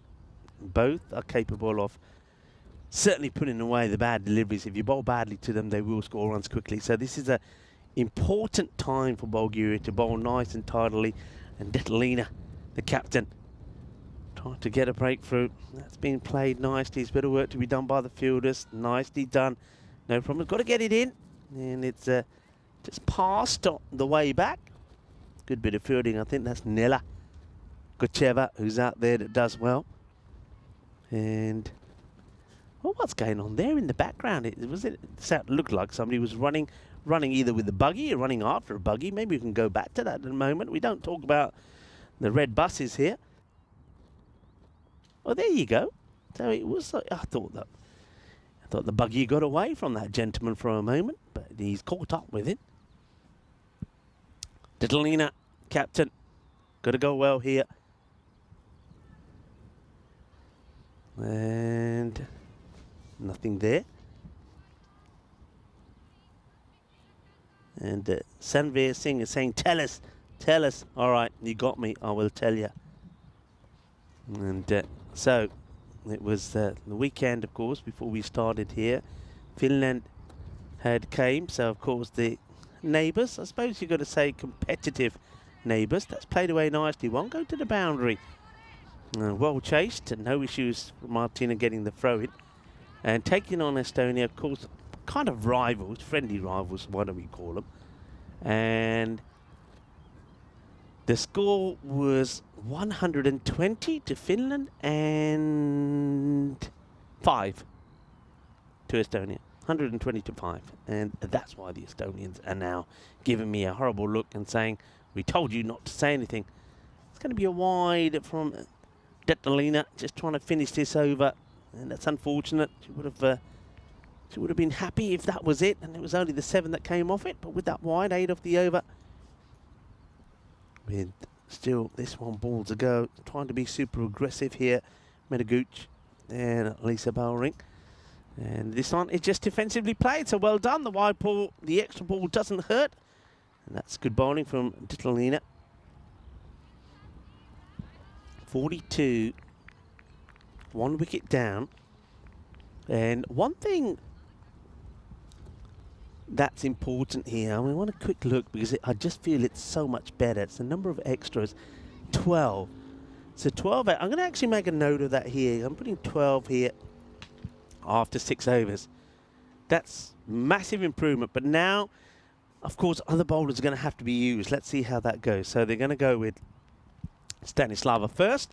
Gets a chance. Oh, she puts another one down. Well, that's 3 that have gone down from Stanislava. This time it's off her own bowling. And probably this was the easy one of the lot. We're probably not going to get a chance to see this again straight away. Maybe we can save that for a little bit later because Stanislava comes back in again to bowl the next. This one is down the leg side. It's been well hit. And it's going to be in the gap. 4 runs. Cuatro carreras. And I know you're all going to say, come on, Rico, say it. All right, we'll say it. Where's that third fielder? Bulgaria. If you're doing your homework, if you're watching, there needs to be another fielder there. You've got to have 1, 2, 3. 1, 2, 3. That one's gone right in the middle. And when Marco was with me, we were both saying, it's a simple fix. It's a simple fix. We reckon in that last match, 20 extra runs were given away by not having the field right on that side. But Bulgaria just insist on having those 3 close fielders for the catch. And you can see now, because she doesn't want to bowl the ball there again, Stanislava now tries to push this much wider outside the off and bowls are wide. I just think Detalina here, I mean, I'm not going to put all the pressure on Detalina. There's coaches here involved as well. I think the coaches along with Detalina just got to get this field right. You've got 2 batters here now. Both of these batters can pull and hook and can play out on the offside. and you've just got to give him protection. Well, that swing and miss. Now, they're asking if, get the feeling this maybe bounced twice, did it before it got to the stumps. Let's have a look at this. Maybe we can see this side on as well. So it's swing and miss. Where does, now, what's the issue? Oh, it was a no ball, wasn't it? Yeah, it was a no ball because there was the no ball. Yep, so it won't be out. Oh, we've seen that a few times as well. I thought for a moment it was that it bounced twice before it got to line, but the ball before that was the no ball because it missed the pitch. It wasn't a wide, it was given a no ball. In the air and down it goes. This time it's Martina who tries to take to catch. It's another missed opportunity. And oh, they just can't hold on to anything at the moment.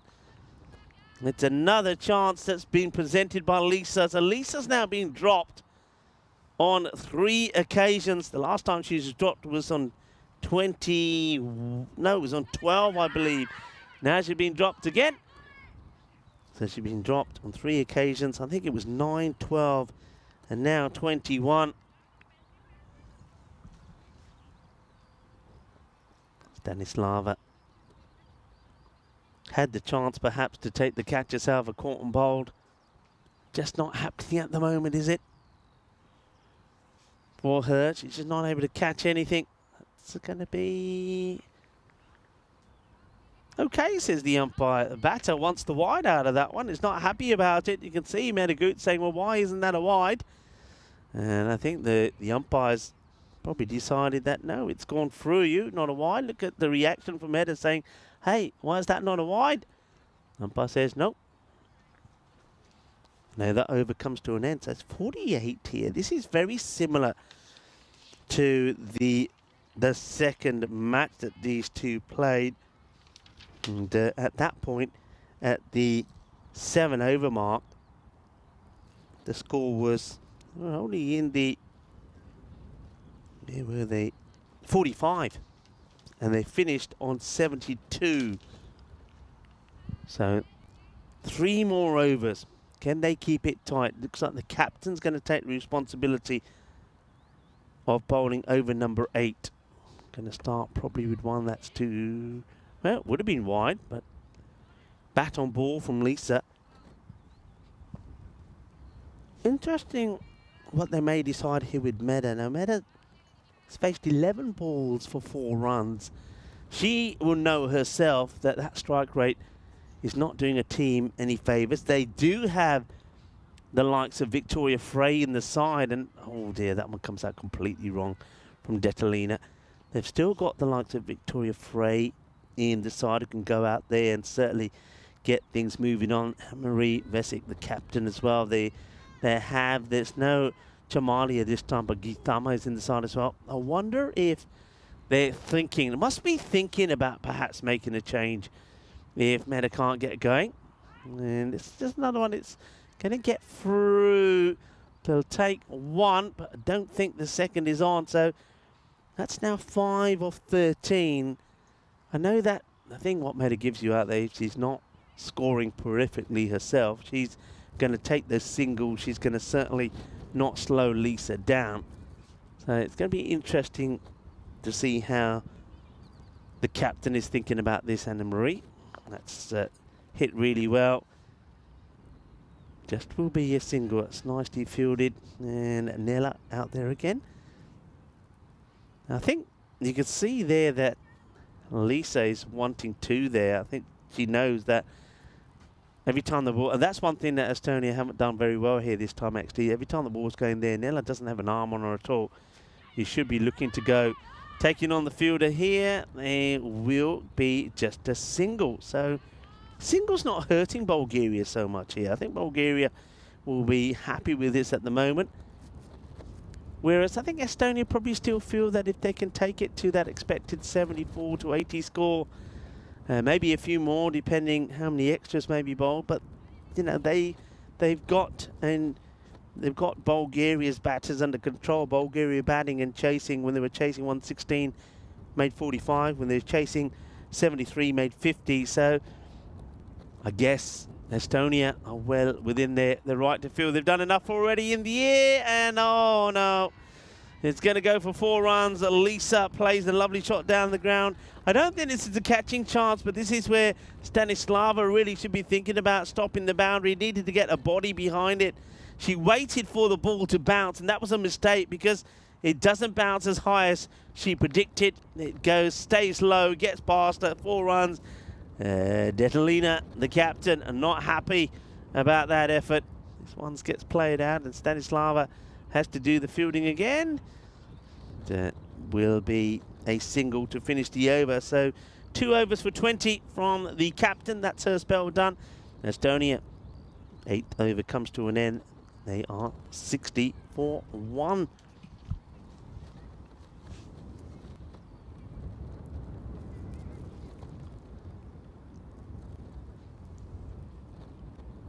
Who's gonna? It looks like they're going to go Stanislava here. She needs something good to happen for her on this day. On this day, actually, back in 1939, the first televised sporting event in the United States.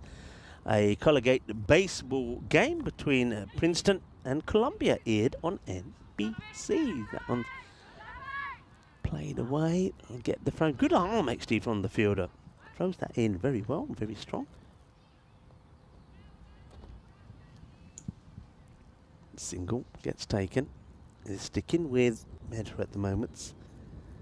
She gets a couple of boundaries away towards the end of the innings, and everything will be fine, and you'll feel that that rate's not an issue. It goes, oh, he hits that really well, doesn't she?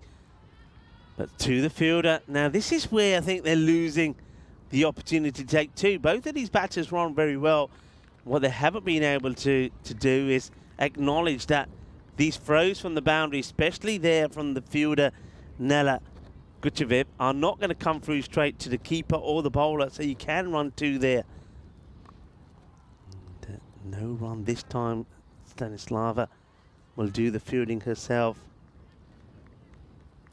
Just hasn't been able to find that kind of consistency that she found in that match yesterday when she took four wickets.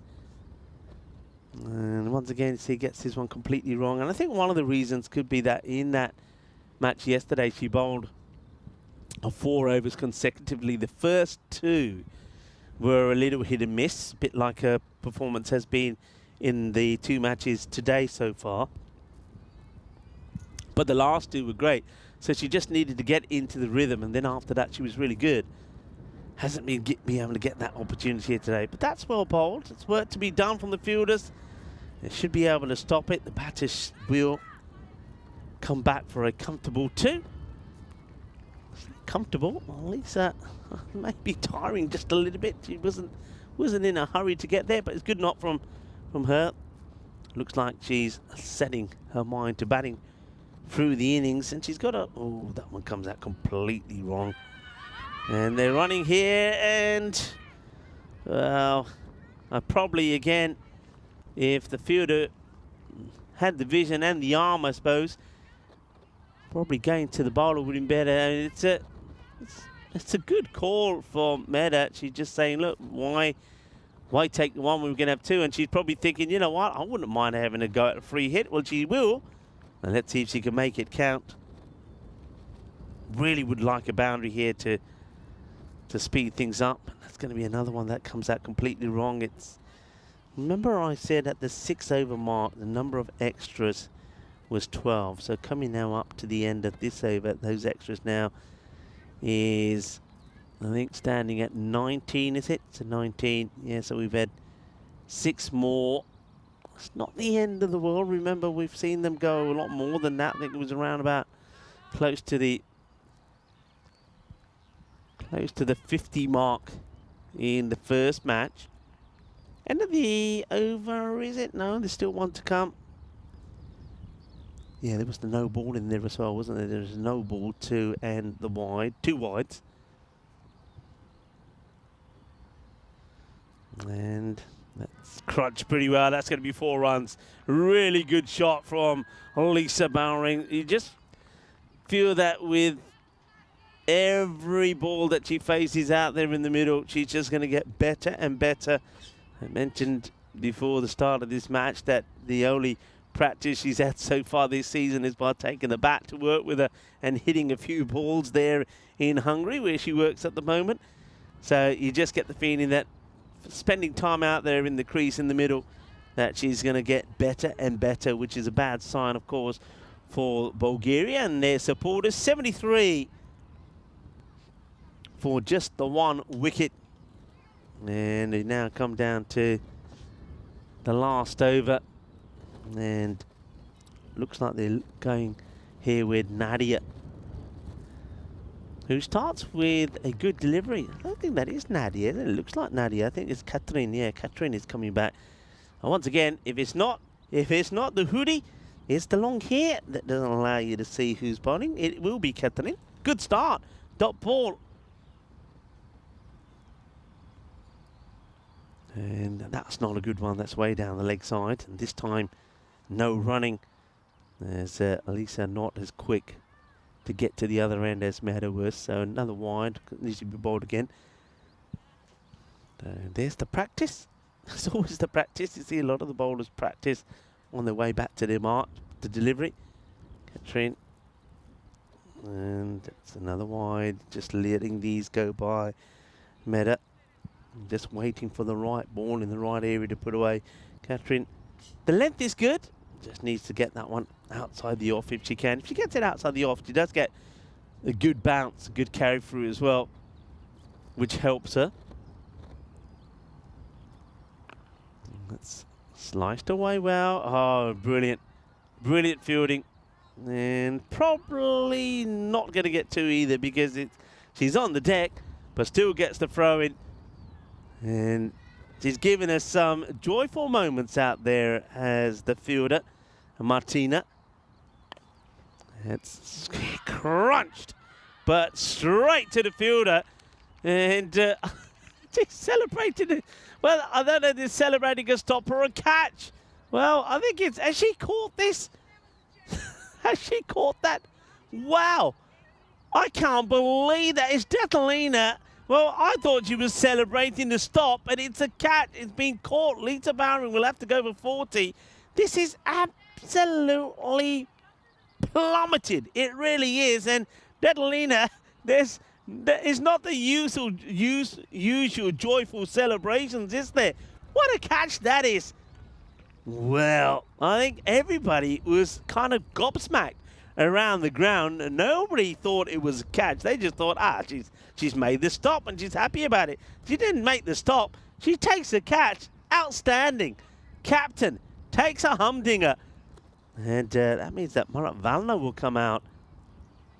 And she plays it into that area. They might be wanting to push for a couple, but the throw comes in quickly. Nicely done. Selects out there. Does well. Well, what a good catch that was. That was mashed. It was hit sweet and hard out the middle. So 40 of 31. Detalina takes the catch. And it's going to be another dot here to Mehta. So she's, yeah, I just think that bearing in mind that Estonia did retire out 2 batters in the last innings, I know they probably wanted to stick with Mehta here. Now, if she can get a boundary with the last delivery, they might say, yeah, it was worth it. She plays it away. It won't be a boundary. Just going to be a single. So 20 balls she faces for 10. You can see she's disappointed with herself, Mehta. I can understand why. I think she knows that she needed to go better. I still think that Estonia, of course, they will believe they have got enough runs on the ball. But it's one of those, isn't it? I know that you probably say, you probably would say here, look, you know, as we probably see on the win predictor, that 70% of the time Estonia will probably go on and win a match when they put 78 on the board, especially against this Bulgarian side, which is learning and getting better all the time. But there's always that 30% chance that Bulgaria, if one of their batters, whether it's somebody like the captain, Detalina, that gets going, or the wicketkeeper, Vidi Nikolova, if one of them scores 30 or 40 runs, it changes the whole context of the match. So just going back to that innings there of Mehta, I mean, 10 of 20, she knows that's probably below par. But I was more interested with the decision-making there of the captain, Anna-Marie Vesic, and probably the coach there, Anu, because In the previous match, they were keen to retire out batters when they weren't really going well, but they didn't want to do that with Meta. Good wicket. And then it's almost like when Gabriella takes a wicket, they then wind her up a little bit and then they let her go. That, well, it looked like a clean stop to me. A lot of people were saying, no, the ball bounced off the rope. I don't know. I'm going to give credit there to the fielder, Stanislava.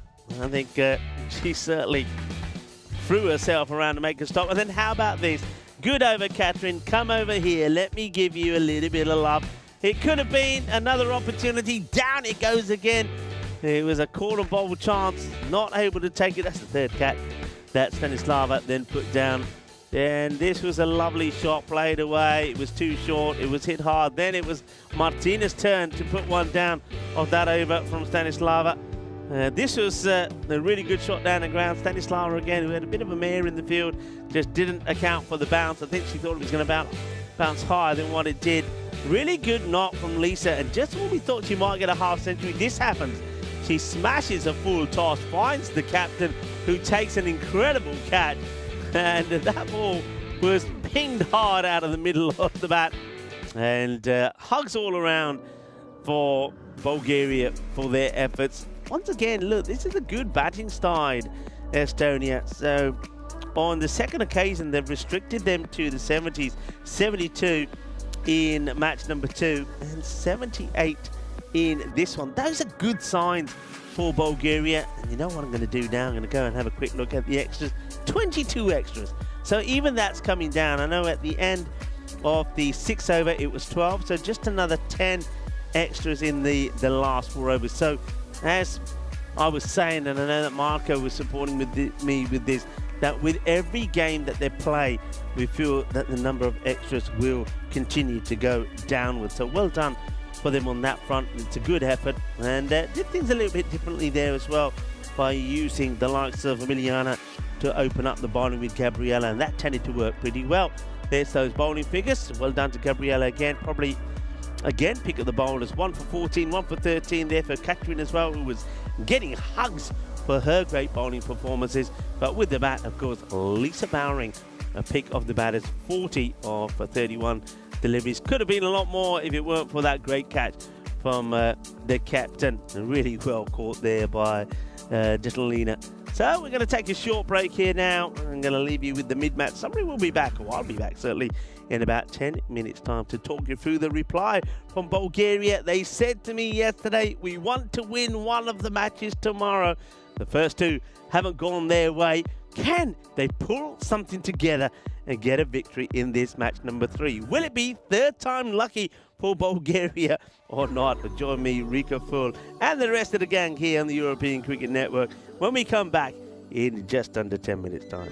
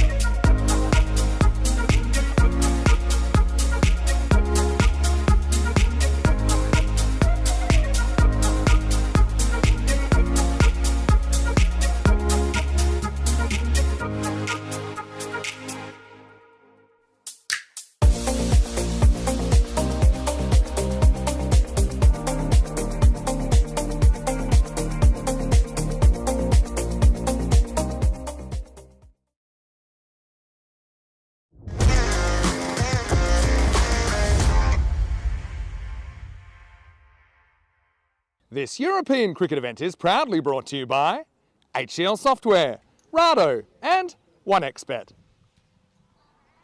Hello viewers and welcome back. A big shout out of course to our partners, without whom of course we wouldn't be able to do half of the events that we do. We're very grateful for their support as we get ready to see the reply here from Bulgaria. Third time lucky for them or not, we'll have to wait and see. Well, the first thing that they've got to do is get through this first over from the captain of Estonia. And Anna-Marie Vasic has been superb with the ball and hardly gives away anything in her 2 overs. Let's see how the batters go about it. They've gone with Biljana out the top of the order. And I don't mind that they have made little changes, but I'm pleased to see that they made a change there at the top. So Biljana there. Biljana opening the batting and the bowling. But she's got Vili Nikolova out there with her as well. Ooh, that one has only just missed the top of the stumps as it goes through. I think it surprises Helena, the wicketkeeper as well. Helena probably thought that one was going to take the stumps, but she does make the stop. You don't realise it, but I think that Anna-Marie Vasic, she does get that ball through with a bit of pace. That's nicely struck actually. It's not going to go to the boundary, but it certainly should be 2 runs here. They will come back for 2. That's a really nice shot. Just gets given a little bit of room outside the off and plays that quite nicely. Good hit. And they double up nicely, the 2 batters. Nikolova and Shotorova. Seeing if they can give Bulgaria the start that they want. They know that a lot of good bowlers are going to be coming their way as well. It's not going to be easy. Yeah, well, maybe go for another here. No, it rebounds kindly to the short fielder on the 45. But there will be another one. That's 3 off the over. Now, they don't normally get more than 3 or 4 off an over from Vasic, so it's a good result so far. That's in the air, and it's going to be taken. Comfortable catch taken by Binishwani. It's going to be the first wicket to go. You've got to say that's also been a bit of a difference, hasn't it, where we saw Estonia put the ball in the air a number of times. I mean, poor Stanislava put 3 down, whereas the first opportunity that goes to Estonia, they hold on to it. Wani takes the catch. Anna-Marie Vasic will take the wicket, and that's going to be Biljana Shotorova, who will go for 2 of the 4 balls that she faces. The first wicket goes thanks to that catch from Wani. Made it look easy, didn't she? And Vasic, just as I was saying that he doesn't normally go for more than 3 and over, she then comes back and picks up the wicket. So 3 for 1. Still 2 balls to go here in this over. And they do go with Simona at the top of the order. Let's see how she fares here. Oh, she'll just let this one go down the leg side. Good take once again from the keeper, Helen Kirk. Good movement from Helen actually. She's watching the ball well, moving across. Just watch the footwork here to make sure she gets there. Hops across from left to right, gets there, makes the take. Well done. Oh, that's been hit well. It's still going to go to the boundary. 4 runs. Well, let's take a look at this again. I'm sure, unless I'm seeing things differently, that was crunched. It was lovely jubbly out the middle of the bat. I think a fielder just threw herself at this. Let's have a look at this. Yeah, throws herself at it to try to make the stop. Gets nutmegged. Might have got a little bit off it, but it's too much for Dalbina then to stop. 4 runs. Good shot from Simona.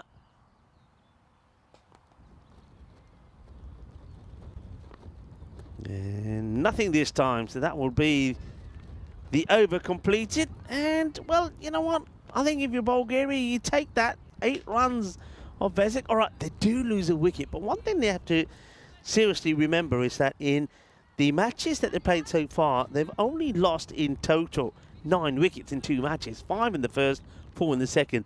So maybe the right tactic is don't worry too much about losing a wicket. Put more focus and trying to stay up with the rate that you got to go. They're needing about 7. They got 8 off that one, so that's a good start. In comes the next. It's not a good delivery down the leg side. It's beautifully picked up and lovely arm. Great throw. Good bit of cricket all round, actually. It was a nice shot played by Vili. Vili plays the shot and hits that well, but the fielder, good pick up and a really good throw. Direct hit. That was out, by the way, because one thing we know about Simona, though she can hit the ball very well, she's not the best of runners. Right. All right. Valna with the ball. Down the leg side again. And this time, Simona not able to get back onto it, but will take the wide.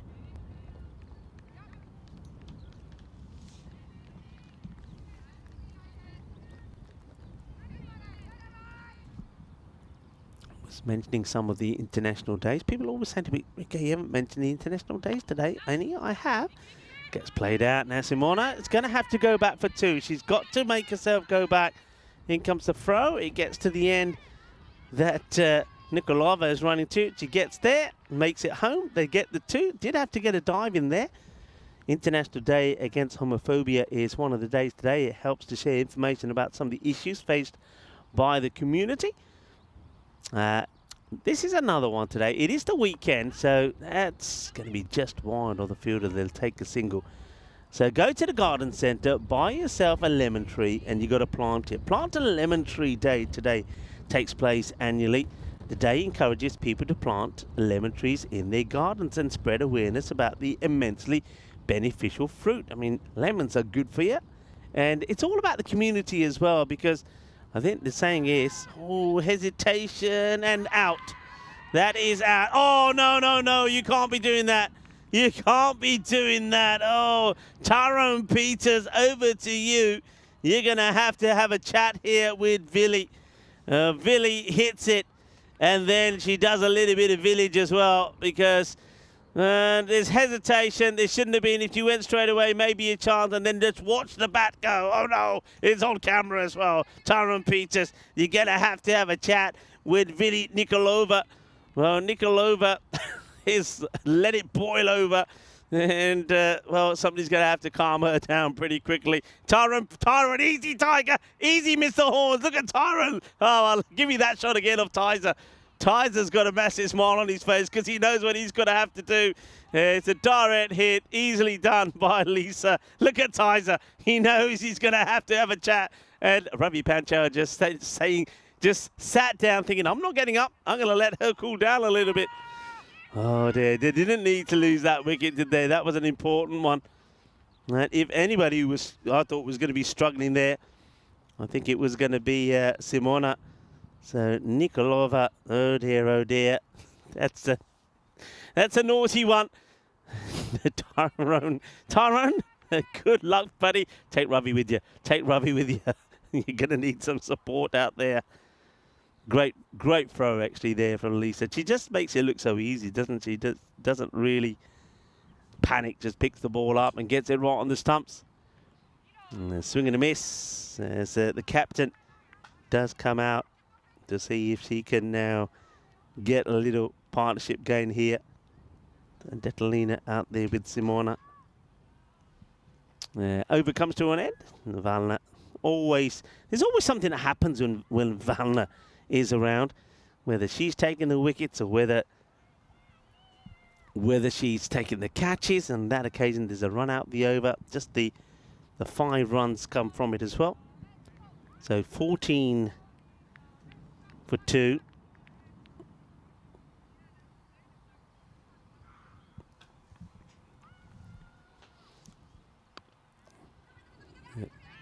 Oh, it's another opportunity. Throw, not the best, couldn't be gathered. This is a chance here, actually. See this again.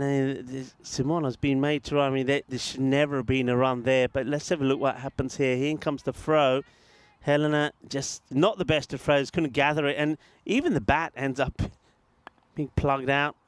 It's played to the fielder this time.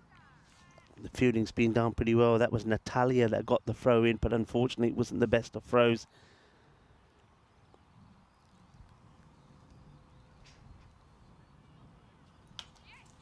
So, yeah, well, we've seen some bat throws, haven't we?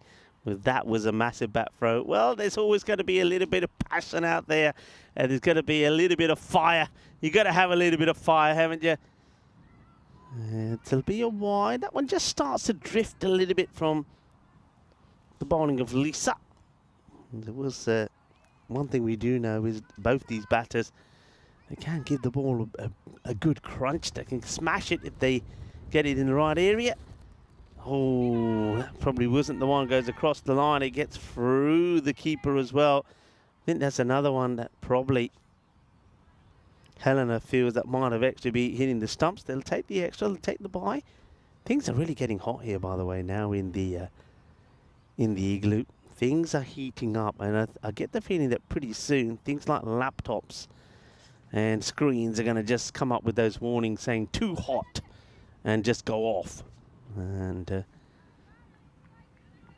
it's certainly going to be, maybe think about this in the coming days. If the weather is going to start warming up, we might need to put the front of the igloo on, actually.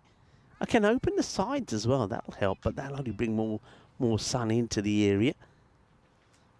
So, a little bit of adjustments being made as the shoelace of Simona gets done there.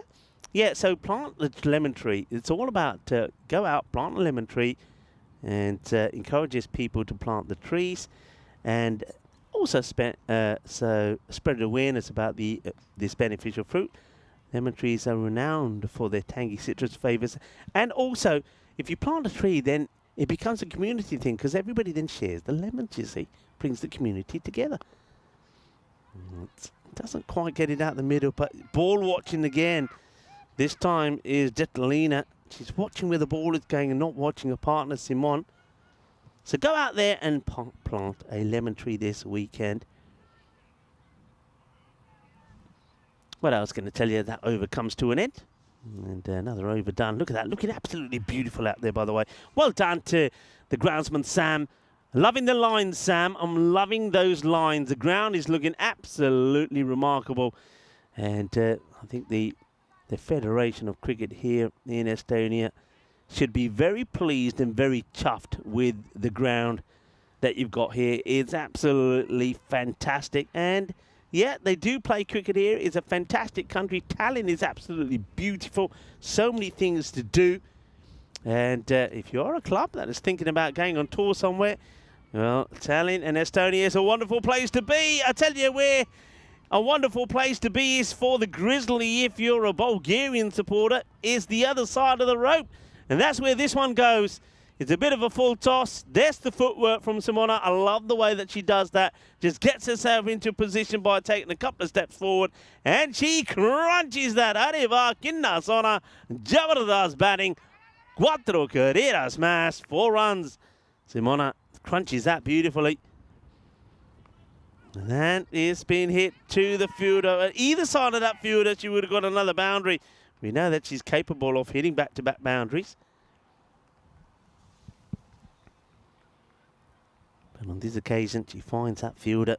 Yeah, I can't see anything on my screens now, so I do apologise. So if people are sending messages through, please forgive me for not coming back to you straight away because one screen has died. One I can't see because of the glare. This one gets played away. It'll take the single. So Detalina and Simona, a very important little partnership for them coming here. 1900, The Wonderful Wizard of Oz. The Wonderful Wizard of Oz was first published and it became a classic of the children's literature.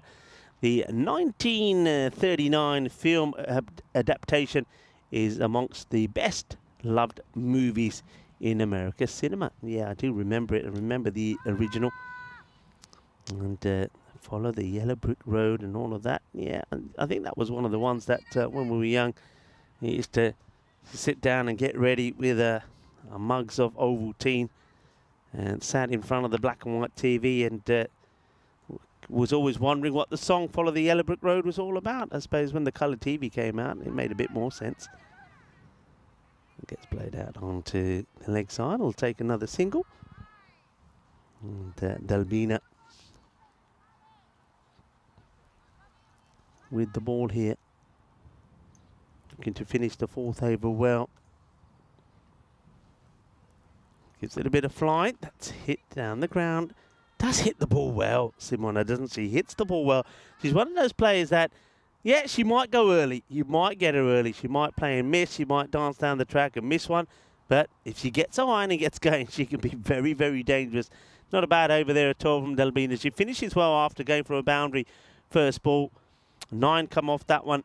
And it's 27 for 2. At this point, Estonia were 26 for 1. So you can see that the two worms, the two lines are basically right next to each other. They're right on top of each other at the moment. Looks like I'm going to see another bowling change here. They're not going to go back to Lisa straight away. She bowled a very good over, just the 4 runs that came off first. Single gets taken as Wani. Here's the bowler.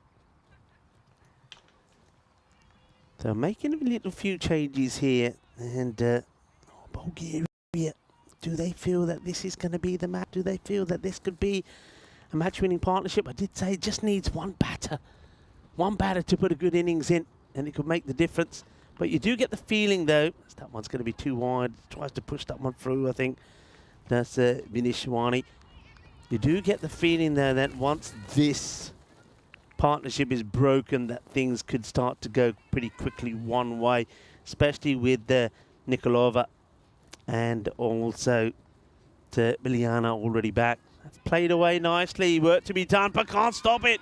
Cuatro más, and this time it's the captain, little Lena, that will get her first boundary. And not too many overjoyed celebrations from these two. It's not a good delivery. It's been hit well. Lovely pull shot, well timed. The fielder tries to get there, fielding the cautious. The Changeet Kitty, but Chokka lag gaya, 4 more. बहुत बढ़िया batting, बहुत बढ़िया. ਜਦੋਂ ball short ਹੁੰਦੀ ਹੈ ਨਾ, but ਕੇ ਚਪੇੜ ਮਾਰਦੀਆਂ ਕੁੜੀਆਂ. There we go again. Here's the next one for Wani. That one's a bit more pitched up, but it's still down the leg side. This time to the fielder, Simona. Is going to have to really put the yards in. She's being made to work hard, but she does get there. Now she's got to look at her. She's just saying, oh, hang on a minute. Let me get my breath back. She's using the bat almost like a walking stick there for a moment. Composes herself. Deep breath, Simona, deep breaths. And now she says, stay there. Not this time.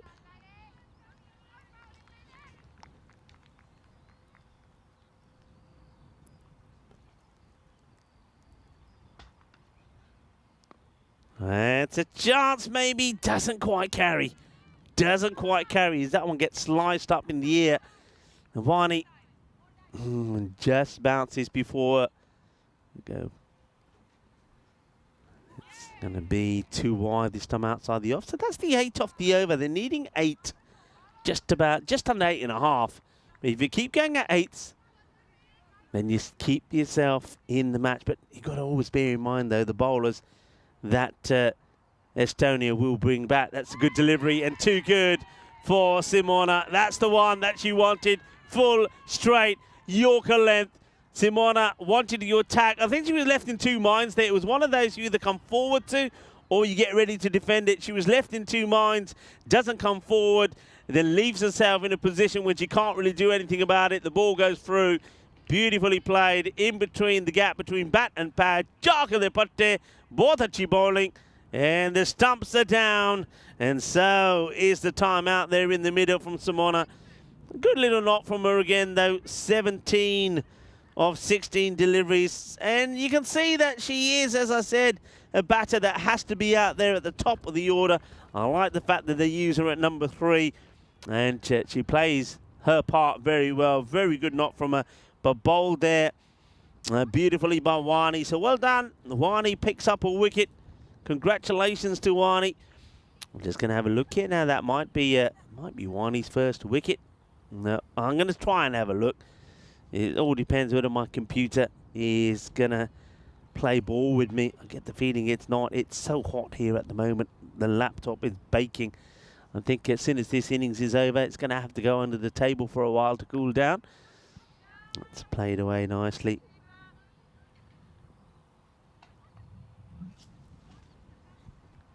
Yeah, it's not working. It's not working. Good job I don't melt away, really, doesn't it? And Catalina now needs to get another partnership going here. And it's been joined out there by Katrin.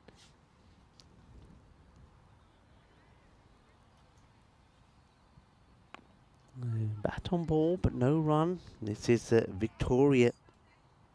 So this is where I was saying that once you lose a wicket, this is where things can start to go in the wrong direction for Bulgaria. They sort of stayed more or less up with it up until that over from Wani.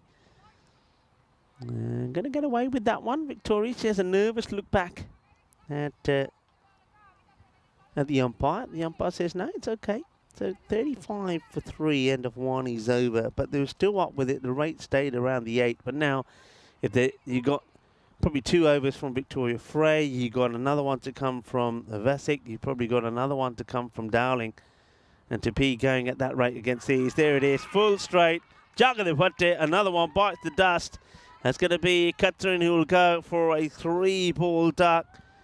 There's just when she gets that line right, then there's very little you can do about it. You either defend it, if you're going to try and be attacking, which you see Katrin was trying to do, you're just going to lose your stumps. Timber, another one bites the dust. Jagade start is well, she's got 13 on her back, Katrin, and it's the unlucky 13 because she'll get bowled there by Frey. That's Victoria Frey, that is. 3-ball duck for her. So you get the feeling that those that are working the pit stop, the pad pit stop, are going to be pretty busy as the batters will come and go. And takes the wicket, puts her hands up to celebrate. Then it gives themselves a few applause as well. 2 balls in the over to come. New batter tries to get it away quite aggressively. Martina, who now comes in at number 6. Still got Detalina out there, who's on 8 of 10. But the rate starting to climb, and you feel that once it gets to that 10 mark, which is I think where it might get to at the end of this over, it's going to be very difficult to come back from it. Another one, 2 in 2. Swinging wild Martina, and it's going to be a 2-ball duck for her. 2 wickets into that over from Frey, starting with a single, then it went dots all the way, including 2 wickets as well. So 2 for 1. The over is complete, and Bulgaria, they're in a bit of a mess now. 36 for 5, cracking over. And Martina, 2-ball duck for her, bowled very similar kind of way as what we saw Katrin go. And Natalina now gets joined by the new batter. The next delivery, the next bowler will be Githama, who likes to give it a bit of flight. Now, Natalina might like this, especially if it's not directed well. Stanislava, who we've seen at the top of the order. So Stanislava, we know that she's very good defensively. Just tackling has been the issues that she's had. Now, Detalina, that's a good delivery actually from Githama to her. She wants to keep her outside the off because she knows that anything that's flighted up like that delivery that's pitching on the leg side, that Detalina is certainly going to be able to crunch it away. So once again, outside the off. This is good areas from Githama. It just seemed to be that one step ahead of Bulgaria, don't they, in the thinking department as well. I think Estonia just seem to know where to put the ball to the batters. They seem to have done their homework. As Detalina, you see, once again, she misses out on one on the off. She's given herself a bit of room. Goes away, gives herself a bit of room, but takes herself away from the ball. I mean, if she gets hold of it, it will go. But so far, it's 3 balls and 3 dots. Well, that's flighted. And that's hit down the ground. It's a fielder there who does the fielding very well. Took a very good catch earlier as well, didn't she, Binishwani? Keeps it just to a 1. And that rate now has, well, I said if it gets to that 10, it's very quickly gone from 10 to 12. I suppose one thing that they can focus on once again, it's something they haven't been able to do yet, Bulgaria, is at least try and get to a situation where they pick up a point. And to do that, they need to get to 55. But of course, that means that there will be at least a point in the bag, and they're not going to give Estonia the satisfaction of taking all the points again. And that one hit back towards Madanaika, but just drops short. It doesn't carry for the catch. And a little bit fortunate, actually, the batter, that it doesn't. Stanislava to Alexa. There's Titlana on strike here first. It's going to be up against Victoria Frey, who's been asked to bowl her 2 overs out straight away. She starts with one down the leg side, and they are going to run here, which I kind of get. You've got to take whatever run that comes your way because you want to get to that 55. They move to 40, so need 15 here to get a point. But I just think that probably Titlina would fancy the bowling of Victoria Frey, especially if she doesn't get it outside the off. But let's see how Alexa goes. Certainly is probably one of the fielders of the day. Gets a good delivery. He plays that out well. Doesn't really know too much about where it goes, but she digs it out. It's a good ball. We saw them making their debuts in the T20 Internationals, Githama and Wani. And she too has taken her first wicket on the European Cricket Network, so congratulations.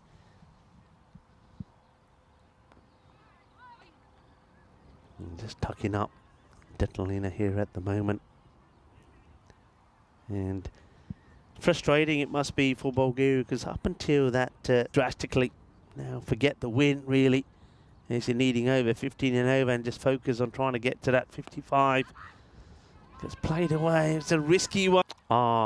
Bulgaria to take a point. Otherwise, they're going to leave Estonia with an opportunity of taking all the points in the day that's been available to them. And of course, don't forget that that means that if Estonia then go on and win the final match here, if they make it 4 wins out of 4, there's only 3 to play tomorrow. Well fielded there by Medaguch, and a fantastic throw-in from the... Titlina has to think about trying to find a way to keep the strike. Now, like here, I think you just got to go there. You got to back your... Well, maybe she does get... That was the one, but just a little bit of extra bounce.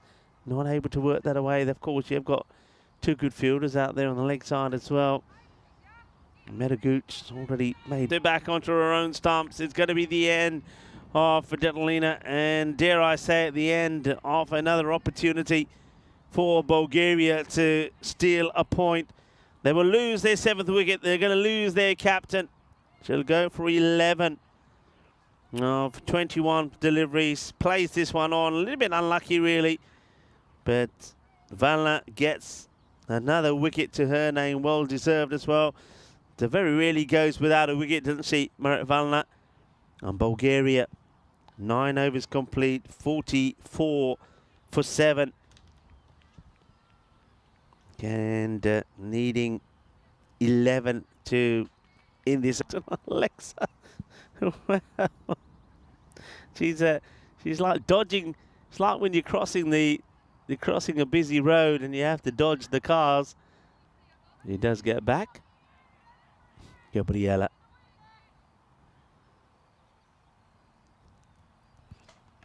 That's why there's an inquiry there. I must say it's been absolutely lovely to see a lot of people coming to the ground today. Some people have come and stayed. Some people have come for a bit, watched and gone. It's been lovely. And if you are in the area, if you are around in the Tallinn area, then, well, there's more of the same tomorrow on our International Sunday. Come on down and join us. That's nicely played. That's going to be runs for Gabriela. And well done to her. She gets herself off the mark after those 3 ducks in the row.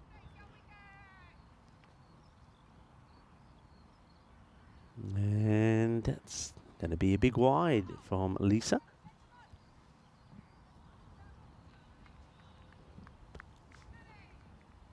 Seven of 2? It's not impossible, is it? It's not impossible. It just needs sometimes a little bit of luck, an inside edge or top edge. Another wide. Well, that keeps it in. That keeps it in the possibility frame, doesn't it? I suppose what you then have to do really here, you got to run, got to get a run of this ball. That still keeps it possible, not impossible. And they will run. So, hey, 6 off the last for a point.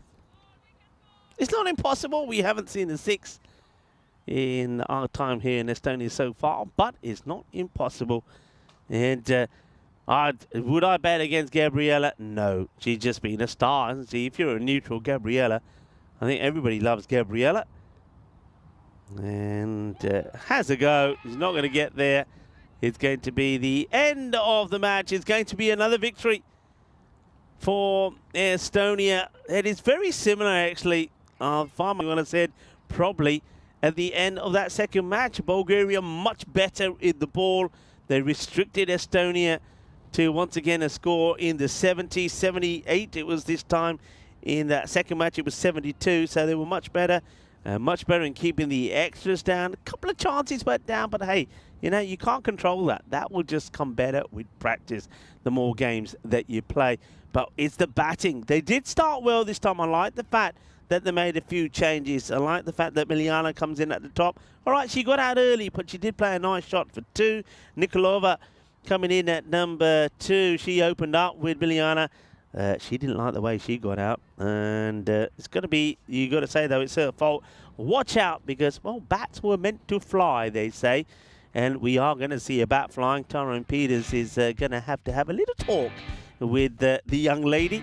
And then when Simona, 17 of 16, got out, he just knew it was going one way. That was the catch taken first up. And it's some nice hitting. That was an unusual. This is it here.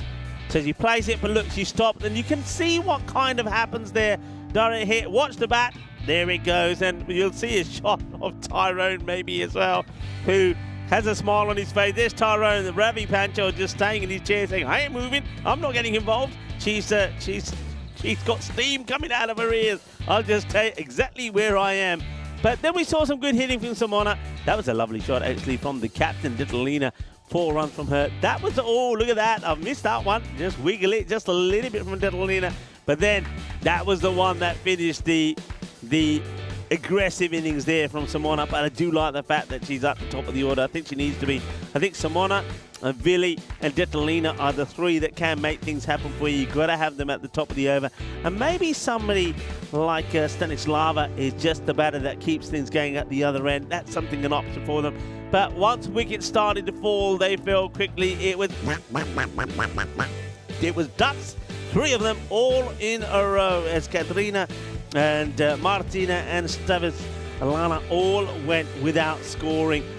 And this one was not out. All right then, says Victoria. And then, of course, when this young lady comes on to bowl, she always finds a way to get into the wickets. And that's right. I did call Marat Valna a young lady. She'll thank me for that later, of course she will. And there's the celebrations from Estonia. They certainly enjoying what they're doing there at the moment. Bulgaria, they're trying hard.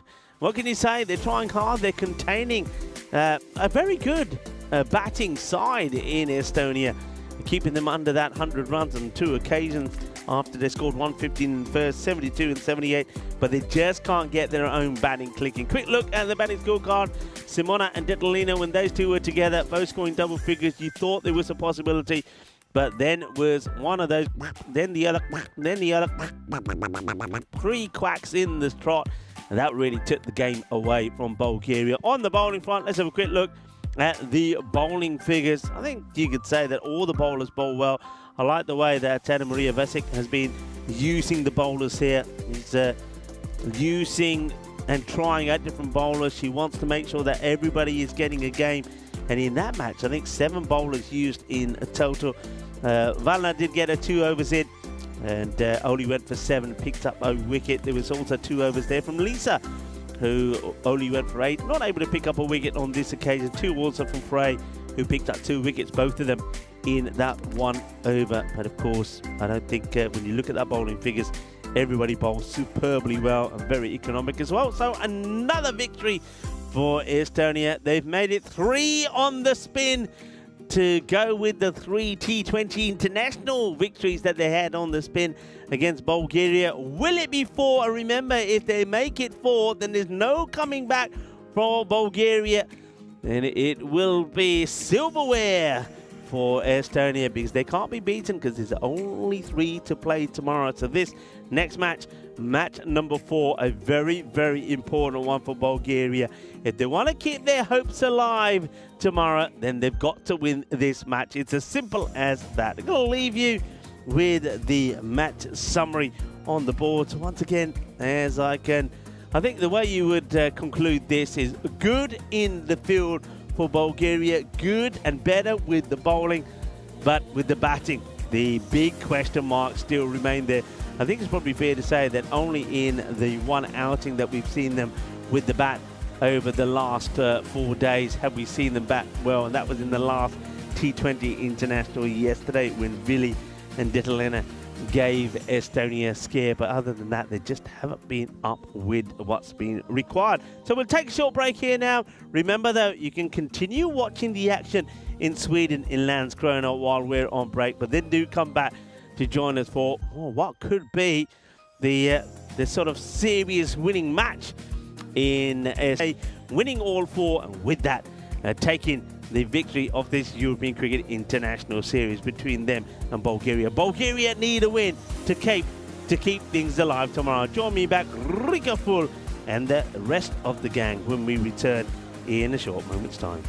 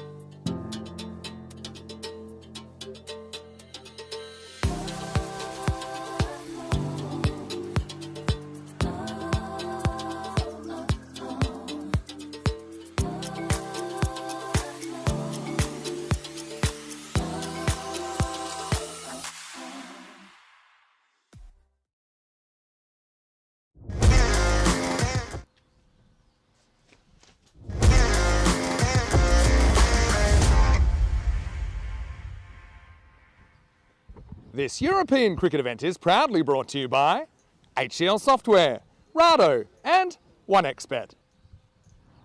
Hello cricket lovers and welcome back to the European Cricket Network as we continue with our international weekend. It's an international Saturday where the women of Estonia are entertaining the women of Bulgaria, and at the moment Estonia, they continue to have the upper hand over their opponents. We saw them win the T20 Internationals 3-0, and on day one of the ECIs it's 3-0 to Team Estonia. So can they make it 4 on the spin? And if they do make it 4 on the spin, then it gives them the opportunity to wrap up this series without even going into the play yesterday. We'll play tomorrow. They will play, of course, to tomorrow, but of course then it becomes a series already completed and won by Estonia. It gives them a chance to maybe make a few changes, and well, it gives Bulgaria at least to try and get a victory under their belt. So this is a very important match. Will it be Bulgaria that bounce back and keep hopes alive going into the day 2 tomorrow, or will Estonia seal it in this match? Earlier, the two captains were with tournament referee Tyron Peters. Let's see what happens at the coin toss. The Estonian ladies to call. Tails is the call. And it's a head. Oh, are they going to have a bat? Well, I think that surprises Tyrone a little bit there. They will have a bat first, so Bulgaria, they're going to make a change. I don't mind that. Look, if you've tried to put Estonia in and restrict them, which they've done well. Let's give them that the last 2 matches. But you haven't been able to win, so try something different. So they're going to have bat first here. They've had struggles with the bat. There's no doubt about it. They only scored 45, 50 and 49. So can they go better this time? Some of the changes we see Tamali coming in. Linus almost comes back into the side. Asama Shifa, Cyrili Paradin, and Eglin comes into the side for Estonia. Bulgaria unchanged. But can the result change? That's what the thing is going to be. 91% to 9%. Estonia to make it 4-0. Their captain is going to be Anna-Marie Vasic to bowl the first. And with the batting, it looks like they're going to make no change from the way they went in the last match. So Biljana Shatarova and Vili Nikolova, who has had a telling off from Tyrone Peters. She will be sitting a detention later tonight. She'll have to sit a detention with Tyrone in the hotel. And she'll be given a paper and a pen, and she will write, "I will not throw my bat when I'm on camera." I think Tyrone says she has to write it at least 100 times, and then she will be allowed to join the others in the spa or the Italian restaurant, wherever the Equipo Bulgaria choose to go. But yeah, you can understand the frustration. Here comes Anna-Marie. That's it, up in the air. It gets over the infield. It'll take just a single. Plays that shot right very well, does Miliania. Hits it on the up, gets a fair bit of power in the shot. See, the wind just picked up slightly. We've lost some of the blue skies and the sunshine, and the cloud has come over. So a little bit frio at the moment, but not so bad. So, well, just hitting around. That's the problem. That's where I think Vili Nikolova's got to be careful, because she just hits the ball and runs. If you watch here, she hits it, starts running, and problem with that is you can sometimes get your partner to run when there's no run, and then there's going to be a run out at either end if the throw comes in. So you got to be sure. I mean, that is her call if it's in front of her, but there's not a run there. No way. Welcome back to everybody, by the way, and I know that before we went on break, I did say, well, you can always switch over and see what's happening at Landskrona. Well, if you took my advice, you would have seen that not a lot, as that's in the air, and it just drops short of the captain. I think she feels, looking at that expression, that she should have done better here. Vesic, let's have a look. And no, it just drops short of her, actually. Yeah, of course, things were done there pretty quickly in Sweden, Landskrona. I'll give you the results of that in a moment after this delivery. That's a genuine leave from the batter, Vili. So there was 2 matches there, of course. Malmhus won the first one, 123-47 against Gothenburg. The second one, Gothenburg would bat first and only did a little bit better than the 47 they posted, chasing 124. They got 49 for 4, and Malmhus knocked them off in, well, they just needed 5.2 overs to do it. And so 2 straight wins for the women of Malmhus, and an early finish there for Tina and Vinny. They deserve it. They could have a bit of a rest, as they have 2 matches there tomorrow as well. That will conclude things in Sweden. And then Vinny, of course, well, he'll be bizzed away to us over here in Estonia. And Estonia, of course, is the Skype software was created by the Estonians. The NATO Cooperative Cyber Defense Center of Excellence is also located in Tallinn. I mentioned before that it really is the hub and the leader in the world in things like innovation and technology.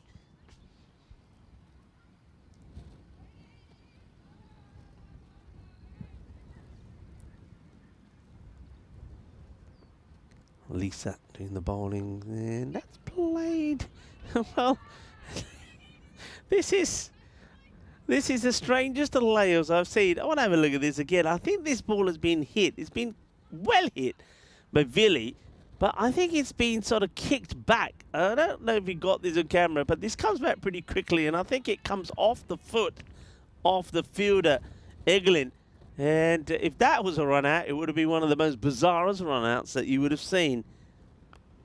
That one just starts to get that ball to swing back in. So just good tidy bowling. Messick the first over, only going for just a couple of runs at the first.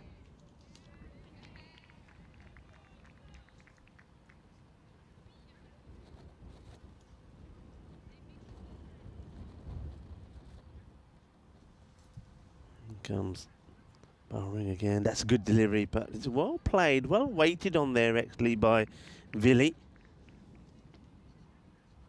Under the watchful eye of Mr. Horns himself.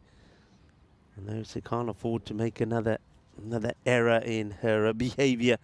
This is the way it looks at the moment. 3 played, 3-0, and also all the points. Remember, 4 points are available. 3 points for a win, and you can take a bonus point away from your opponents, and Estonia have done that in all 3 games. Win this one, it'll be 4-0 with just 3 to play tomorrow. So tomorrow those 3 matches will be basically just all about maybe a little bit of pride for Bulgaria, whereas Estonia maybe be looking to get all the victories under their belt the same way they did in T20 internationals. Well, what's that then, I wonder? I wonder what that was. Maybe shades, I think. Maybe the shades. I know that Victoria Frey does like to put the shades on.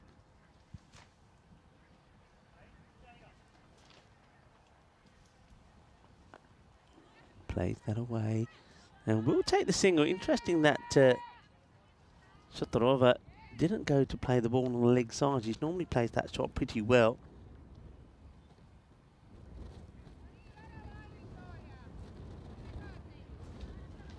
So currently going at 1 and over. 1 came off the over from Vesic, 1 off the over from Lisa.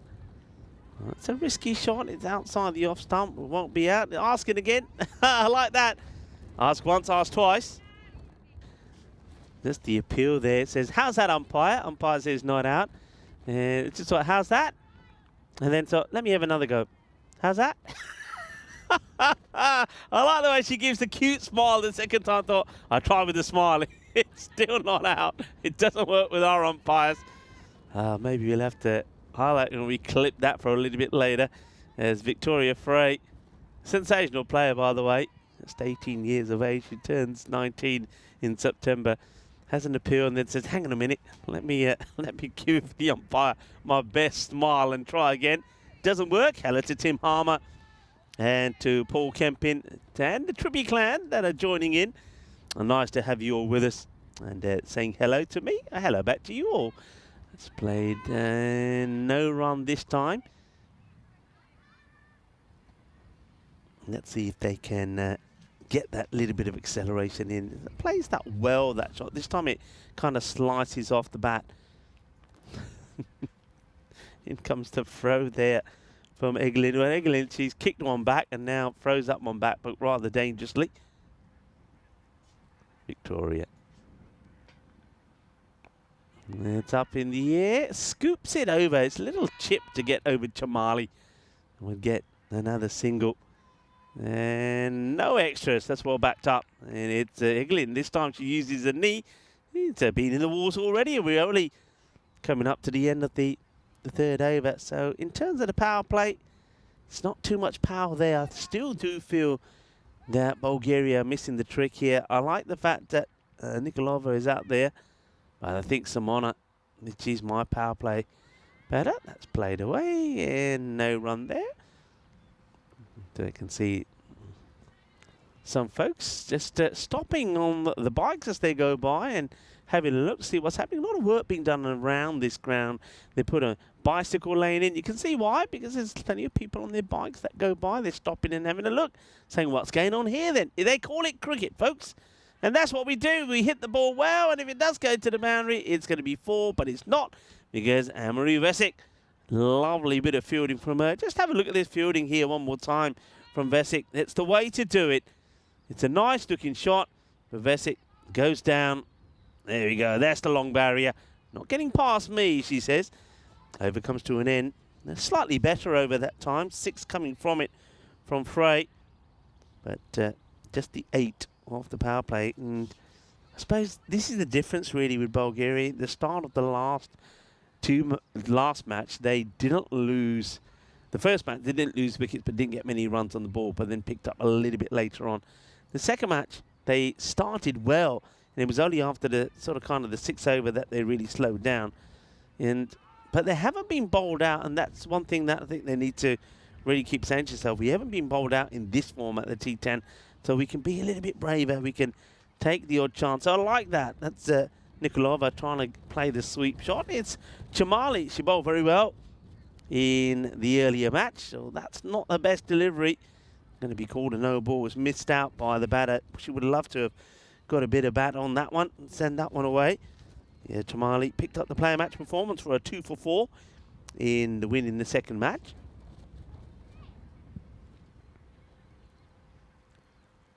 Again down the leg side, so another wind, and the free hit does stay in play. And, here's a question for you people in the chat, because there's 2 very important days that maybe celebrating a bit later on when I get back to base at our spa hotel retreat. So it's Pinot Grigio Day. Pinot Grigio, it's a crisp, fruity, food-friendly white wine that can go well with seafood dishes. Most people believe Pinot Grigio originated in Italy, but hold that thought for a moment, as we're going to hold it for a little bit longer as Chamali gets the wicket. It's the perfect delivery as Shotorova shoots herself in the foot, maybe. She swings and misses at this one. She's going to go for 4 of the 8 balls that she faces. It's just a slow, pitched-up delivery, and if you miss, I hit. A little look back at the damage here. Oops, says Shotorova, and off she goes. Well done to Chamali. Picks up the wicket after a couple of no balls wide, but gets the first wicket down. Again, I don't mind that for Bulgaria, because I think if one batter doesn't get going, then maybe another will. And I also don't believe that, certainly at the top of the order, they're getting their best batters in. Next batter is Ditolina, who's going in. She's taken a long time, Ditolina. Hurry up, because you don't want to give any more runs away, and that means that wherever you got would technically be a -5. So Ditolina comes in, the captain. You just feel that if they are going to get a win in a match, that Ditolina, who comes out now, has to really put a top performance in. And well, she plays that shot well. sweeps it away. It will be fielded out there on the boundary. And that's, you can tell just from the throwing action. It's very similar to a bowling action, actually. Victoria Frey does the fielding. So, yeah, hold the thought I said about the wine. We'll go back to it in a moment. It didn't originate in Italy, but the Pinot Grigio, one more time, plays away nicely. But that will be, once again, just a single. So, Pinot Grigio, the grape Pinot Grigio comes from France, and that's where that wine did originate, like many of the world's wines. So, but it is a fruity white wine, and the reason why I said I'm going to put you in a bit of a predicament, really, because as that one's played away, it's going to be 4 runs. Cuatro querida. See what happens and start to talk about wine and alcohol, and we start to see a boundary there. That's a good strike, good hit, and Vili Nikolova this time. That's the same sort of swing she had when she threw the bat. And this time she holds on to it and sends the ball in that direction. It's a good way to finish the over. Chamali does pick up a wicket, but she will go for 9. And the score at the end of 17 for 1. So, yeah, so what are you going to do? What's your poison? Do you go for Pinot Grigio, because it is Pinot Grigio day today, that crisp, fruity wine, or do you go for whiskey? Because this one gets played onto the leg side. Would you believe that on the same day as wine, it is also World Whiskey Day? So whether you're a novice whiskey drinker or a seasoned professional and passionate about the infusion of the right flavors in your brew, you can enjoy World Whiskey Day today. Yeah, you certainly can. Fact is, whiskey is a historical classic that's been distilled with care for over 500 years. The beverage of the kings and peasants alike for generations. As that one's played away, it's going to be just the one. They think about coming again, but they're not going to. Just the one gets taken there. And whiskey is easily poured between friends and can be the catalyst to make some great memories. Yeah, I bet. And some memories that you don't remember as well. So what will it be? The Pinot Grigio, the whiskey, or maybe a bit of both? That'll really be something. If I was day off tomorrow, maybe I could do that. But I'm still here, 3 matches. And we'll have a day off when Vinny Sandhu comes in here. And, of course, Marco will be coming back after the weekend as well on Monday. So maybe I'll get a day off and I will go with the Pinot Grigio and the whiskey experiment. That's a good, decent delivery. That's the one that gets the wicket. Shouldn't be too disappointed with herself here, Nikolova, because that's the exact delivery that we saw Chamali take a wicket with. But this is Githama now with the ball, so certainly rotating the bowlers here. A bit of flight. It's up in the air. It's well struck, but 2 sweepers are back there. It's Medagooch that will do the fielding as she pounces on that and gets the throw in.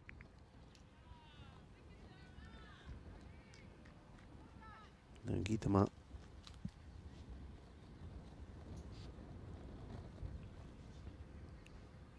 It's probably going to be a wide. I know the batter kind of drifts away from the ball, Datalina, but just misses line. That's the one area where Datalina, we saw that in the last match when she was trying to get the acceleration going. She does miss out on quite a few outside the off because she always likes to give herself a bit of room. That's gone even wider. That's going to be a no ball. It's not on the pitch at all.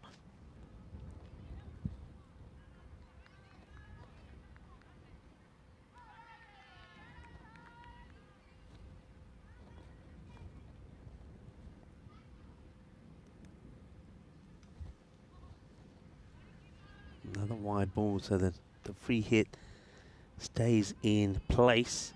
I always like to give you some facts about some of the players in the past.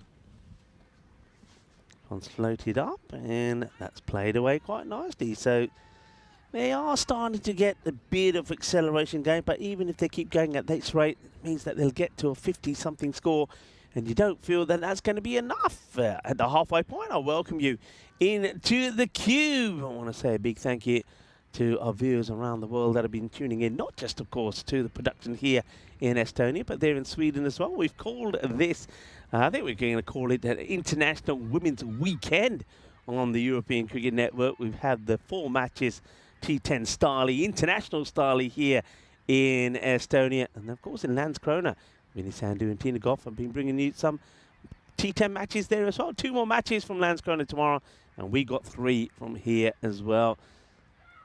So do join us for our Women's Weekend.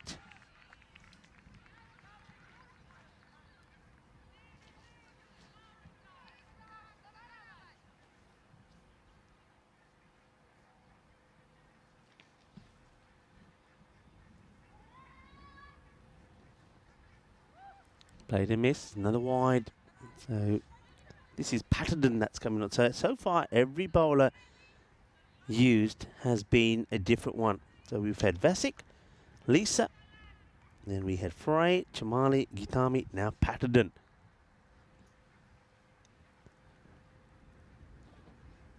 It's going to be another wide. So I suppose when you know that your opponents haven't got too many runs on the board, you can probably maybe afford to just change it and switch it around a little bit. And that's what they're doing here at the moment.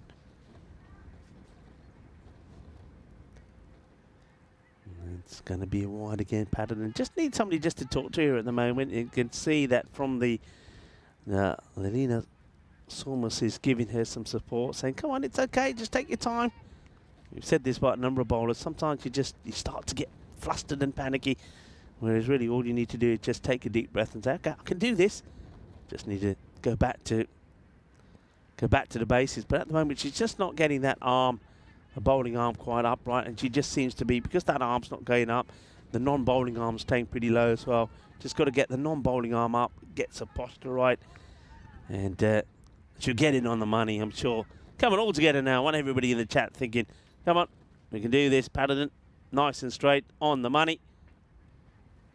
And yeah, once again, just not following through. I think she's it's that sort of moment, isn't it, when you have this, you get the old lurgies come in a little bit, the sweaty palms. So just needs a little bit of friendly encouragement. As we see, look at all the geese there in the back there. I was told yesterday all the geese go into the field, the rugby pitch. Well, I think we just saw a shot on them there. There is so many of them. That's played away nicely. There's a fielder out there, and it is Frey. Victoria Frey gets a good throw in. Good shot, nicely played. But well fielded there. Look at all those back there. Look at that. Tell you what, I wouldn't want to park my car over there. You'd have to go straight to the car wash from here, wouldn't you? And we'll see those geese. I think it was around about this time yesterday when they all take off and head somewhere else. Going to be another wide, so Patterson really is struggling here. 1955, we all know Ray Lindwall, reputation of one of the greatest fast bowlers of all time, but he was pretty good with the bat as well. And on this day, he whacked his 2nd Test century, 118 against the West Indies in Barbados, in Australia's mammoth first innings total of 668. So Patterson, issues still continue. They're just got a little bit quiet out there, have Esti. They just need to give Patterson a little bit of support, and nobody seems to be coming over to give her that at the moment. It's helping Bulgaria though. I said that halfway point, they're looking maybe to get around that 50 mark. Yeah, I'd like somebody. I'd go, I'd go. I'll put my headset over, just go over there and just a little chat, a little arm around the shoulder, and say, it's all right, don't worry about it. Don't worry about it. Just the same way you did in the nets, the same way you did in the practice, same way you did in some of the other matches. And that also, it's going to be wide. It's good thinking, good alertness there from, this is Asma Shifo's behind the stumps this time. She saw that even though that's a wide. The batter does come out of the crease for a momentarily. Wants to whip the bails off, not able to do so.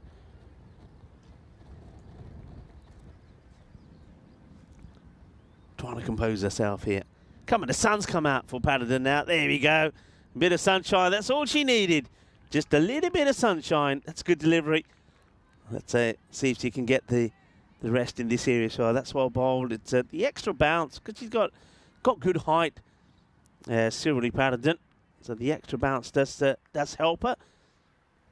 Vili Nikolova, 22 balls for 5 runs.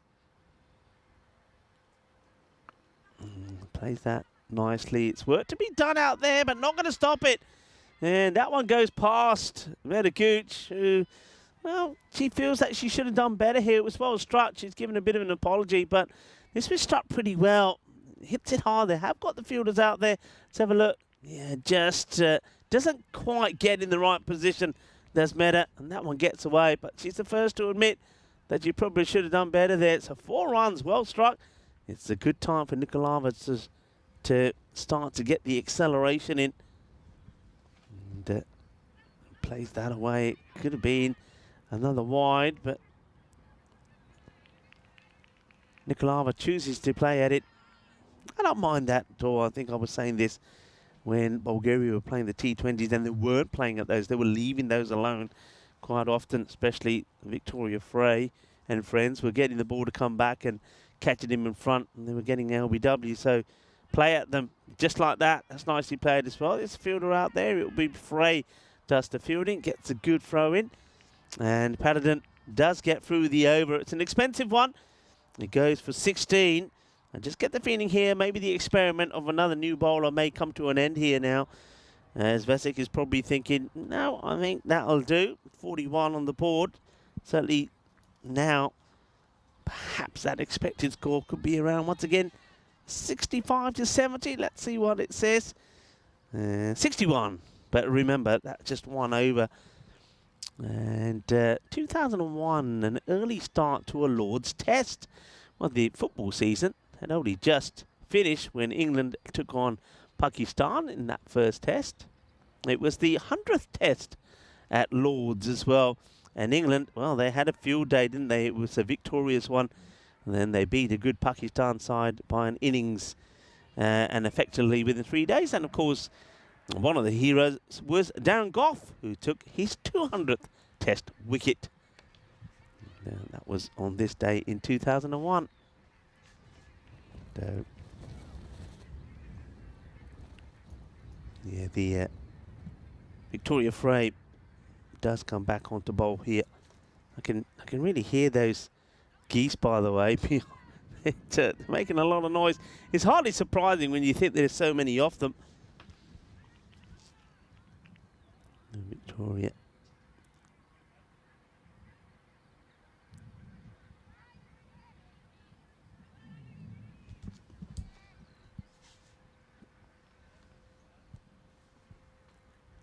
Comes Frey again. And it should be running here. Good early call and well acknowledged also there by Vili. Little on the captain. Just when they ran, they just had a little word there with Nikolova. She'd love to get something that she plays that pull shot so well. There's a big gap between the two fielders out there. We've seen at times that will get through and they'll take a single. As the sweeper comes across. We've seen at times where Estonia have put 3 on that leg side boundary. So they've had the square, the mid-wicket and a long on, a wide long on. But they're sticking to just the 2 at the moment. They've got a short mid-wicket. Jamali, who goes down trying to stop that one in that position. That's that Fuller delivery. That's the one that gets the wicket. Jamali gets the throw in. She just had to take a bit of time to recover. She makes the initial stop and just doesn't get the ball in the hand straight away. You see, just gets away from her. And that allows the batters to get home safely.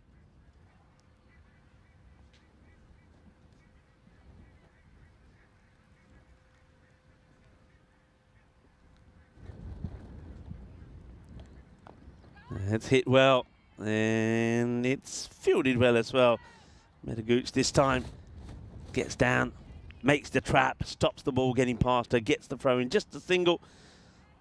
It was a nice strike. Waits for it well, good clean contact. But Meta comes across, good clean hands. I like the way that she had that 1 foot behind as well, just in case it doesn't go into the hands cleanly. End of the over. And much tidier one this time. Just the 5 coming off that one from Frey. Takes the score now to 46. 46 for 1. So once again, goes back to what I was saying with Bulgaria. They don't lose a lot of wickets. But they've got to just be a little bit more aggressive. So Nikolova, 12 of 26. You still got the likes of Simona Yadanova to come out. Now, she's somebody who can crunch it. So I just wonder how patient they'll be. You got the captain, Lana, out there with Vili. They all were screaming there, take another, but they only go for one. Vili, there she is. But I think she really does need to get a move, and you can see she's faced umpteen number of balls extra than the captain, but is one run below her. It's got to get going. It's going to be just another dot. You're not going to take on the arm of Lisa. She's already shown that she's certainly got her arm tuned in. Jamali. That's good, well ball. That's out, I think. If there's no bat involved here, but it catches a bit of... No, it's given out. It is given out. I think they're needing an appeal. And I'm not sure about the umpire. I thought there was an appeal there from Chamali. The umpire seemed to wait and then eventually gives it. I'm not really sure the whole sequence of events. Well, you heard me say straight away that's out. But maybe there was bat there. Let's see what happens here. So, the bail comes. How does the ball go onto the bail? Yeah, it does. There you go. So the worst bat is bat, pad. And look at Chamali. She's holding her head because she asked the question, how's that? The umpire said not out is bat. And in the meantime, the ball has gone and hit the stumps and the bail comes off. So the captain doesn't have to make the difficult decision of retiring out Vili Nikolova. I suppose probably don't want to do that. She's got temper issues, says Vili. And she might throw the bat at you. But anyway, she's well behaved this time. Stop it now, Rico. She's well behaved. She makes her way back with no problems. She goes, though, for 12, and she's taken 28 deliveries to do that. Simona has come out. Yadanova.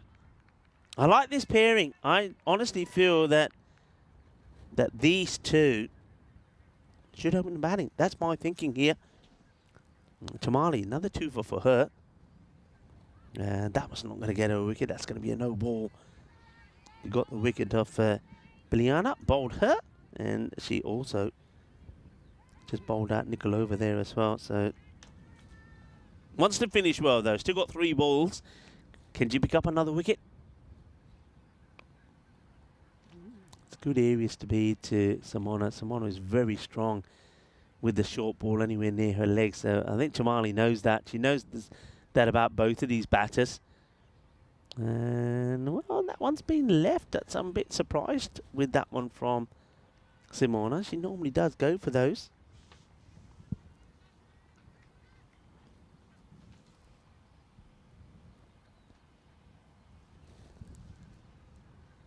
Decides to leave that one as well. So Chamali just having a... When we first saw Chamali in the very first match he played, she had similar issues. She 50 up, by the way, now for Bulgaria. Yeah, similar issues. She didn't have the consistency. But when she came back in the second match, she bowled very well.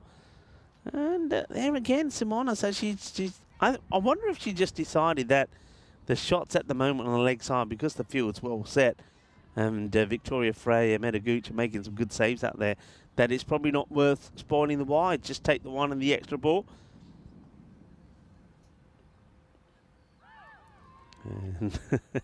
Not this time, Chamali, not this time. But she does get a better ball in here. Just a little bit slow moving here. Normally Simona, she's very quick. She's got nimble footwork. She gets into position quite early. Just a little bit late on that one. She plays that one quite well. It's going to be in that gap. It's a long chase here for Meda to get to. She's got a good arm, though. Fires in the throw. But the batters will get in. Good running. And the fielding applauded there. So end of the 8th over, 55 on the board. Now their highest score in the day has been achieved now by Bulgaria when they've been chasing in the last 3 matches before this one. They couldn't chase 115, got to 45. lost by 70 runs. Couldn't chase 73. They got to 51 short of what they needed to get a point. They couldn't chase 79, got to 49. I think they were 6 short of picking up a point on that one. So it's the best score so far. So that's something to take away from the day. But how many more can they add in the 12 balls to go? Ouch, that hurts. That hurts. I hope that Lisa is okay.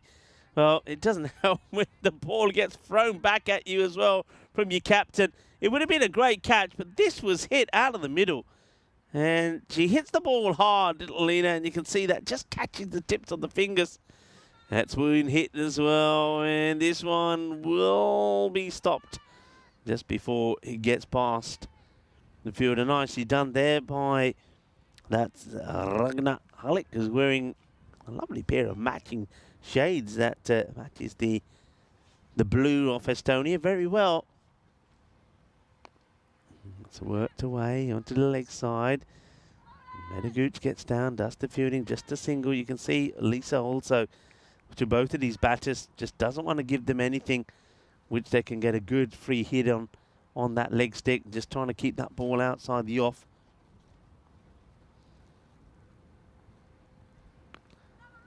And that's hit really well.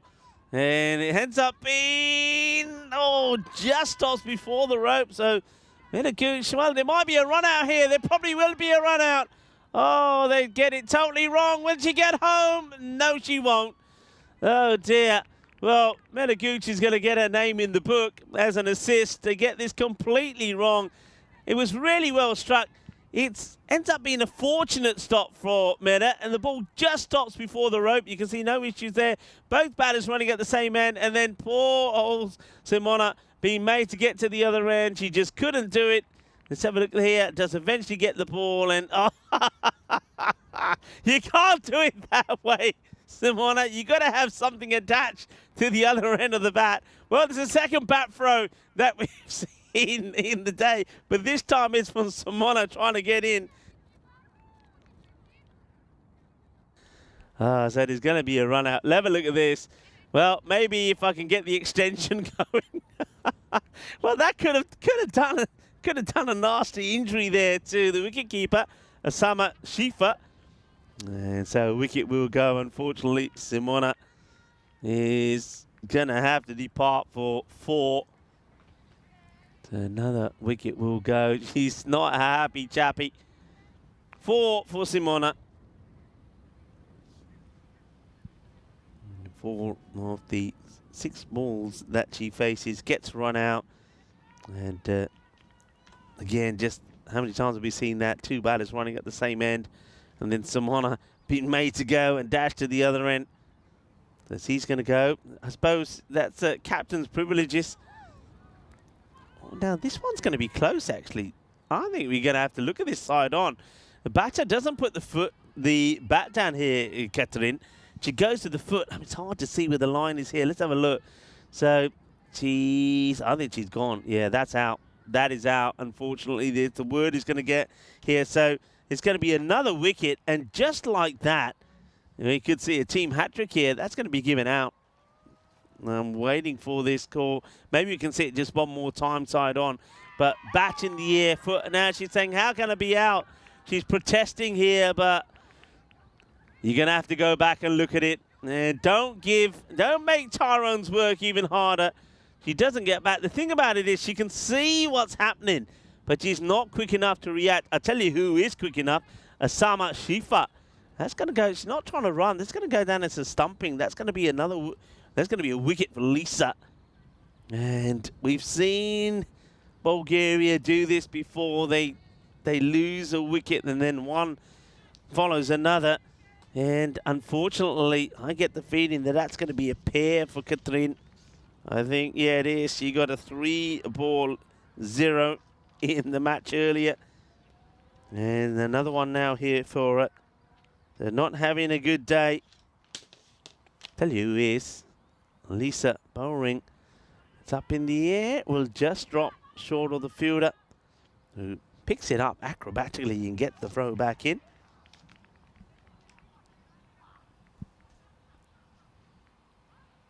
Mentioned this before.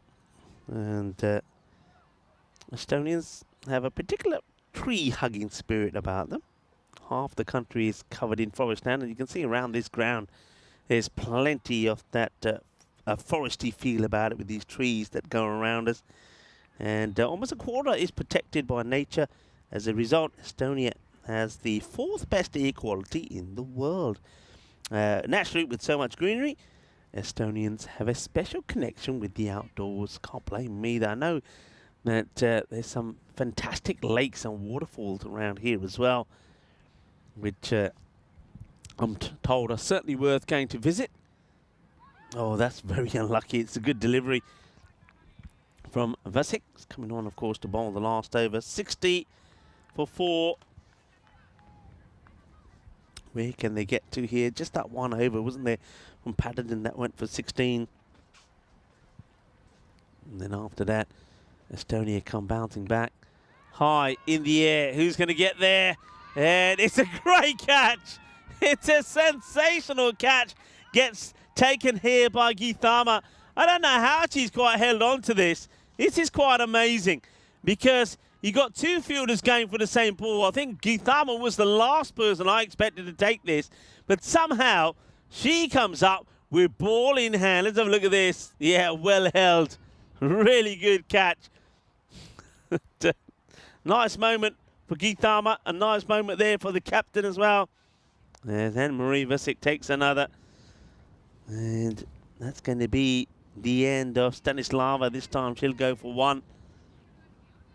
Up in the air. Really good catch. Very well held indeed. And a little fist pump in the air of delight.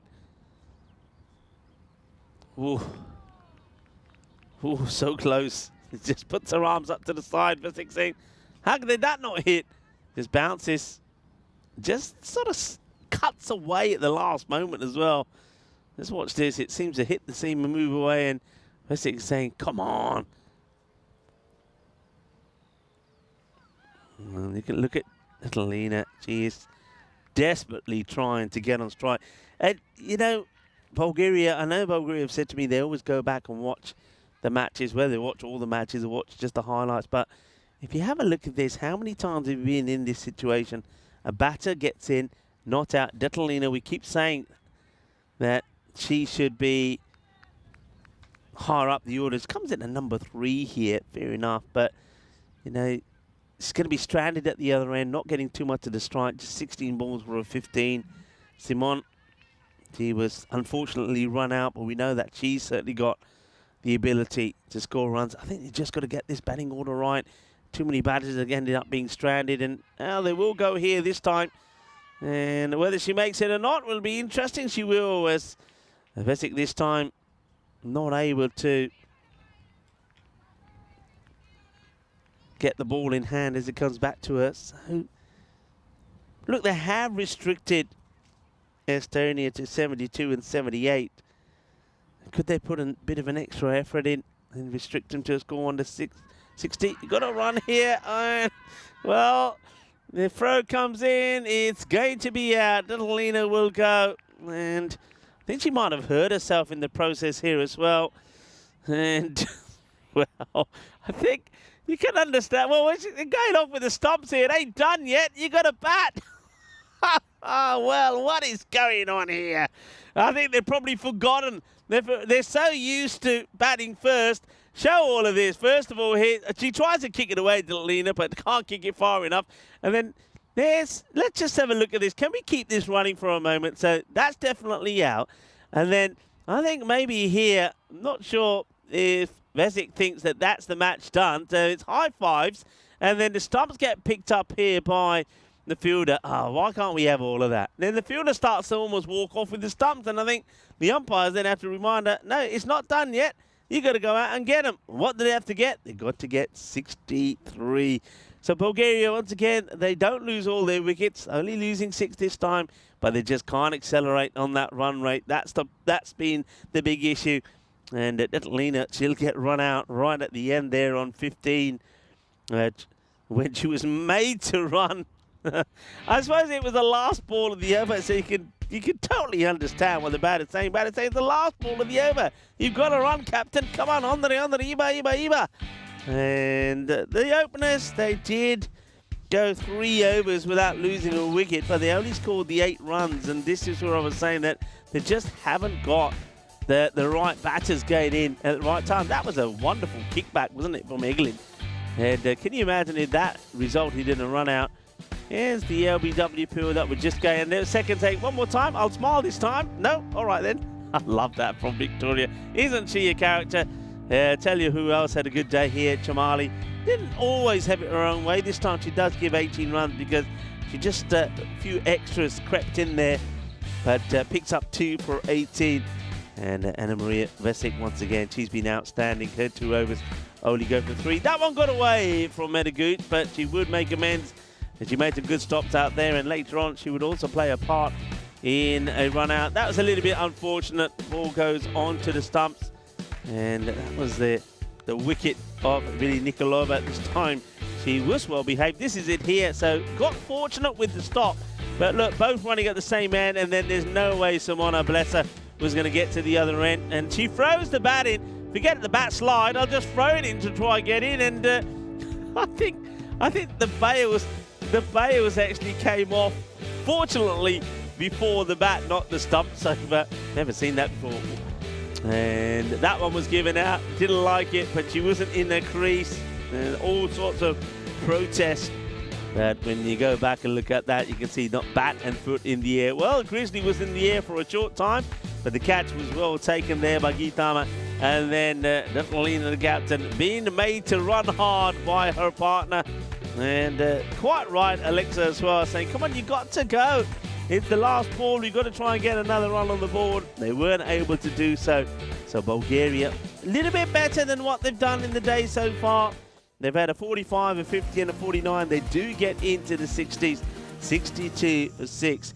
I'm not going to say that it's not enough, but if they are going to do it, they're going to have to bowl brilliantly well.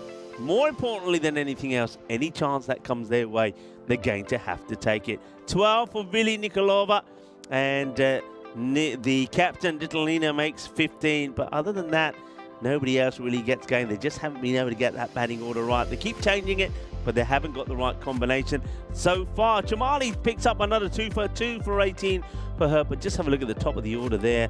Anne-Marie Vasek, 1 wicket for 3, and then Lisa also. Quality bowling from her, just keeps it nice and tidy, nice and simple, not trying to do too much. 1 for 6 in there as well. So good bowling, a number of good bowlers were used there. It was only just that 1 over from Sirili Patterson that went for 16. She got the yips really, and just struggled to get through the over. So we got 1 more innings coming up, and that will be starting in about 10 minutes time. So I encourage you all to stay tuned, get in touch as well. Maybe send me a message through, send a question through. I normally send some random questions through, and maybe I will think of one as well. But get your questions in there. Maybe there's something that you'd like to know about Estonia. Well, I like to know what some of the food that you can recommend for me to have here is. Maybe I will fancy going out and having a little bit nibble a little bit later on. I'll be keen to hear your suggestions. So join me back, Rika Full, with the rest of the gang here on the European Cricket Network. We'll be back in 10 minutes' time.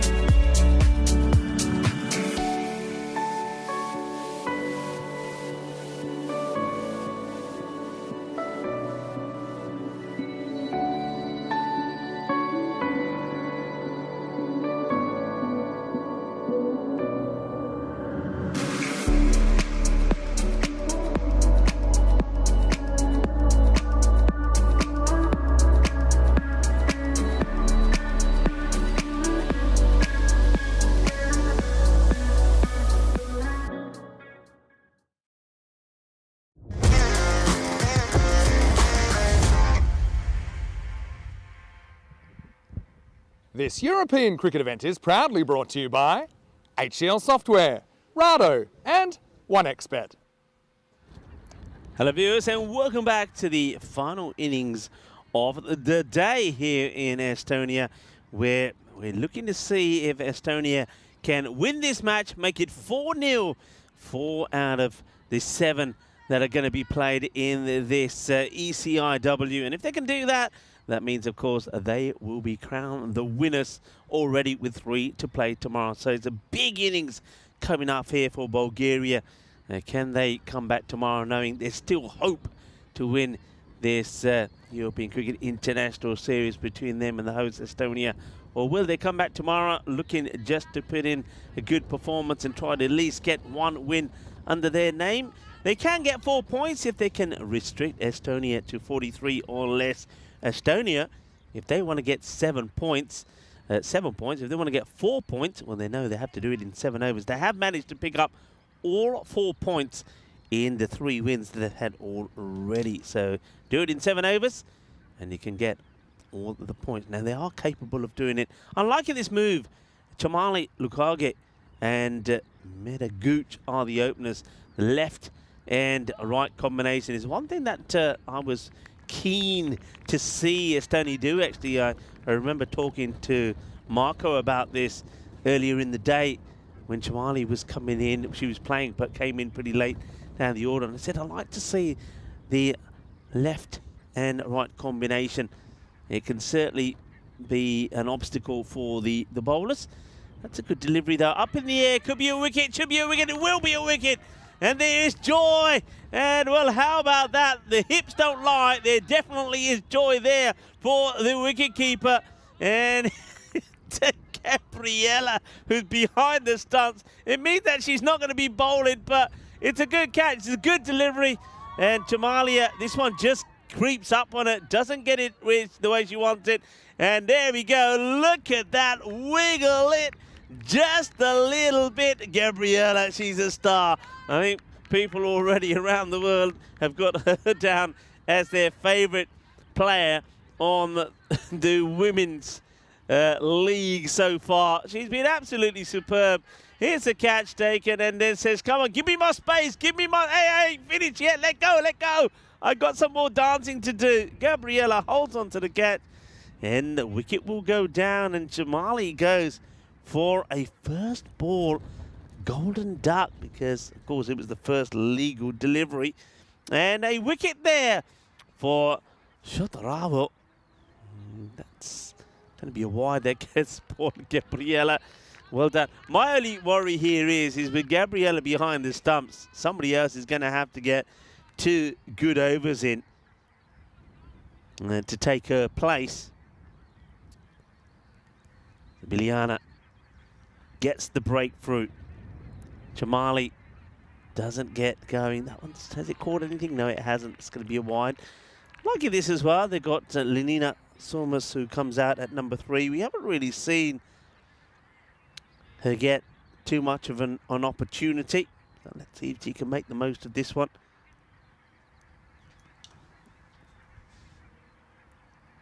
And oh, that's gone.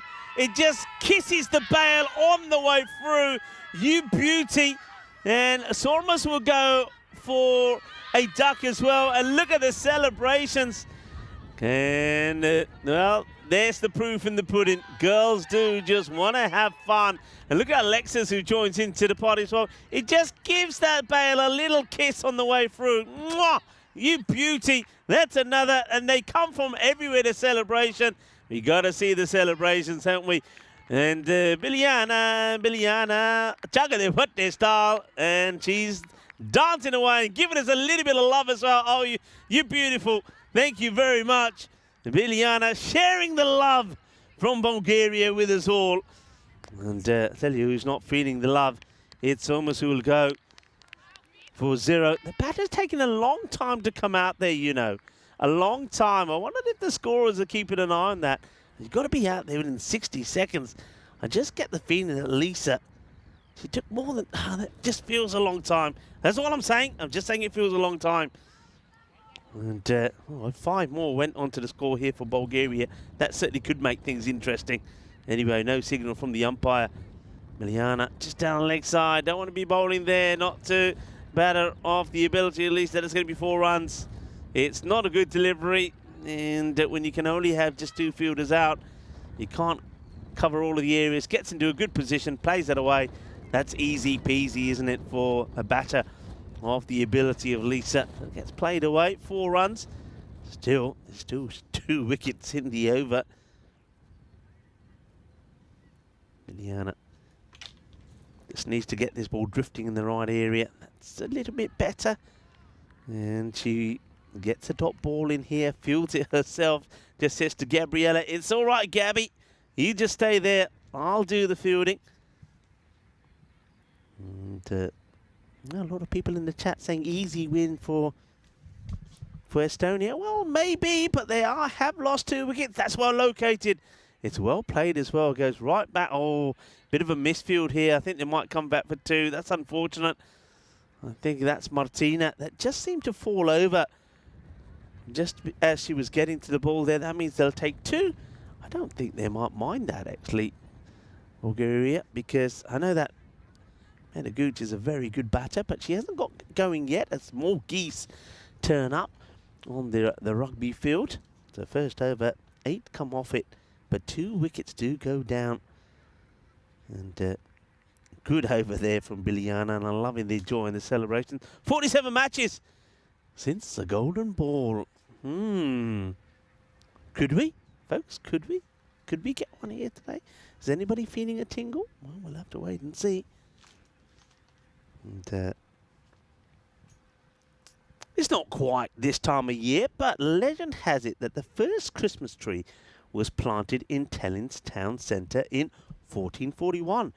This merry event signalled the first Christmas tree placed and decorated in a European town square.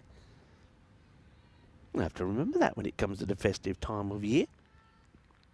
And it is that last match. What about some food talk here? Can somebody tell me? I know that they love the cheese over here in Estonia, don't they? I know most places you go, that's a good-looking shot. And not quite the way that Martina wanted to stop it, but she does make the stop, uses her foot. It doesn't go in the hands, but she ends up being like a proper football trap. And there you go. It was hit pretty well. Oh, I know it's a Pinot Grigio and World Whiskey Day. It looks like whoever's up in the camera there, is that Dennis or Martha? I might have already been on some of the Pinot Grigio and the whiskey. Not yet. You have to have it later. I said at the end of the day. Anyway, I think we're okay. I think we've steadied things down again now. So can they keep this going? Oh, that one's come in a fair bit, and that's just hit and run. And Meda does get home. Really hear those geese now. They're making a lot of noise. A lot. I wonder, can you hear that on the speakers, folks at home? That's going to be probably a no ball, says the umpire. No ball signal. I want to say a big shout out to the umpires today. They've been absolutely brilliant. Got Dulitan Vimukti, Tarun, who's the third, and Ravi, who was, of course, doing some matches earlier. Well led, of course, by Tyrone Peters, Mr. Horns himself. And that's played nicely, bit of fielding. There's the geese now. Can we see them flying around? Come on, show us the geese. Chris Tapps, get the camera on the geese. There they are. Look at them. Players, watch out. Put your beanies on. And there we go. They're taking off. It's that time of day. Take cover. Well, I'm all right. I'm in the igloo. The igloo, it's good for that anyway. That's left on this occasion by Meda. Another wicket or 2. If they can get these 2 wickets, Bulgaria, then I'm saying they've got a really good chance. But you've got to get them pretty quickly. That's the key here. Black bread, somebody said to me, you've got to have the black bread here in Estonia. I'll tell you more. That's well bowled. Good delivery. Nothing quite captures the essence of traditional Estonian cuisine like homemade bread. The staple food, usually made from dark rye or wheat flour, is a crucial part of daily meals. Known locally as black bread. Oh, that one comes completely wrong. Well, maybe it's the geese that are putting off the bowler here. Katerina. Can't be easy, can it? The thing is, though they've taken those 2 wickets, they're scoring at well over the rate that they need to go. They need less than run a ball. That's a better delivery. It's up in the air, gets it over the fielder. Plays this a little bit later, does better. We'll come back and double up, and, well, asking the question, but I do feel that she gets home here. We'll have a look side on just in case. So the bat is down, it's slid. Foot is also in before the stumps are broken. The end of the over, and a good one for Estonia. Katrin goes for 10, score 18 over 2. Oh wow, there they all are. Look at this. And well, I told you, National Geographical Channel have got nothing on us. We bring you all sorts of things. They will go back to Biliana. Starts with a dot ball. When she gets the ball in the right area, she's very similar to, I would say, to the bowling really of somebody like Valna.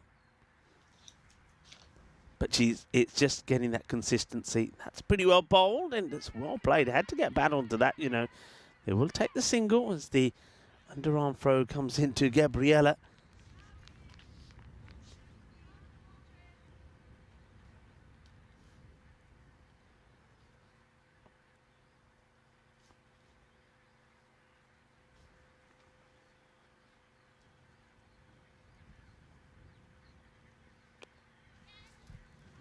Played out, going to take a single again. So really, they have the fielders that were being close have been pushed back a little bit from that last over. And now it's clever batting, just pushing the ball around to take those easy, comfortable singles.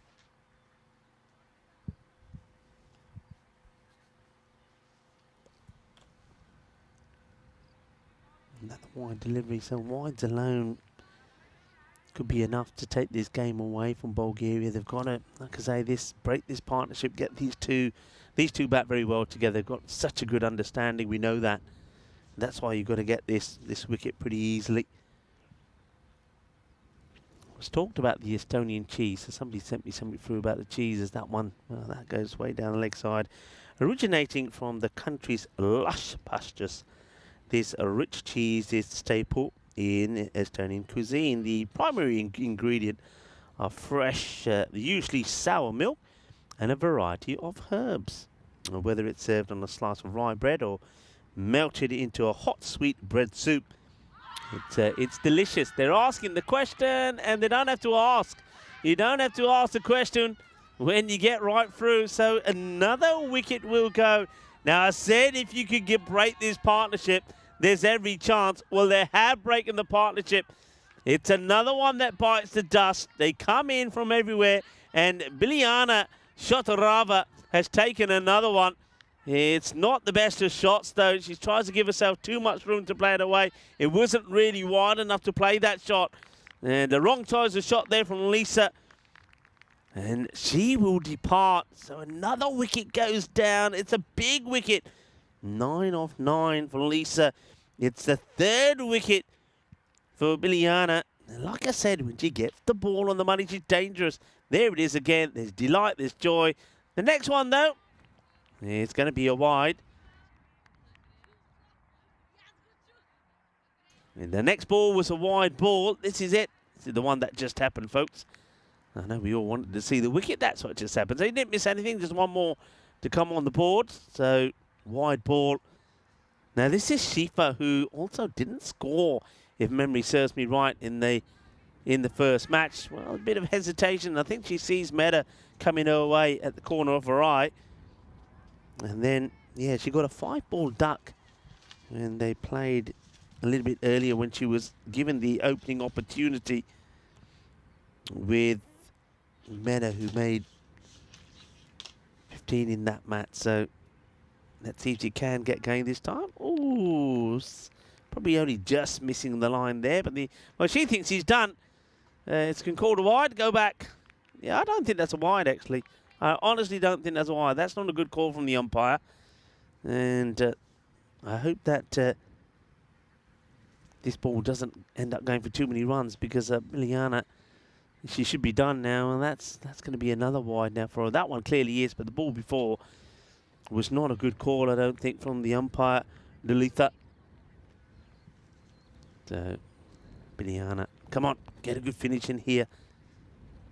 Metagoot still there, 5 of 6. Asama Shifa still searching for her first runs in the day. That's a good delivery. Just moves a little bit away when it pitches. Well done to Gabriela. She smothers that one. Doesn't let it go anywhere. It's the end of the third over. So, I mean, the difference in the power plays is huge. 25 for 3 compared to just 8. But see the difference I was talking about 8 without loss. Doesn't mean anything, does it? You'd rather be on 25, 3 wickets loss, because they don't get bowled out. Only lose 6 wickets. They had a good little spell really there from the kind of the 4th over to around the 8th, but then it was slowed down again. What's very important here, though, is they do bowl tidily. Now, again, I wonder if the captain, Catalina, did pick up an injury when she was out the very last ball, because when she was run out, she sort of did keel over for a little bit, because we're not seeing her bowl here. And I think if you want to win this match, your best bowlers have to come on here now. Stanislava comes on. That's beautifully played, but straight to the fielder. They will go on the hit. And I think this is okay for Bulgaria, because you're getting the batter who has been informed today, Metagoot, at the non-striker. So Meta, of course, batted through the very first match for a fine 35. Made 15 in the second. So now you can work at the other batters. So Shifa still not got off the mark. Stanislava, can she find the form that she was in yesterday? That's a good delivery. Had to play at it. Works it around the corner. But there is a fielder there. Good field placement as well from Natalina, the captain. Keeping the squeeze on.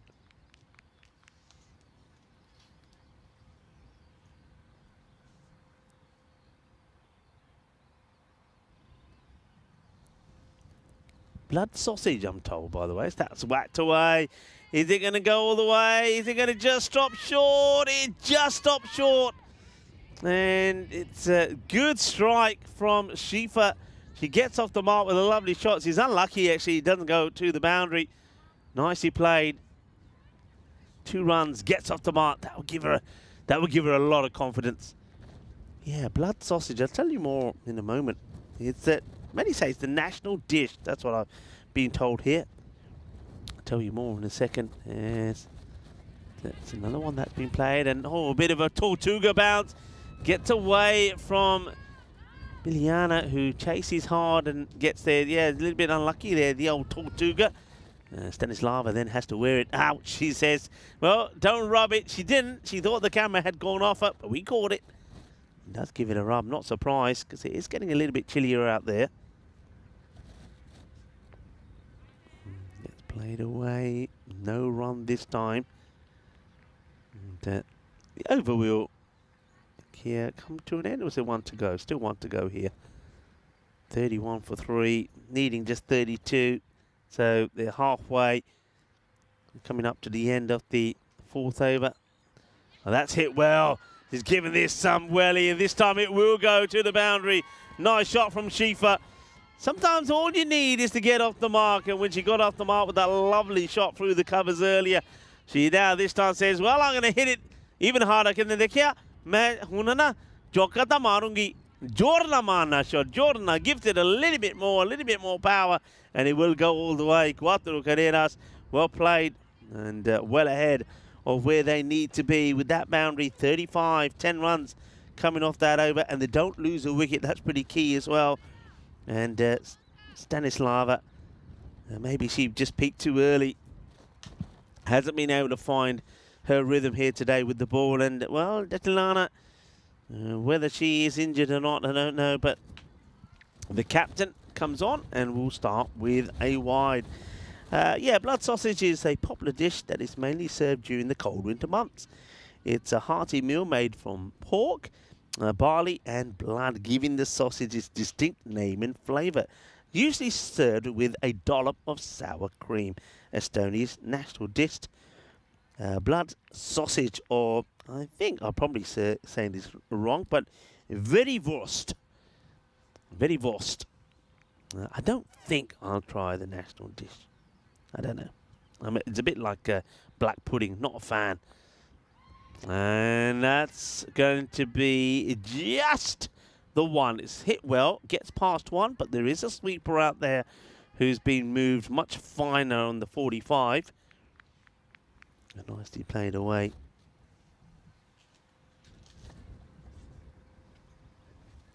Catalina always practicing her action when she goes back to her mark.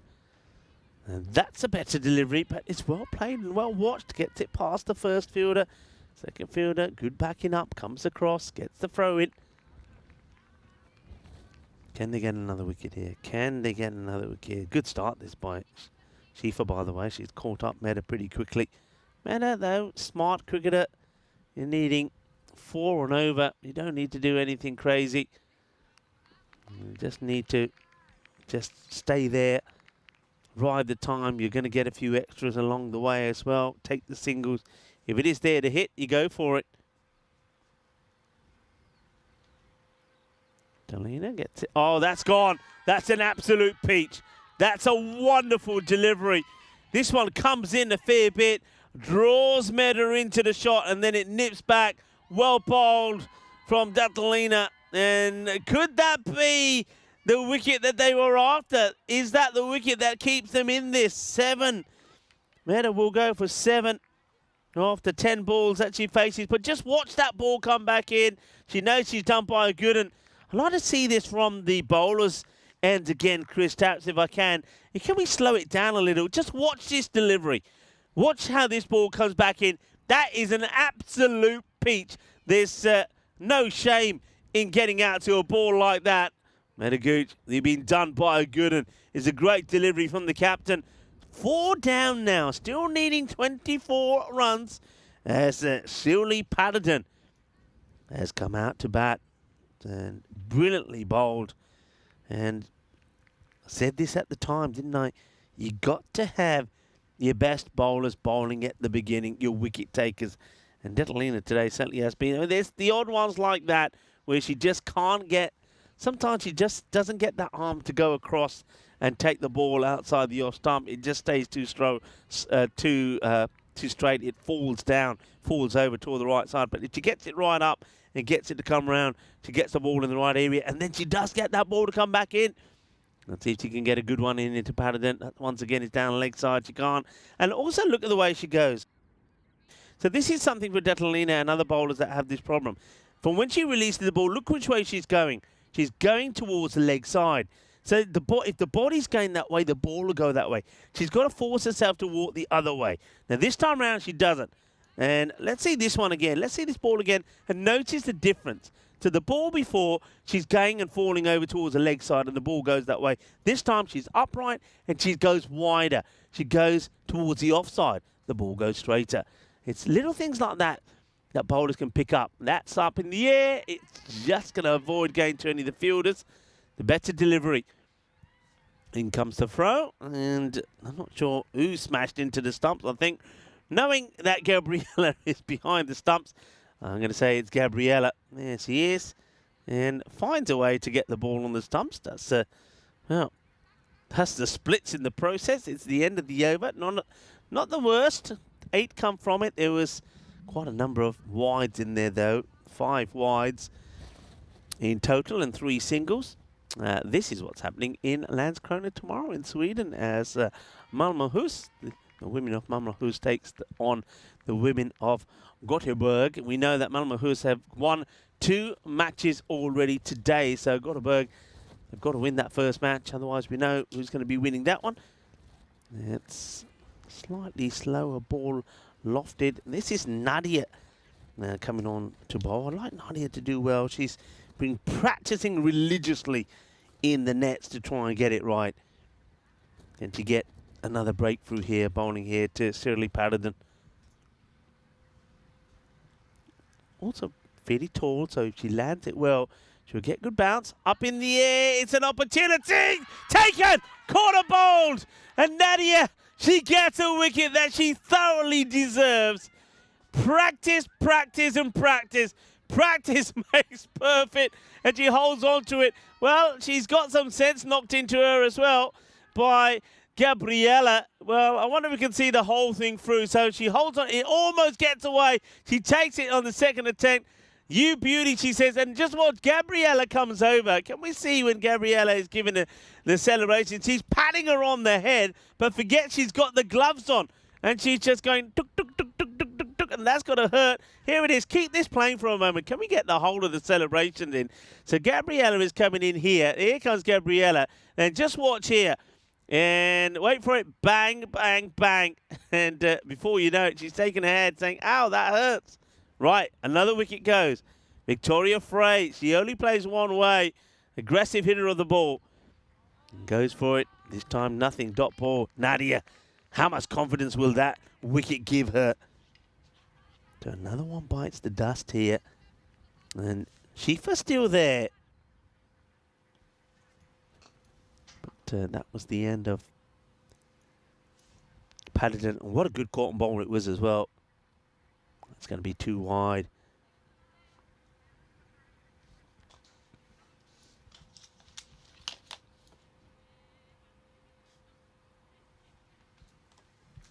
Frey, Victoria, comes in probably at a crucial moment.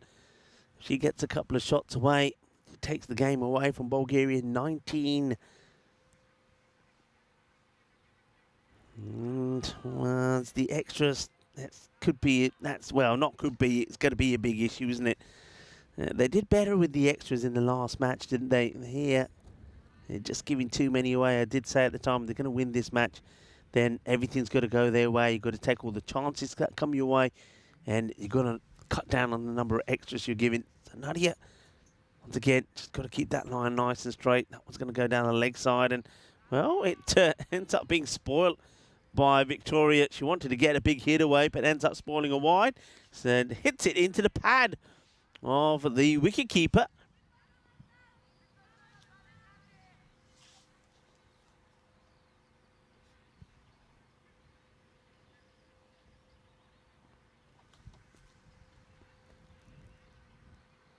That's a better area. It gets worked away. It's to the fielder. Good bit of backing up just in case if it's not stopped first time round. That's nicely done. And that's Simona Jordanova.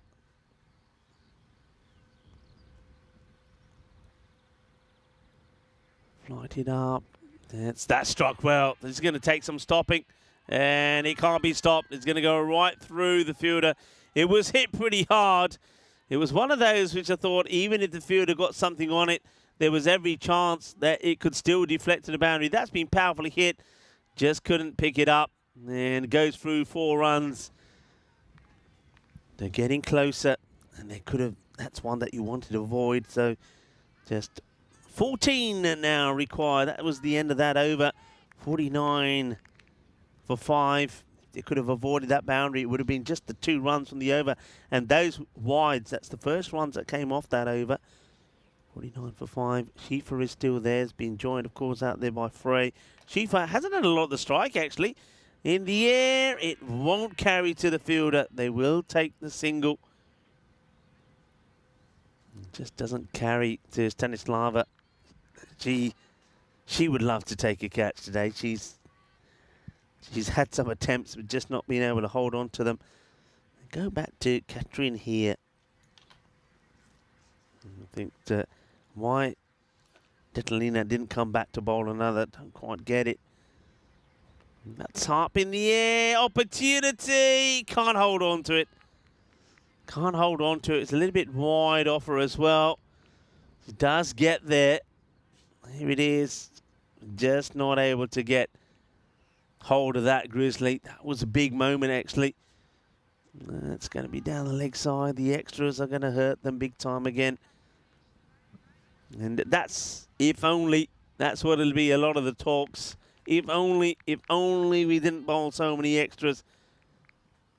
Especially, not so much in the first match, but in the other matches, those extras was so key. So Catherine, can she get it outside the off a little bit fuller? It's up in the air. Can anybody get to this? It's another opportunity. Can't be taken. And it's the fielder I was talking about, Stanislava. She does get perhaps another chance to try and get one, but she can't. She just needs the confidence of grabbing hold of one. It's not happening at the moment.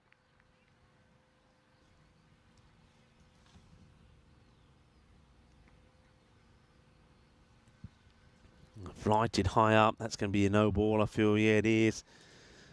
So free hit coming up now, just needing the 10 runs for victory. One thing that you would imagine, and I'm not going to speak too early, but you would imagine at least it looks like Bulgaria may get a point, but still got to get through these 3 balls. Can't be conceding 10 in 3. Have I spoken too early? That's okay. It's a dot, so get 2 more balls in here, and if you're not winning the match, the next best thing you can do is at least take something away from it. It's a positive. It's a positive ending to the day for Bulgaria, though. It still means that they will lose this series. Not sure what that signal was there from the umpire, actually. That's nicely bowled. It looked like a little free hit signal there. Am I seeing things? Maybe I am. The umpire was doing a little bit of signaling there. Not sure what that was about, but I haven't seen anything come up on my my display, so we're okay. Here comes Catherine again. Fuller delivery. That is close. Gone. And no appeal at all from Catherine, but there was an appeal from somebody. Maybe it was from Gabriella behind the stumps. Another wicket goes down. It's the 6th. And Asama Shifa now will go. Are we going to have a real late drama here? I think that's absolutely plumb. And I think it was probably Katrina that appeals. I think she turns around here and says, umpire, how's that? Yeah, it's out. Well done. It's another wicket. It's a good over. 4 come from it. And 1 wide and 1 no ball in there. Another wicket does go. 53 for 6. 10 runs still needed, 18 balls to go. It's the first point also that Bulgaria have registered. So congratulations to them for picking up a point. Small steps. You got to celebrate the small victories, and that is a small victory. But it would be a huge victory if they can contain here. And what won't help you? That goes, well, the celebrations. I'm not sure what the captain here, Titalina, is celebrating. It goes, I think this goes over the stumps. It does. She thinks he's out. She thinks he's bowled. But on this occasion, it isn't. Victoria Frey living dangerously. But that's the way that she plays. We know that. She's been joined out there by Ragnar. That's not a good delivery. Come on, captain. Don't give any extras away. Try to take it as deep as you can.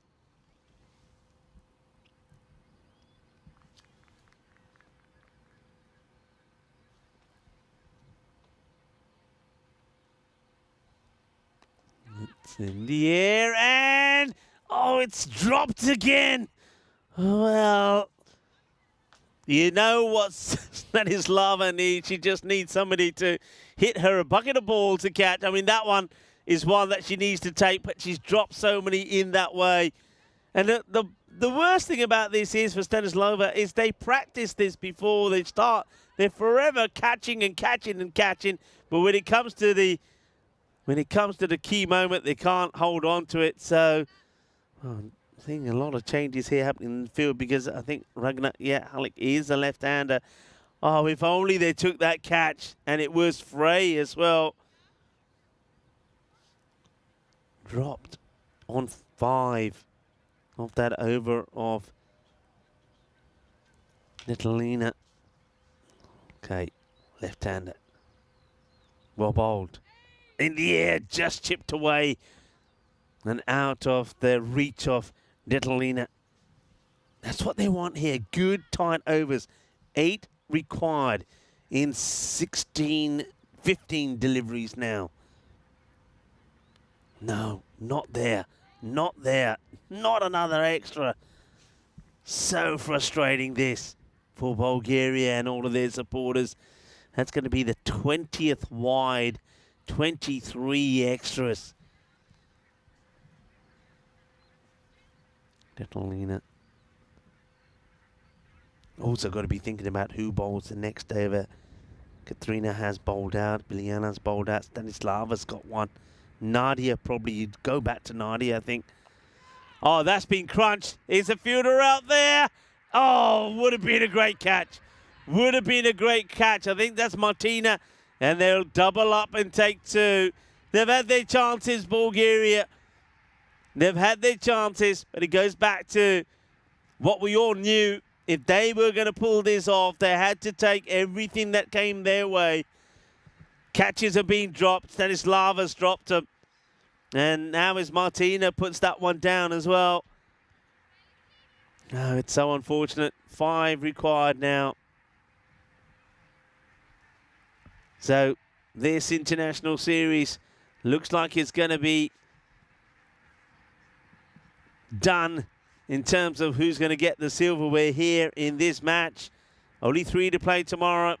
If it's 4-0 up that Estonia looking to go here, that really seals things. And tomorrow, really, Bulgaria only playing for a little bit of pride, whereas Estonia, well, they're looking to seal the fate of Bulgaria by making it all the wins. I think that was okay. Probably a difficult one for the umpire to have a look at because Detalina is standing right where she shouldn't be, but the umpire sees enough of it to say it's okay. Detalina kept on looking at the umpire. All right. Get in this delivery. It's... Oh, well, it's showtime here at this international cricket and rugby ground in Estonia. It's time for the reverse Malachi. Well, the women can play a little bit of sexy cricket as well. Have a look at this. Well, the sun is out. Sun sees sand and sexy cricket. What a wonderful shot. The reverse Malachi. Thank you very much. And beautifully played. Look at that. Oh, she loved it as well. A little bit of sexy cricket. 4 required then. With 12 balls to go. Can Bulgaria take it into the last over? And it all depends who's going to bowl this one. Again, the wides. That's what hurts. Detalina in that over. 6 will come from it. 59 then. 6 wickets down. And going to be Nadia to bowl it again. Can she get a great over in? That's been struck really well. Good shot. If this one goes to the boundary, it's done, and it is done. It's done, it's dusted. It will be sealed with another marvellous hit from Ragnar Halik. She absolutely crunches this for the boundary. It's a great effort there on the rope from the fielders to try to stop it, but can't do so. I think it's Martina again that she spent a few moments diving over the rope. It's a victory there for Estonia. But you can see there that Alexa, a little celebration from her. I think she asked the umpire, does that mean we get a point? Yeah, you get a point. They don't get the win they were after in the day of Bulgaria. I know they were keen to get that win. They were talking to me about that last night. The next best thing is you get a point. So at least they can turn around and say that we haven't allowed Estonia to take all the points away. Well, she wants to take the stunts with her. We're going to need those tomorrow. You can't take those today, Ragnar. But she's very happy, and so she should be. And comes out there. He plays a lovely shot for the reverse Malachi. Well, her partner out there is pretty happy as well. And that's Victoria Frey. But there were chances there towards the end, weren't there? Frey was dropped, and a big opportunity that. She was on 5 at the time. You got to hold on to those chances when they present themselves, and they weren't able to. And that means it's going to be a series win with 3 still to play for Estonia. And they're making a habit of winning now. Remember when they started the T20 campaign a couple of days ago, they hadn't won a match in 10, but they won the first, they won the second, and they won the third in the T20 International Series. And now they've gone 1, 2, 3, 4 in the T10s with 3 to play tomorrow. But Bulgaria, they will know already that the winner's trophy and will be going to Estonia, but they can still try and pick up a win as well. Here's Gabriela. She's got all the moves. We know that already. And, well, there was a little bit of love in the air for us as well. Give us some love. Thank you very much. There we go. Mwah, mwah. And same to you and to all of our viewers around the world as well. As problem was, though, that they were picking up the wickets. That was a third. And excellent bowling really there from Biljana. You got to take all the positives there as well, haven't you? I mean, there's going to be negatives, but you got to take the positives along the way. And Biljana, well, it's the first time really we haven't seen too much of her, and that's her best bowling figures ever on the network as well. So congratulations to her. Just love the way that she goes about things. And before this one, she's not even taken wickets. So it's a great moment for her. 3 for 15. She'll remember the day. And then also this, a young lady that practiced. Every time they weren't playing, she was in the net, going at it and trying. And in the end, practice does make perfect. She holds on to a great caught and bowl. But then this one hurts you. That was 4 runs that came off that over. And this was plumb. How's that? Go on. Oh, really? It's time to party. It was absolutely plumb. Just a little inquiry. The umpire says, if you ask me how's that, then I'm going to have to respond by giving it out. And look at the love. That one, oh, she would love to have hold of that. And Stanislava just wasn't able to. Then Martina also gets a chance as well. Then right at the end, after we saw a little bit of the old reverse Malati from Ragnar, he then clubs that to the boundary, gets the win. Congratulations, well done to Estonia. They make it 4 wins out of 4, which means that they are the winners of this European Cricket Women's Internationals, with 3 still to play tomorrow. But Bulgaria, they've got plenty to play for, and they've got plenty of time also to make some little subtle changes to their play to get them better and be a little bit more competitive. And who knows what tomorrow can bring. Estonia, it will be interesting to see how they go tomorrow. They may certainly, as we've seen today already, make a few more changes.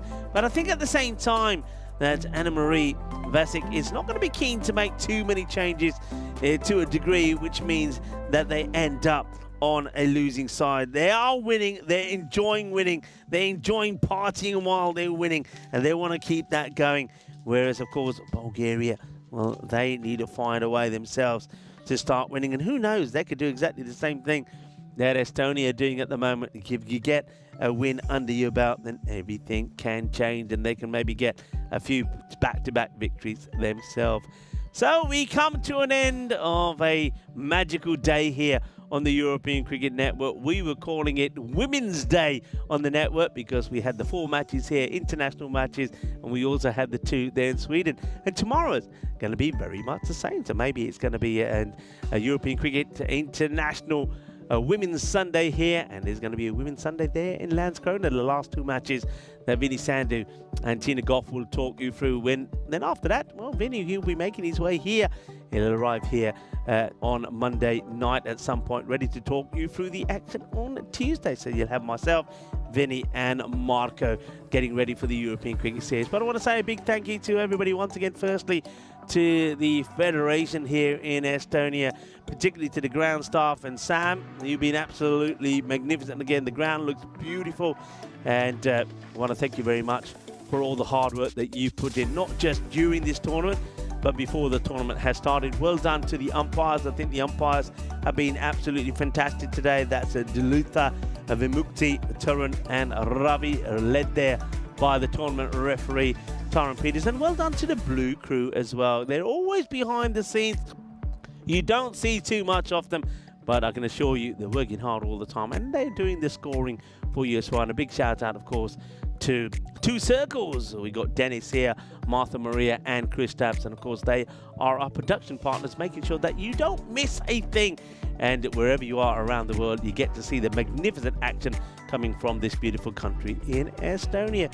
So we're coming to the end of the day. I hope you find a way to relax, whatever it is that you do. But remember, it is World Pinot Grigio Day. So if you like a bit of white wine, why don't you get yourself a bit of Pinot Grigio and soda down? Or if you like some of the hard stuff, if you like some of the, well, they call it the water of life, World Whiskey Day today as well. And I know which one I'm going to choose. I think people who know me pretty well will always say that Rico's always going to have a little whiskey before he finishes today. I certainly will, and there's certainly plenty of things to look back on today. It's been a great day, and more importantly, I want to thank our viewers around the world that have been tuning in. I mean, without you, we wouldn't be here. Without you, we wouldn't be anything. So thank you very much for tuning in. It's been a great day. It's time to sign off, but not before we have the highlights of the day. So be good, be kind, be safe, be happy. Shukriya, thank you for watching.